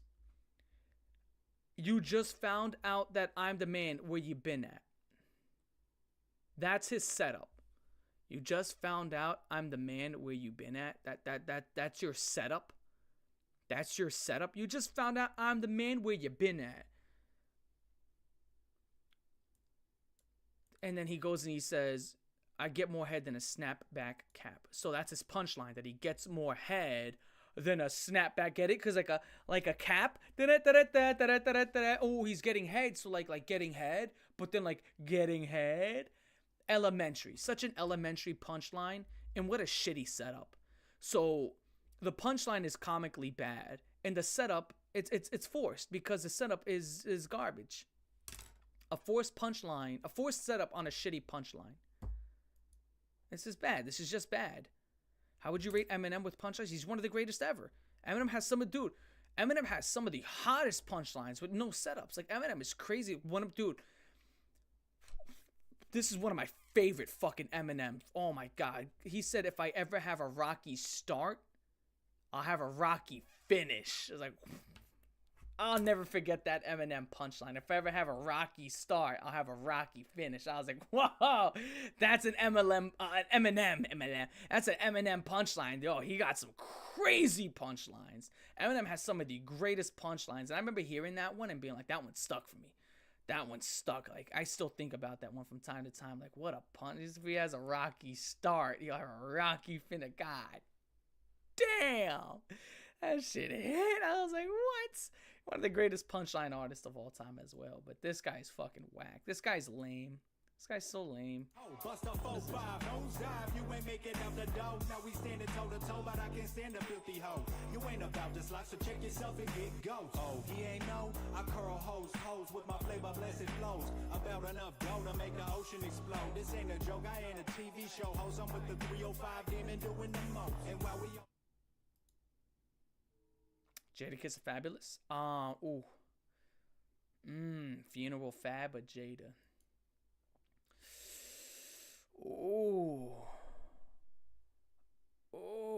That's a tough pick. I'm gonna have to go to Jadakiss. Jadakiss has way too much consistency on the discography. He has again, he's part of the Locks. Fabulous is a rap veteran. He's a great rap veteran. Jadakiss is a legend. So there's a difference. Jadakiss is a legend. Everybody's remembered Jadakiss forever. Fabulous was like, you were there for Fab. You had to be there for him. And don't get me wrong, he got a lot of good tracks, but Fabulous has classic tracks. Jadakiss has classic albums. That's the difference. You know what I'm saying? Jadakiss got classic albums. Fabulous got classic tracks. So it's a difference. But let's back to this horse shit. The subject, you're fucking with a suspect. He frontin' and we know that. We fuck him up in public. He probably out there. Ooh, look. You fucking with a suspect. He frontin' and we know that. We fuck him up in public. This shit is so... This is just garbage. Swinging from my ball sack. He's got the 9 shine bitch made and you don't want that. He probably off that Prozac, which is stupid because Prozac is known as a filler drug. Anybody who's ever taken Prozac will tell you that it's not effective. It's known as a filler drug. So how can he be off of a Prozac? Does this guy know what Prozac is? He's off of it. You can't get high off of a Prozac. Prozac is like an antidepressant. Does he think it's like MDMA or fucking like, does he think that a Prozac is like a fucking like Molly or something? What? Okay, wait. Prozac. Prozac. Prozac. Yes. Okay. I'm just had to check my mind. Yes, Prozac. Okay, I literally had to check my fucking my bank, my memory bank, to see if this guy's as retarded as I think he is. By the way, I've done the checking. He's retarded. Yeah, this is not a Xanax. It's not a fucking what? He's off the Prozac. What does that even mean? What the fuck could that even mean? Like, this entire thing is just he probably off the Prozac swinging from my ball sack. So there's a guy who is high off of Prozac swinging from your ball sack, so you're fucking a drugged man in his ass? What am I supposed to interpret here?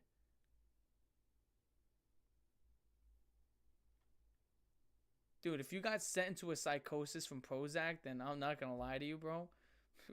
You're weak. No. Yeah, it's an antidepressant. Yeah, I know Prozac is an antidepressant. It's just, I've talked to so many people who've used it, and they've all said it doesn't work. It's just a filler. Because Prozac is such an old drug. It's so old. It's not up to date. That's something that's like from like 1960s. Prozac is like the 60s and 70s. It's an old drug. Hold on.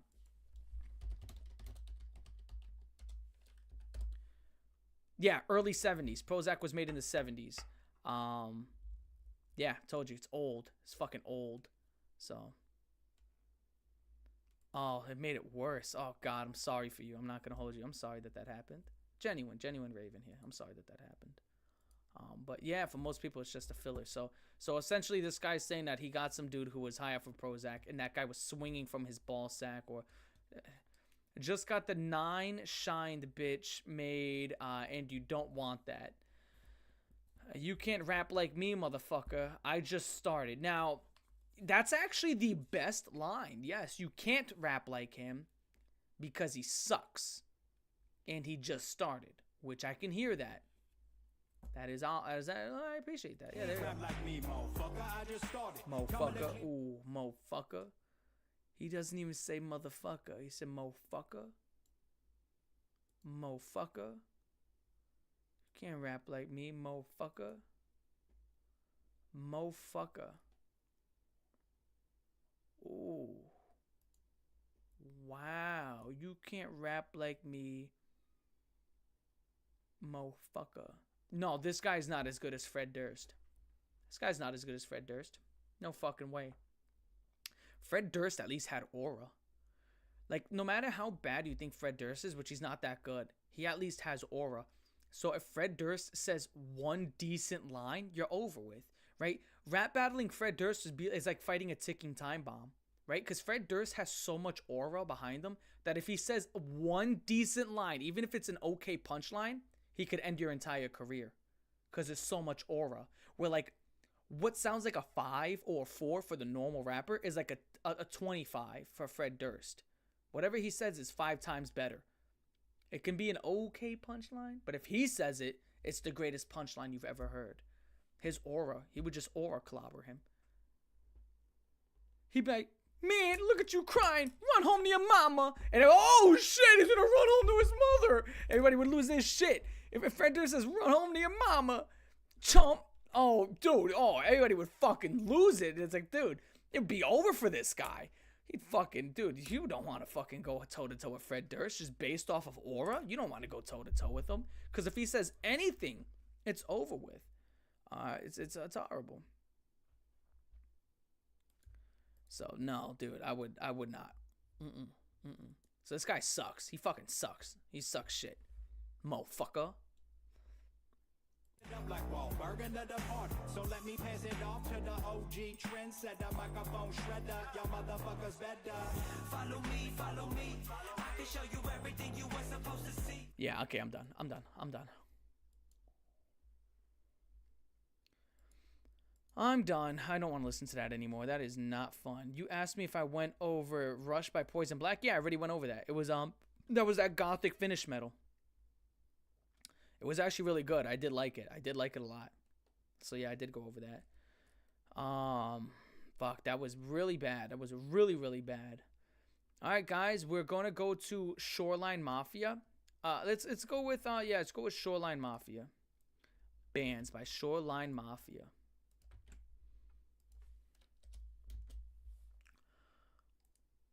Okay, here we go.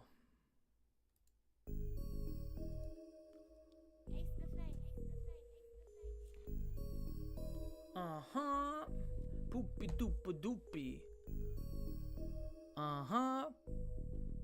Poopy doopy. Guys, hold on. Let me go.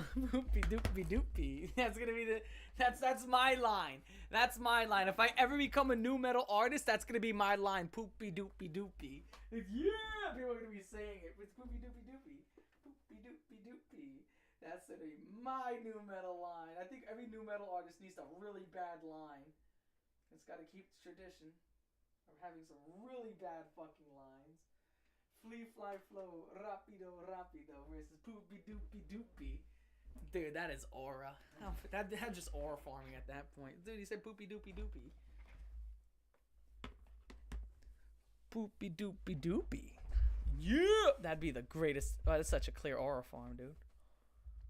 Stealing someone else's idea. Classic new metal. Yeah.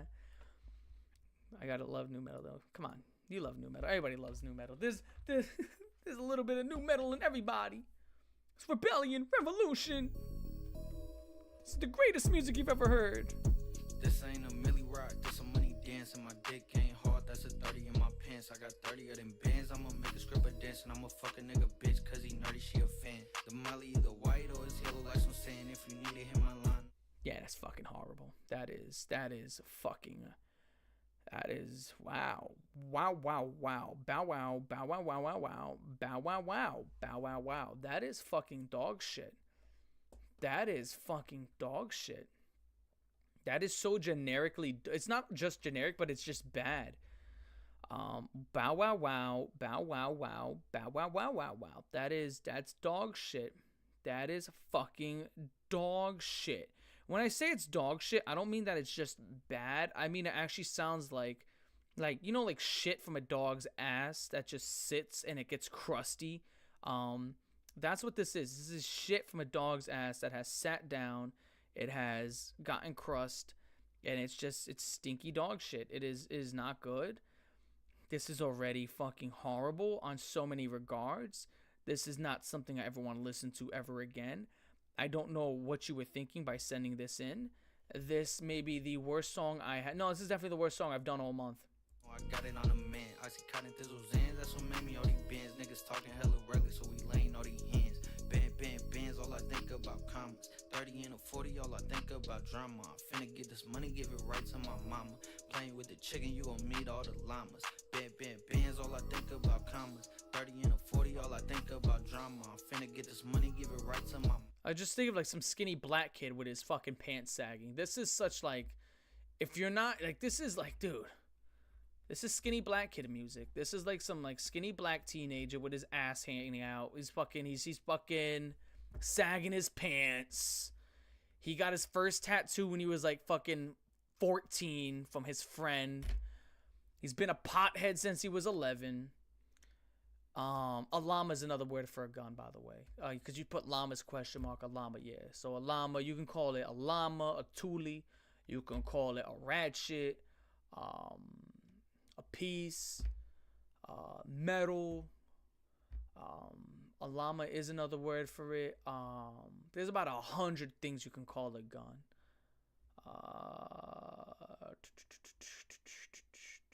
There's 100 things you can fucking call a gun. Yeah, yo, this sounds like Flight Reacts. Oh my god, yes. Shout out to Biko. Yeah, this sounds like Flight. At least Flight's funny.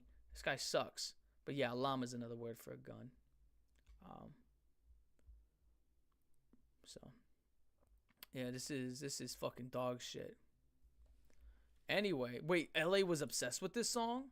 No fucking way. Get the fuck out. Well, thank God I don't fucking live in LA. Shit. Urgent. Foreigner. I spelt this one right, he says. Twan Mar. Let's go back to Twan. Twan Mar does send in some absolute fucking heat. So let's see what Twan Mar, if he's known, if he's going to keep the reputation of sending an absolute heat. 1981. I think he just destroyed his reputation of sending an absolute heat. Guys, where the fuck is my medal? Come on.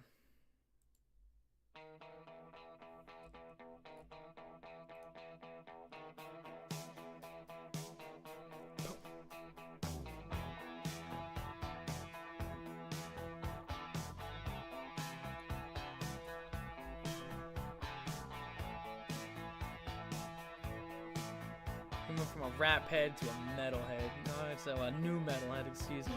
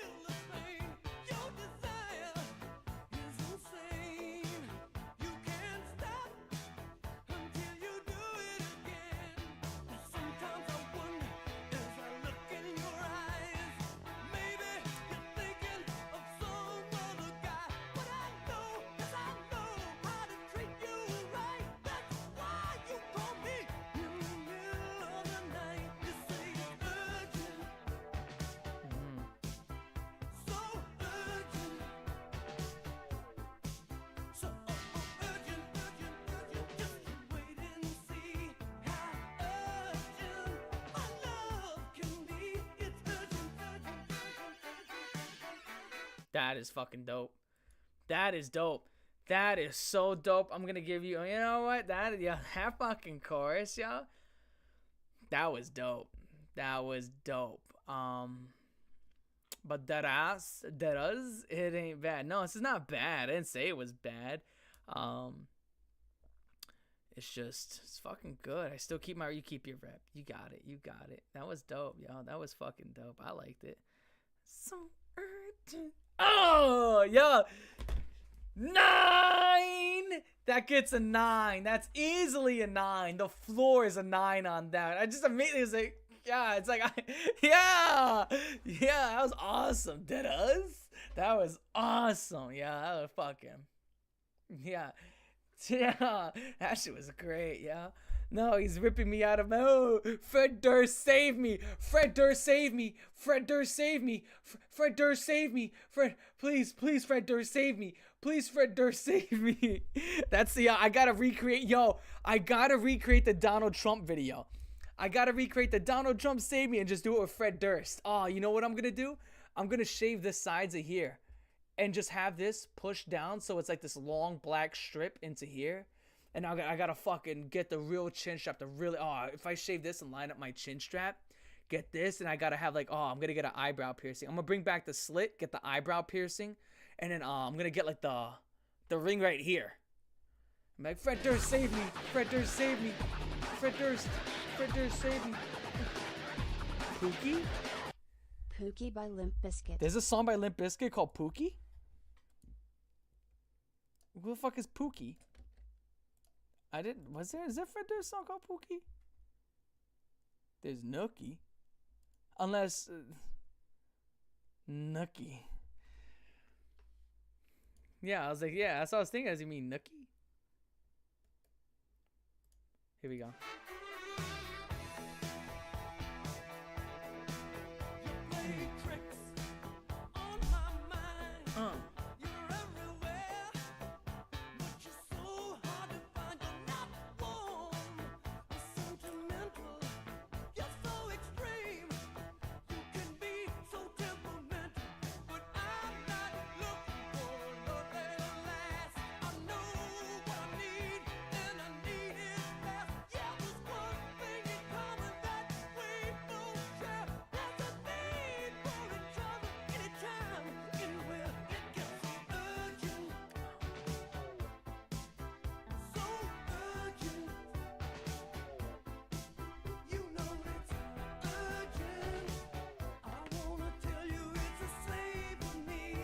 Oh, dude.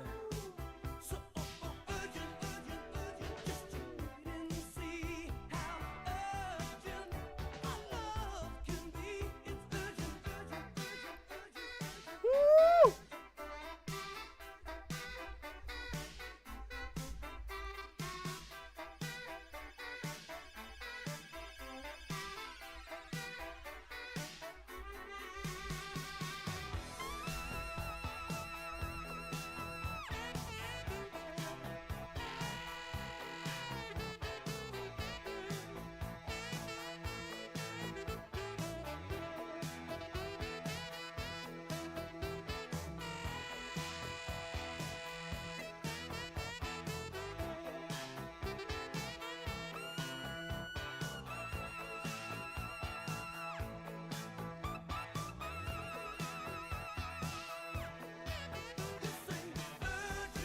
Oh,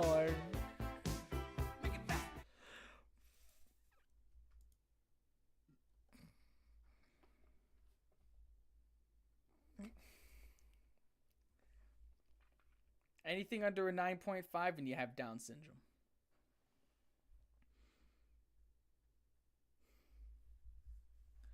That was fucking awesome. Dude, who needs a guitar solo when you can do that? That solo was done in one take. Dude, that was... Fred Durst, save me! Fred Durst, save... Oh, shit. Yo, I should just shave all of this and then keep this little bit right here. Oh, my God. I gotta stop shaving this part. Because it grows up to here, but I shave it. I gotta stop shaving this part. It doesn't fully connect down here, which pisses me off. This doesn't fully connect. But my fucking mustache and beard... dude, that starts to connect. That's why I have to shave that. Because I don't like having a full beard. I got one of those beards where it's like right here. Is like fucking here. But then it goes like that. But then it doesn't grow high enough. It doesn't grow like this. It grows like that. You know. I love the chin strap though. Chin strap is so awesome, dude. Fred Durst. Shout out to Fred Durst. Yeah. Oh, I gotta get a fucking backwards red cap. Oh, fuck. Yeah. Yo, Fred Durst is fucking... Yo, he's so fucking awesome. I love Fred Durst as a personality. I love him as a personality, though. He's grown on me so much again. Like, that reminds me feel like being a kid. Do you know there's pictures of him just, like, pointing at his groin? And it's so obnoxious that you just love it. Which is me, right? To an extent. A lot of people, dude, he's fucking... I've seen so many people make posts about me. Like, Cold Raven's fucking obnoxious, but I just love him. Right? It's like the guy you like, and it's like a guilty pleasure, right? This guy's a fucking asshole. Oh, should I do a Fred Durst cosplay? Oh, my goodness. Dude. I don't want to fucking see that shit. What the fuck is wrong with you? Who says some shit like that? Of course you would fucking know. I don't want to see that shit. What a prick. But I'll do a Fred Durst cosplay. Fucking weirdo. You're fucked. You're fucked. You're fucked. You're fucked. I didn't know he had one. Now I do, and now I don't want to know.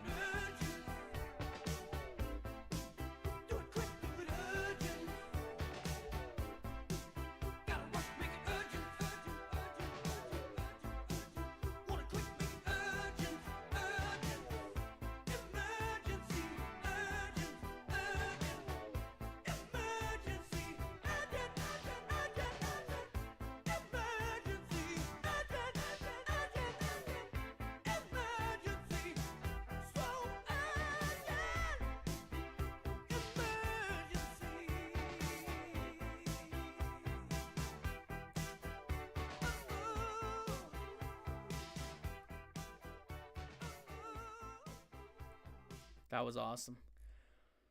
That was awesome. That was awesome. By veteran English musician Mick Jones and ex-King Crimson Ian McDonald, along with King Crimson. King Crimson, guys, is that King Crimson?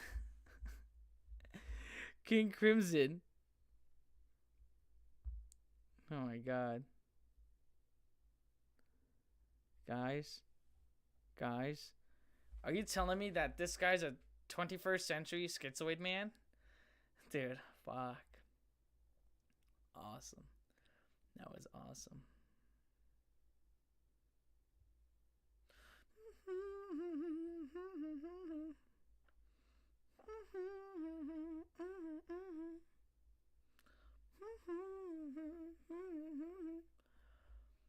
my God.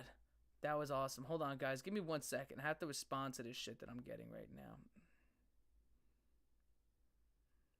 That was fucking... Give me 1 second. I'm sorry. I'm very sorry. I just need to... I just need to finish this up. I am so sorry. I just have to do that. Okay, that should be fine. Okay. Excuse me. I'm sorry. Now, anyway, I am very sorry that I did that. Because, again, I don't find eating or being on my phone to be a pleasant thing to do while live streaming. That's why you always see me, you know, in here. And that's why you never see me eating on that. That was that one stream I ate, and I fucking felt like a really fucking big asshole. But I hadn't eaten like a day and a half, so I just needed to get those nuts. Yeah, but, sorry. Were you never a pop folk? Fan of Pop Smoke. Pop Smoke was the most overrated artist. Yeah, he wasn't that great. Especially I'm from New York. It's just what happened was he was just he was part of the drill scene. That's it. It's just the drill shit. Again, not to say he didn't have some bangers, but they weren't necessarily great songs. They were not. She let the way that raw. She let the way that from the audio when it rains and pours. Like, no, it's not like. It's fine. I mean, it's fine. It's something that you would if you're not in a crowd and dude, yeah, even she's from New York too. Like Pop Smoke. The thing is, you'll notice that when it comes down to Pop Smoke, the people who were jocking Pop Smoke the most were white boys who weren't from New York. I'm Puerto Rican. She Puerto Rican. You're talking to people who live in New York. No one really like he had a scene. He had a scene going on, but the majority of people who jack Pop Smoke were, again, white boys who fantasize about being black. And I've always noticed that. That's the people who jock Pop Smoke. Same people who jock Kendrick. It's these white boys who like fantasize about being black. And it's like, just enjoy your culture. You know what I'm saying? Enjoy your culture. Just enjoy it. Like, that's a huge thing. That's why I enjoy reggaeton. You know, it doesn't mean I'm going to gatekeep it from other people. If you want to join in on here, you know, you want to listen to reggaeton, but you're white, that's fine. You know, I'm not going to sit here and no, you can't listen to it because you're not Spanish. I'm just going to say you may not understand it or feel it the same way that I do. It's like, you know, just like rock. Rock is black depending on what part you listen to, or white depending on what you listen to. Like nu metal was fucking white. Nu metal is as white as it gets. Even though it did take a lot of black inspiration, etc., etc. But this idea that it's like, I can't understand it. It's like you got a white kid from the suburbs who's sagging his pants, and just the other day he was like, "Bye, Mom, I'm going off to school." And then just like, you know, I guess a couple of days later he listens to Pop Smoke. He's like, "That's what's up, me. That's what's up, me." And it's like, dude, it's weird. It's fucking weird. It's like, dude, don't worry about it. Like, if you like the song, yeah, but you're changing how you act because of the music. You know what I'm saying? Like, even here, like, I've gotten into metal a lot, and I grew up loving nu metal. But if you think for some fucking reason I'm gonna come here, you know, wearing a backwards hat, and you think I'm gonna get a fucking eyebrow piercing and a lip piercing, and I'm gonna start jocking white culture, I'm not going to. Because I just, that doesn't resonate with me. I'm not going to get a bunch of, you know, facial piercings and shit like that. That to me is like, you know, facial piercings to me is very white culture. You know, so I'm not going to get an eyebrow piercing and a lip piercing and fucking be like, you know, like, no, I'm not going to do that. That's just not going to jock white culture. But the idea of just jocking a culture, I mean, you know, not to say I can't enjoy what they have. I think fucking, there's a lot of great shit in white culture. I think we all have great things in culture. You know, and obviously I would say white people have had a huge impact on all culture in general.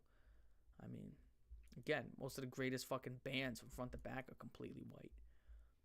But when it comes down to it, I'm not going to sit here and just fucking change who I am. I think I got to do that Fred Durst cosplay, though. That I have to. Please don't tell me he has an eyebrow piercing, because I don't know. Does Fred Durst? How many piercings does Fred Durst have? I'm gonna do a Fred Durst cosplay though. Fred Durst. Dude, I said a Fred Durst. I rolled my eyes. It's just Fred Durst. I gotta do a Fred Durst cosplay. Oh, he has ear piercings. Oh, he has no mustache? I forget about that. Fuck, dude. He shaves his mustache. Oh my god, why does he do that? I forgot. He shaves his mustache. He has this together, then he shaves this, and he keeps the sideburns. Wow. Oh, goatee with sideburns? Freddy, what are you doing? Some of these pictures are so cool. Yo, that picture of Fred Durst like this. So cool. I fucking love that. I love that. Yeah, it does work for him. It surely does. All of Fred Durst's pictures are so cool. He's always like this. And he's like, there's ones where he's just pulling on his nipples, and other ones where he's pointing at his groin. Like, he's just being obnoxious just to be obnoxious, and it's so cool. I fucking love it. Absolutely love it. I think I've grown to love Fred Durst as a personality more than an artist. But we're going to listen to Nookie by Fred Durst. This is Nookie by Fred Durst. I believe this is on the, what is it, the Chocolate Starfish album, right? No, it's not. It's on the, what's that fucking album? It's the one with the Significant Other. So we're going to listen to Nookie off of Significant Other. Nookie by Significant Other. This is by Limp Bizkit. Let's see if this is, I forgot about the Nookie. So here, let's listen to some Fred Durst. Vinyl Scratch, still not a fan of, but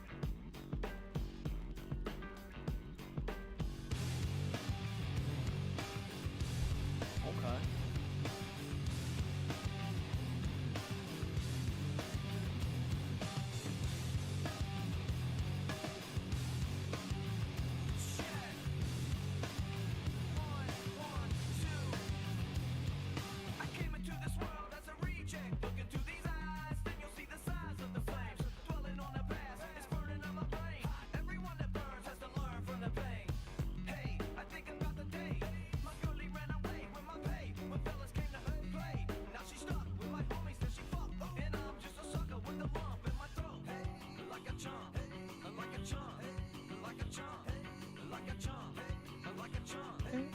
Oh man.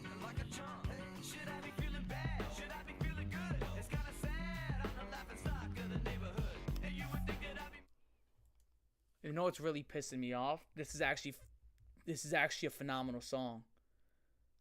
Like there's an actual ongoing story. Wow, maybe Fred Durst is better than I remembered. Cause I remember growing up thinking it was just fucking bleh. And I was like, oh, he's fucking overrated. Now I'm listening to this shit. Dude.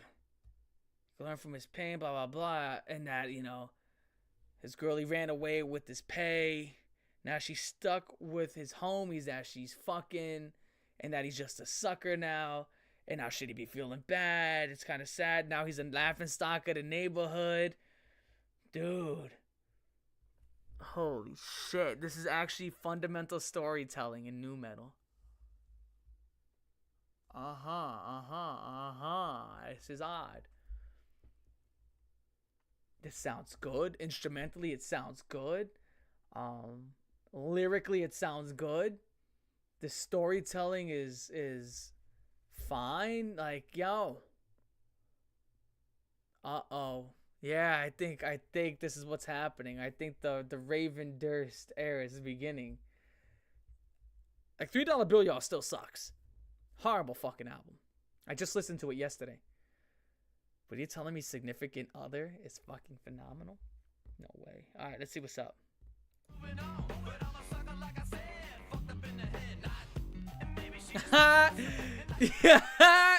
I'm fucked up in the head. Not. Motherfucker. I'm fucked up in the head. Not. Dude, this fucking guy. Yo, no way. There's no way. This guy is awesome. Holy shit. This guy is fucking awesome. What an ad lib. I'm fucked up in the head. Not. What a fucking.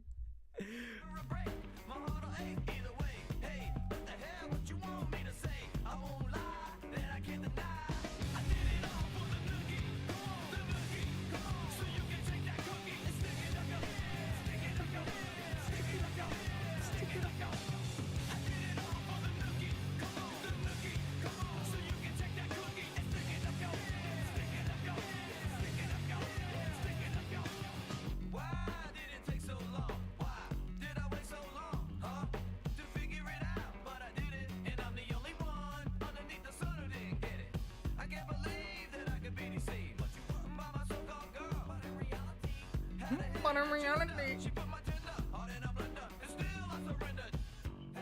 like a chump, like a chump, like a chump, like a chump, like a chump, like a chump, like a chump. I did it all for the nookie, come on, the nookie, come on, so you can take that cookie and stick it up your head, stick it up your head, stick it up your head, stick it up your head. I did it all for the nookie, come on, the nookie, come on, so you can take that cookie and stick it up your head, stick it up your head, stick it up your head, stick it up your head. Fuck, guys. This song is fucking phenomenal. This song is like on every single level. This is a phenomenal song. Holy shit. Holy shit. Oh no. I liked Nookie when I was a kid, right? I thought this was a great song when I was a kid. By the time I was a teenager, that's when I started growing out of it, and I just looked back at it. I think that's the problem that I'm starting to understand. Maybe new metal isn't bad. I just look back at the time during my life when I listened to new metal, and I didn't like it. Maybe that's what it was, because I didn't like when I was a kid. I think that's what it was. I think that's what it is. I think that it's not that new metal is necessarily bad. I just think that the times I was going through as a child was so horrible that the music surrounding it is stuff that I just didn't enjoy. You know, it's like that music was my escape, but then you look back at those songs and then it reminds you of when you were a kid and you just fucking hate it. And you just don't want, it's not that it's a bad song or it's like it's a bad album. It's just you don't want to go back to those times. You know what I'm saying? As I said before, like when I was up to the age of like 4 to 5, like my parents had the means up until I was around 5 years old and my parents split. And then that's when we became dirt poor. Like we were fucking dirt poor.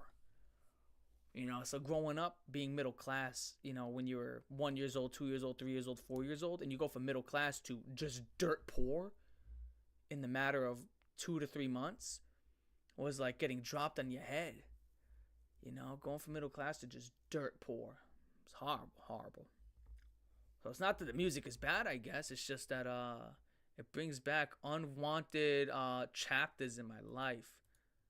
Shit, this is fucking hot, yo.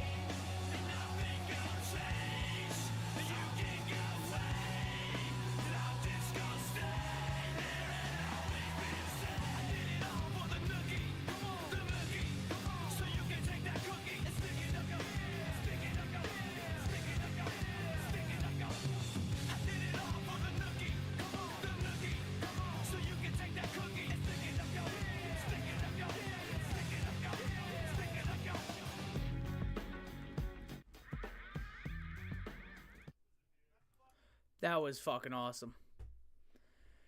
That was fucking awesome. That was fucking awesome.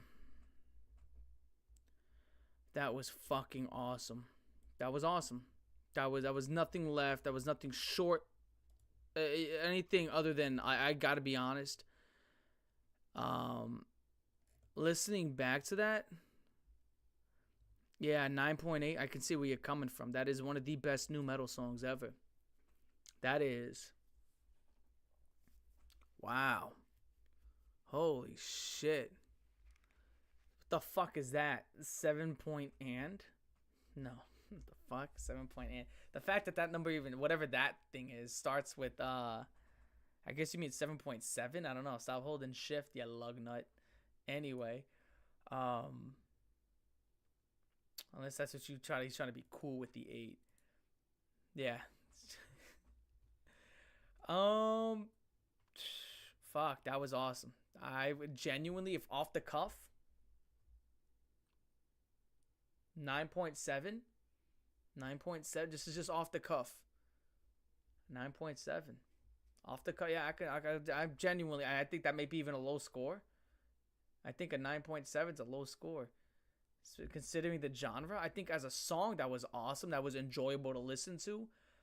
I love the storytelling. I love the beat. I love the instrumental. And when he's talking, like, yo, he actually sounded like he actually knew how to write a beat here, and he wasn't going by the beat of his own drum. His flow on this was awesome, and he's holding out certain words, creating a distinct cadence. It sounded like he wasn't just being a fucking asshole. I think $3 Bill Y'all was just such a horrendous project, and you listen to this compared to $3 Bill Y'all, like everything here was awesome. Like that was wow. He's like wow. That was really good. That was phenomenal fucking song. That was enjoyable to listen to. That was fun. That was enjoyable to listen to. That was fun. I had a good time listening to it. Wow, shit. It's awesome. And the whole entire storytelling of, this chick took his shit, fucked his homies, and I was just feeling like a chump and shit like that. It reminds me of that, what's that song? Self-Esteem? Oh my God. Self-Esteem. Who made that song? Was that The Offspring? Who made Self-Esteem? Right? I think it was The Offspring, right? Yeah, it was The Offspring that made Self-Esteem. It reminds me of that song. Anyway. Here we go. Godfather's Lollipop by Shabuti. Oh, goodness. Shabuti. Godfather's Lollipop by Shabuti. Godfather's Lollipop by Shabuti. Godfather's Lollipop by Shabuti.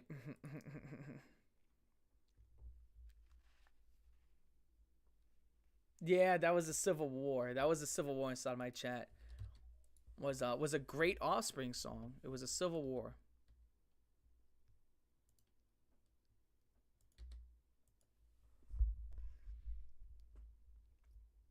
Okay, here we go. This is Godfather's Lollipop. YouTube. Whoa. Huh? Excuse me? My personal archive. This is my friend Doge. She uploads Shabuti. She's uploading entire fucking projects by the Shabooters. Anyway, here we go. Shabuti. This is Godfather's Lollipop by Shabuti. What's your thoughts on Slipknot?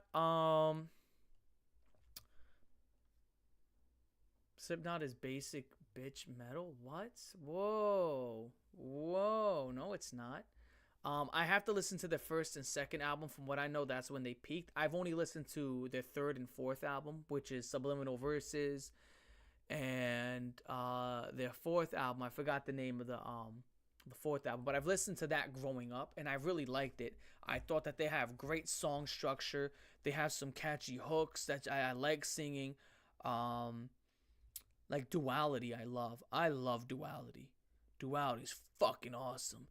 Just anytime, just hearing, anytime I think of Slipknot, anytime it says, yo, what do you think about Slipknot? I always think of, I push my fingers into my, that's what I immediately think as soon as I hear Slipknot. That's the first thing I think of. Just like, fuck. That's the first thing I think of. And I really like Slipknot. I definitely have to give, I believe the second album, hold on. So I need to listen to their self-titled because I grew up with their more cleaner sound, but I need to listen to Slipknot. I need to listen to Iowa. I've listened to All Hope Is Gone and is that the one I listened to? I'm not sure. I know I listened to Subliminal Verses growing up, and I believe All Hope Is Gone. Yeah, All Hope Is Gone in Subliminal Verses. That's what I grew up on. So I never really listened to that much of their self-titled Iowa, but we'll see what's up. I did listen to Iowa on stream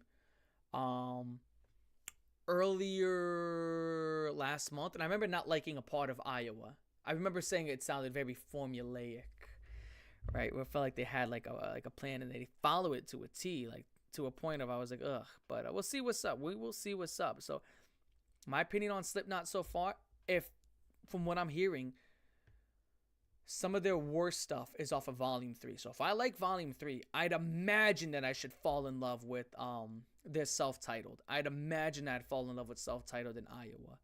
I've only heard a little bit from Iowa. Didn't really like it too much. But apparently that's their most metal album out of them all. That's supposed to be the most hardest, and their first shit's the most grimy.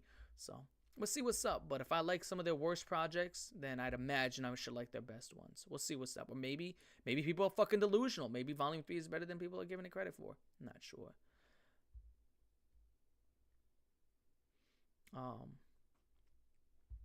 Let's see what's up. But yeah. With that being said, here is Shaboody, the Godfather's Lollipop, Shaboody.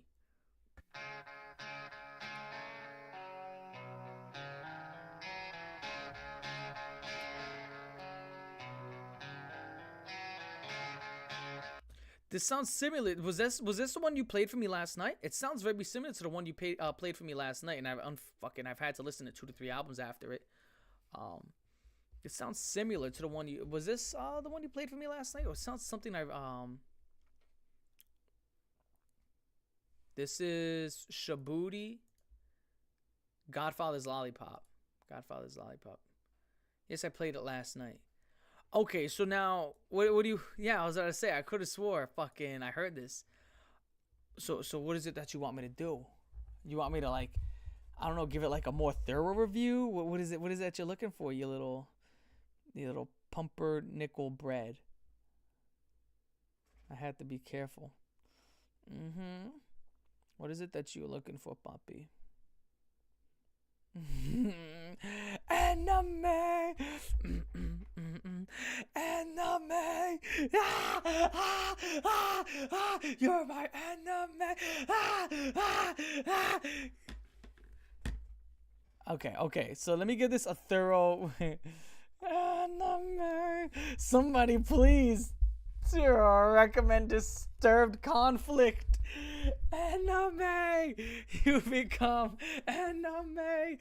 Guys, someone please recommend Disturbed Conflict.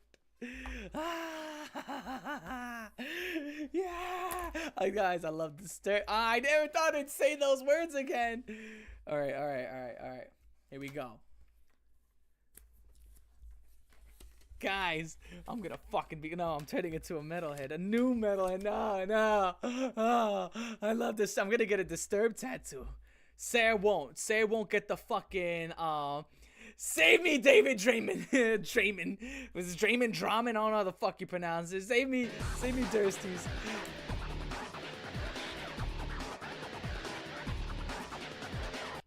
Conflict by Disturbed.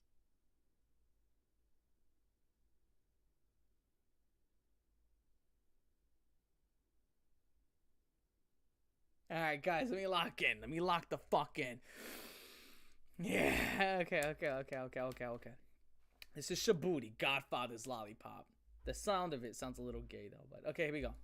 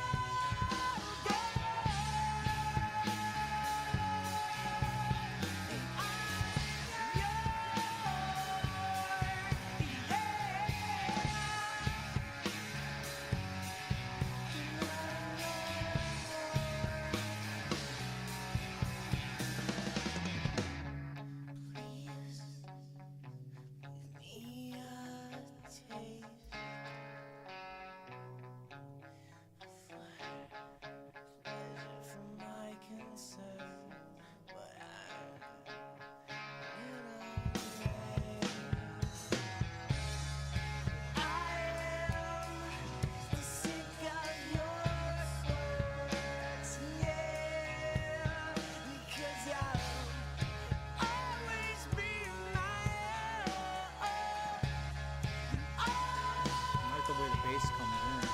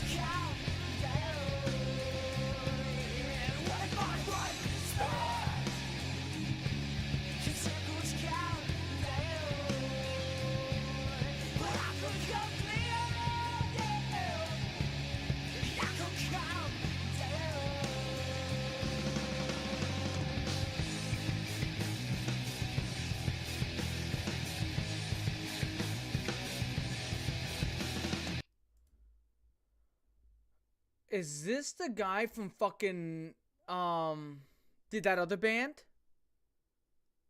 Is this fucking Coheed and Cambria?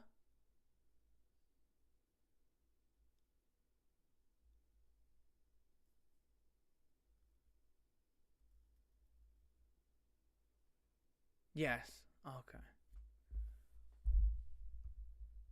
It's the fucking guy from. I was like, yo, I've heard this voice before. I was like, yo, dude, that shit was painful for us. I'm like, yo, and I'm fucking like looking up. I'm like, dude, this is. It was in the fucking like the corner of my brain. I'm like, I've heard this voice before. I've played these games before, right?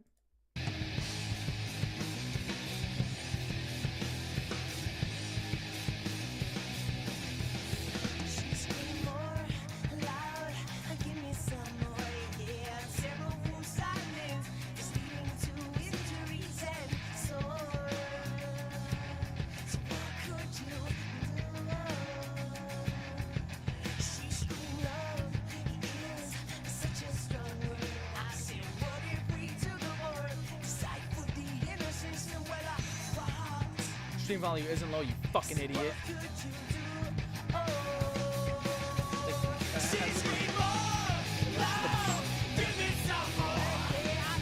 I've like literally the stream value is not loud. It's almost it's leaking into the orange. If you want a screenshot of the stream volume, it's leaking into the orange. This is just the song is low. The song itself, that's the mixing on the song. You always complain like, wow, this is actually really louder. No. Ever fucking occur to you that maybe it's not the stream and maybe just the upload of the video? Did that ever occur to you that may be a fucking instance? That could be the situation, but no, it couldn't have. Fucking use your noggin, you mediocrity.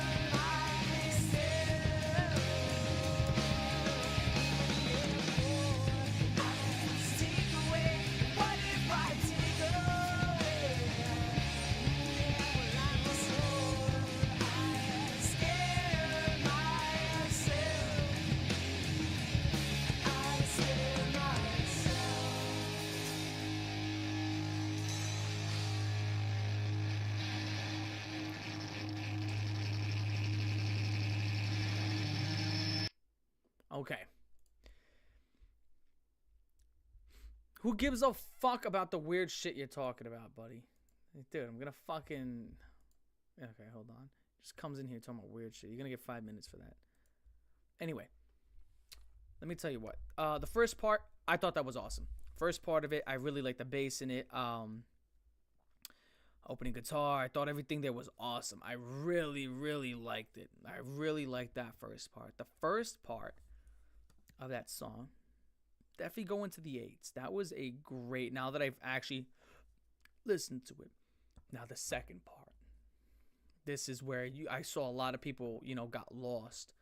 Where it felt like it was such a huge switch up. It felt like such a 180. And then, you get in these really loud fucking, it just got really fucking loud. And then he's like laughing maniacally. And it's just like that was just not fun. That was just, yeah. He was going full jonkler. He was going full jonkler. And that would never go full jonkler. And he just went full fucking jonkler. That part became pretty bad to listen to, at least for me. And then that third part was decent. The third part was decent. And I thought it was good to decent. I thought it was pretty good. The third part was good. And then he was just like, "Get down!" And I was like, oh man. And then it started sounding messy to wrap it up. But overall, if I had to give that an overall score, like an overall fucking score, just like off the rip, if I had to give that an overall fucking score, dude, like this is just a raw score. I don't know what the rest of this Lost Media sounds like.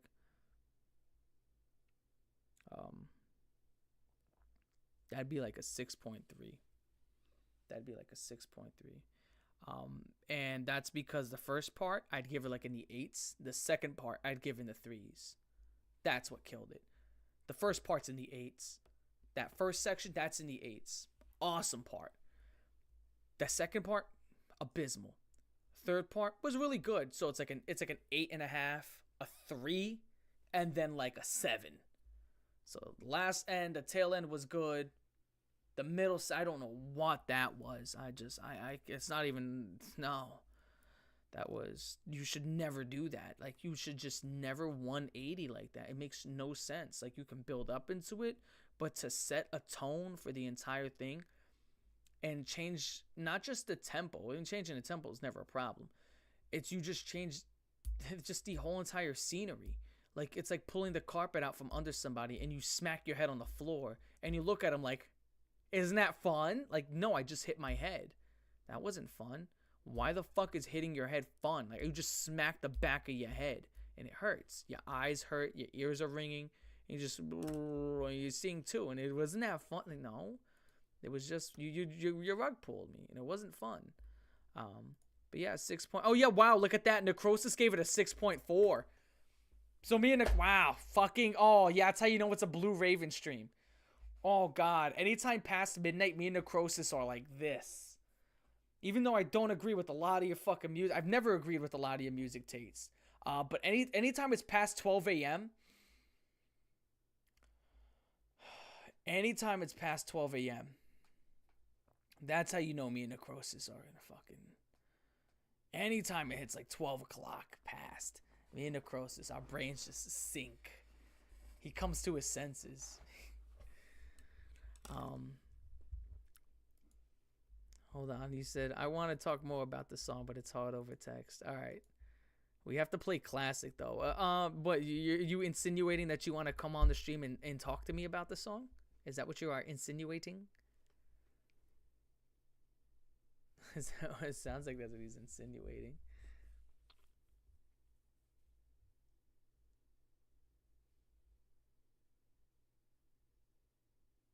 Yes. Here we go, guys. Let's bring him on. Let's bring him on. We're going to bring him on, everybody. The first time appearance. This is just, this has become like a fucking Family Guy thing, right? We're just having guests, rotating guest. His name is name. we're gonna have named name on here. Here comes named name. Here he comes. Here comes named name. Which account?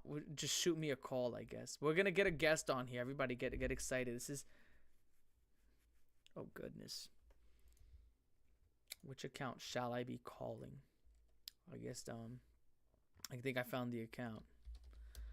All right, here we go, guys. I'm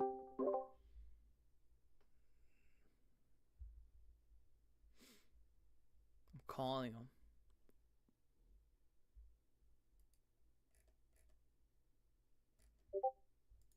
This guy's a fucking prick. He calls me on his other account. Yellow, what up? Named name. What's up, ding dong? Oh, that mic is beautiful. Is that an industrial mic? Yeah, He's making an it is. industrial song right now, guys. Yeah. Oh man, I'm the next Static X. Yeah. Actually, I don't know if you knew. Oh, I didn't know that. Oh, rest in peace, Wayne. You think you can outdo Wayne Static? Oh man, I am way Static reincarnated actually. Oh shit. Okay. Tell me about this song that you needed to tell me. That you needed to. So, again, this is comes into as prog rock, and it's a genre that necessarily turns more into art than it is music, if that makes sense. Okay. And usually it goes in with the storytelling of the lyrics, and at least the background of the song is he was in a relationship with his girlfriend that he didn't really like. He actually even hated her, but he would still, but he had an I guess he was a nymphomaniac. I guess that if that makes sense. Yeah, he's an And info. yeah, he was. I think I don't know. I don't know if he still is. But I don't think it's And something you can grow out of. You can never grow out of being a nympho. That's not. I don't think that's even possible. That's me personally. you personally. But no, the whole point of the song is him just coming out with the frustrations that he hates this person, but he just can't stop fucking them, essentially. And at least that's what I really like about it. Starts off soft, right? But if you read the lyrics, it builds up to him just being fed up with it and just hating it, but loving it at the same time, kind of thing. I think that would And work more if it was more in like a very softer, slow rumble. But it felt like it created it created a tempo where it was already at a point of subtle intensity. And what I mean by that is this. Like, hold on, let me just go into it. Like, this is. It feels like it's already created. Like, it doesn't feel like it's building up. Like, that section of the song doesn't feel like it's really building up into a necessary like another section. It feels like it's mostly, this is what we're set to have, this is what we're set to believe. It doesn't really feel like it's building up. Now lyrically, yeah, I can see that, but at the same point in time, it doesn't feel like anything is supposed to happen. It feels like that's supposed to be the song, and then when it does change, it felt like it happened too late into the song. So it's like a setting has been created so much that the walls are painted, you got your bed, you got your cabinets or whatever, not your cabinets, your drawers and your dressers, and then you go to this like very metal sounding part, right, where it's very hard, etc. And now it feels like now we just have to completely take out the bed and take out everything, and then you put in something else. And then it gets to a third part of the song where it feels like you take everything out of the room again. It doesn't feel like it built up to it. It created something new. I felt like it was just such a complete switch that it just catches me off guard, and it just doesn't sound pleasant. It doesn't sound too pleasant. I get it, and I want to say bring it up to the chalk it up to the fact that it is their like their second EP, essentially coming out of like an actual garage, right? And that's kind of the part that I appreciate. That I know you hate this term, but it's raw, right? It's just raw emotion and frustration. I can feel that. Like, I don't mind rawness. I mean, Korn was fucking raw. That shit was dope. Um, it can be raw and still be great. It just felt like that was, I guess, yeah, it was raw, but it's just like the switch up was too it wasn't sudden. I felt like when it happened, it felt like it took too long to get to that part. So it created a vibe and a feel for it. And that's one thing I've noticed about prog rock. Prog rock is typically very long songs. You have 5, 6, 7 minute fucking songs. And prog rock is, switching up the tempos and kind of making sections in songs more than actually making a song. That's one thing I've noticed. And in here, it just felt like, some sections were infinitely better than others. I mean, definitely the first section was definitely the best of the whole song. Do you agree with that or disagree? Yeah, I definitely do agree with that. I actually, what keeps me coming back to that song most of the time is that psychedelic sound to the first part.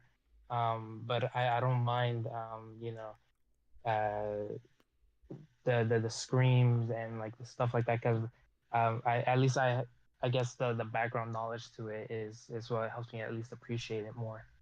Um, and I know prog rock is more like an acquired taste. I know it's not for everybody, but it is my favorite genre of music for the most part. You already know this. Coheed is my favorite band. That's a prog rock band, right? And Maybe I'll actually, I'll have to, it take me a lot to get into because I've heard, you know, I've heard a good amount of them, but I feel like when it comes to prog rock, that's not something you can, because to me, a lot of my stream is raw dogging songs.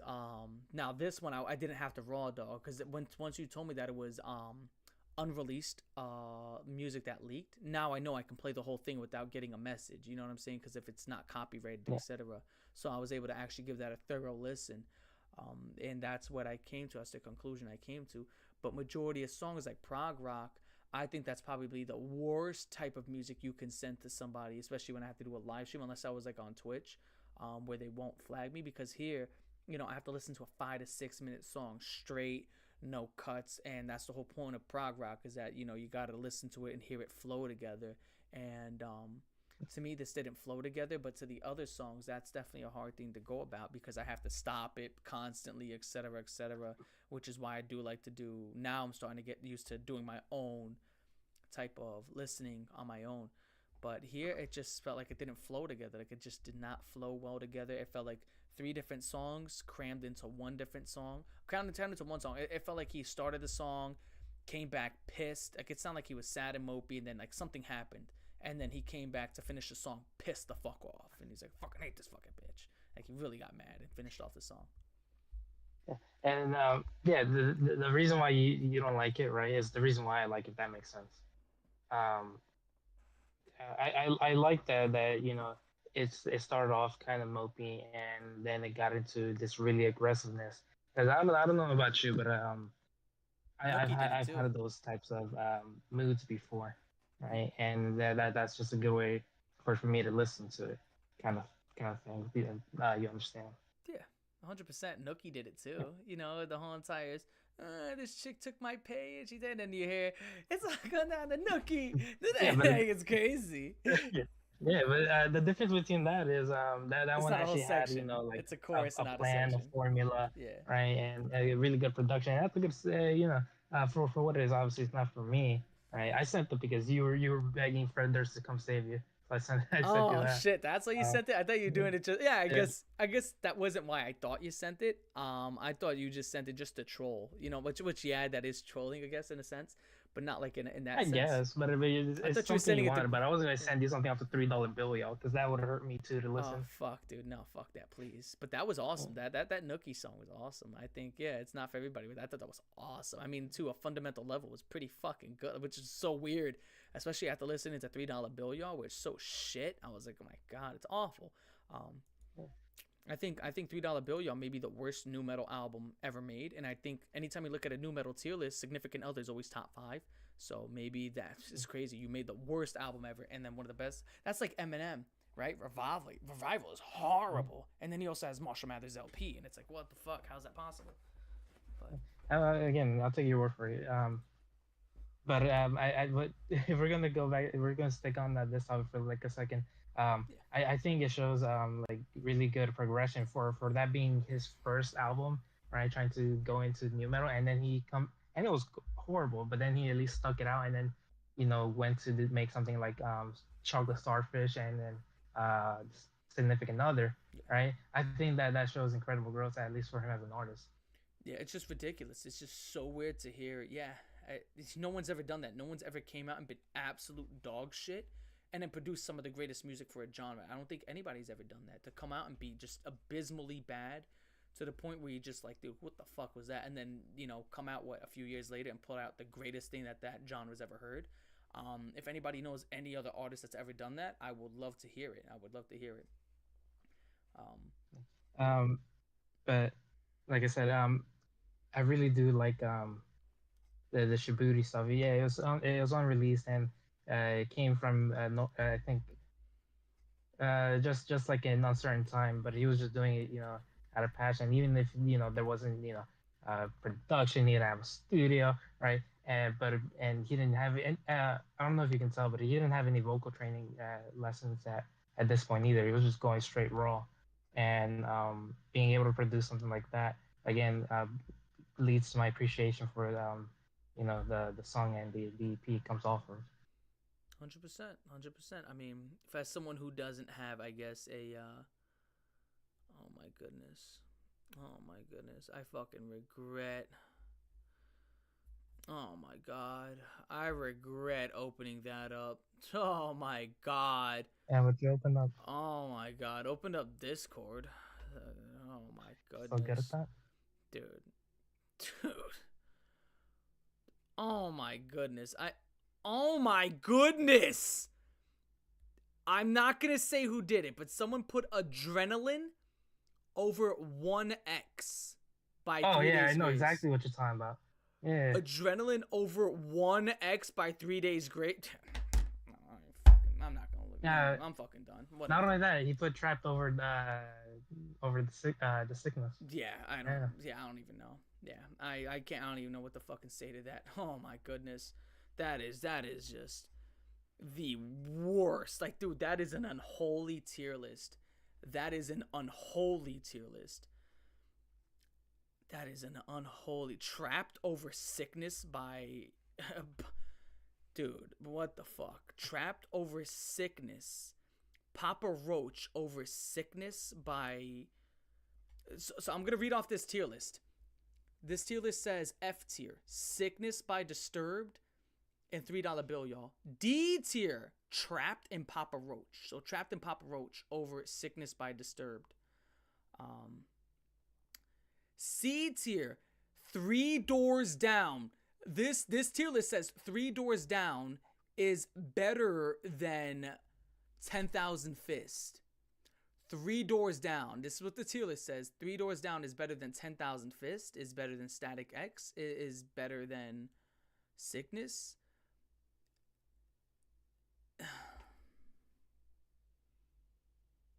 Yeah. That is just unholy. I also want to point out that he put Prayer of the Refugee over Hybrid Theory. Yeah, that's dude. And they're both in A tier. Yeah, dude. I don't want to say what he put in S tier because I think that would give it away. But yeah, I'm not gonna say what he put in S tier either because that is. But oh my lord, that is one of the. Adrenaline over 1X, Adrenaline over Korn. That's not even like that album flopped hard. Like that's not even like a lie. Like that's not even like a lie. There's a reason. Like, how do I even say that? It's not just a lie. That to me is malicious, right? At least a lie is like, to me, this is like there's malice behind that. There's like There's I don't know. I had someone needs to scroll and look at that person's body and try to look for a Deftones tattoo. Yeah, that is. I mean, yeah. We did the re-listen together last night. Me, you, and Hades. And you guys even thought that me putting it in C tier was a little too high, which even I said. And then we had the discussion, and I said, those 3 songs carry, those 3 to 4 songs carry, and then we all agreed on that. But you guys putting it in D or F tier, I don't disagree with that. But anything above C tier is ridiculous. And above System of a Down's album, above Breaking Benjamin's Phobia, above 1X, above Korn, above 3 Days Grace's debut album. Oh, Yeah, what? above opening your, yeah. Dude, dude. Yeah. I mean, I mean, your. dude, and it's right there behind Evanescence. Is dude putting dude? Dude. Can someone please delete that? I'm sorry. Putting that next to Nah, Evanescence. Delete that. No, delete that. and Dead ass. Delete that. yeah, That you is got no. Hades, you got Hades. You got to delete that. Please delete that from. I don't want to look at that anymore. Next to adrenaline next to Evanescence is Fallen. That's like that's the most bipolar thing I've ever seen. So you have an album that's fundamentally sound, an album that is fundamentally sound, that incorporates so many instruments. Even people who don't like Evanescence is Fallen were like, oh, you know, the orchestras and the choruses and the piano keys, they were great, they were well implemented, versus just a guy going like, oh, on a microphone. Like my tier list today, I'm gonna say it. I don't think so. My tier list was perfect. I mean, I don't think there's anything wrong with my tier list that I created today. What do you think about my tier list today? Your current tier list, I think it's a lot more accurate. I do agree with moving up the sickness. I Okay. did think the sickness was too low when you initially did it, and Okay. I do think your even though I didn't fully disagree with your initial tier list, I didn't think it was a bad tier list for what it was, especially you being new to the genre and just listening to everything for like the first time, and you obviously couldn't give your full attention the first time and whatnot, right? I thought it was good. Um, I do like your new tier list a lot more though. Okay. Okay. Because dude, hybrid the 1x 1x being, dude, just oh my god, like 1x in my opinion is A tier. It's easy A tier, and the idea of it being an S tier is it's a great idea, right? It's not a bad idea. Like if you put 1x in S tier, no one's gonna fight you on that. That's silly. But if you put it anything below an A tier, I think that's your fucking like, dude. That's not even like, dude. That album has like, dude. It's just wow. That album is just phenomenal. That album is Um, beautiful. yeah, and again, not for nothing. I don't know. It's like putting legacy and stuff, but like that was a staple of like what it came out like mid 2000s, late 2000s, like emo, right? And it was a staple for a reason because it was a great album. Yeah, anyone could listen to it, Yeah, kind it of was thing. You so didn't have easy to to be in get the into. scene Oh, to appreciate it. yes. It was so fucking awesome. That was such an awesome album. Um, but if anything, that was I think I'm gonna yeah. If anything, I appreciate you coming on. I'll probably talk to you about music in a little bit. In the Discord or whatever. That's cool. Yeah, no problem. All Yeah, right, just let me know. all right. I'm gonna catch it. Yeah, see. Ya. Have a good one. Here's the thing. That tier list was so painful. Like that's the problem, and this is why. And again, guys, can I say this again? Can we all? I don't want to dick ride myself, but every single music stream that anybody ever had typically has a dictator. Can we all agree I'm probably the best dictator you can have? I'm a great dictator.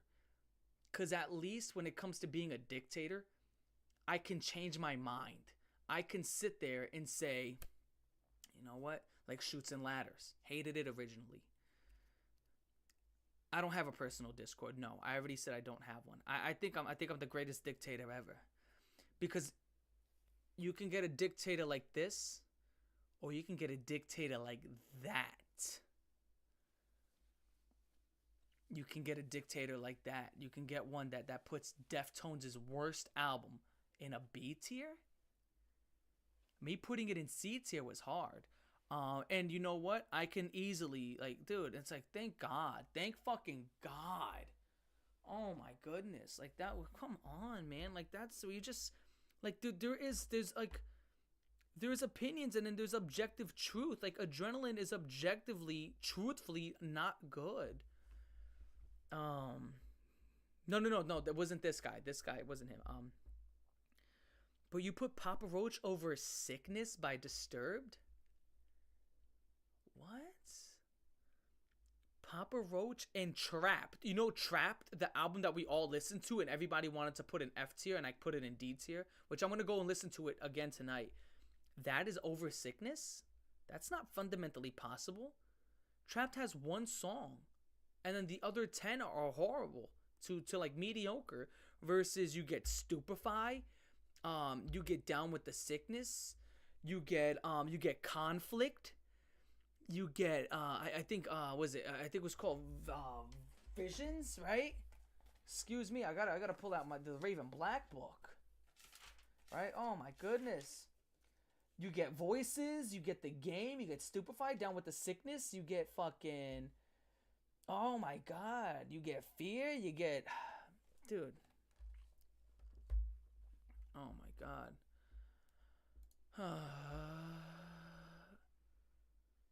Alright, here's what I'm gonna do. Oh, by the way, guys, Conflict by Disturbed. I almost forgot to. Jam. Let's end the stream on a jam. Let's end this stream on a fucking absolute jam. Absolute fucking jam. End the stream on a fucking monstrous fucking new metal song.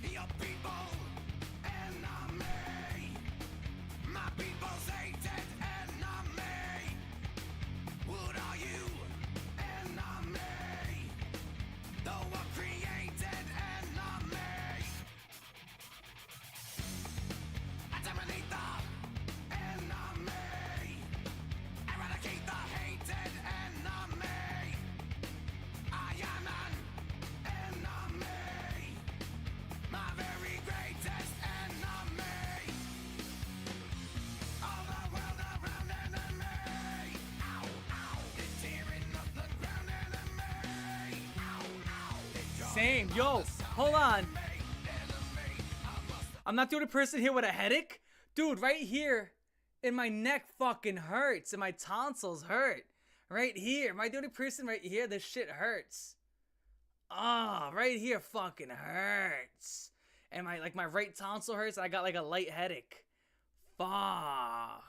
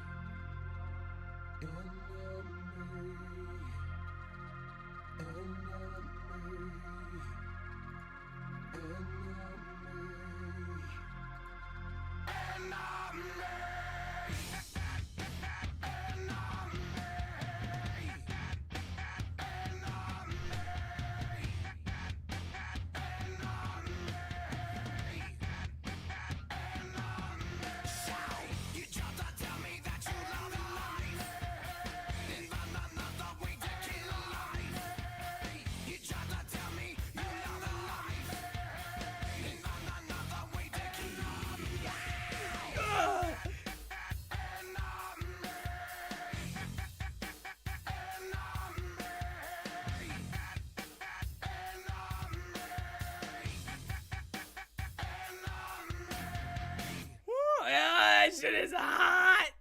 Yo, dude. Every single time that song gets hot, yo, that song gets better every time I hear it. That song gets better every time I hear it. It's like the enemy. Yeah, fucking enemy. That's it. He's declared you an enemy. That's it. It's over for you, man. Fuck, it's over for you. You've been declared an enemy. Yo, fuck. My rating on that song, by the way, just if anybody gave a fuck, I think I gave that one like in context of the album, by the way, in context of the album, which the album again, it's fucking has a lot of high highs on this album.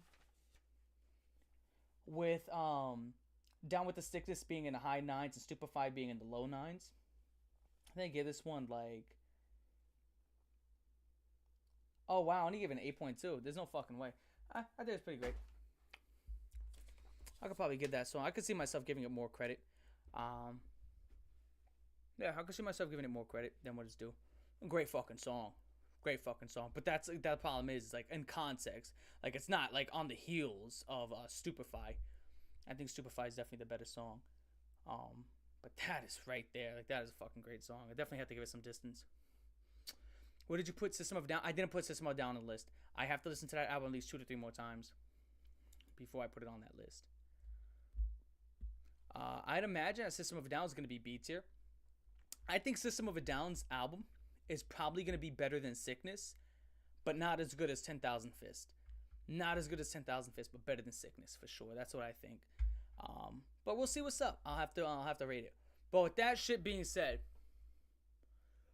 I'm your boy Core Raven. I'm gonna catch y'all the fuck later. Hope y'all have a good one.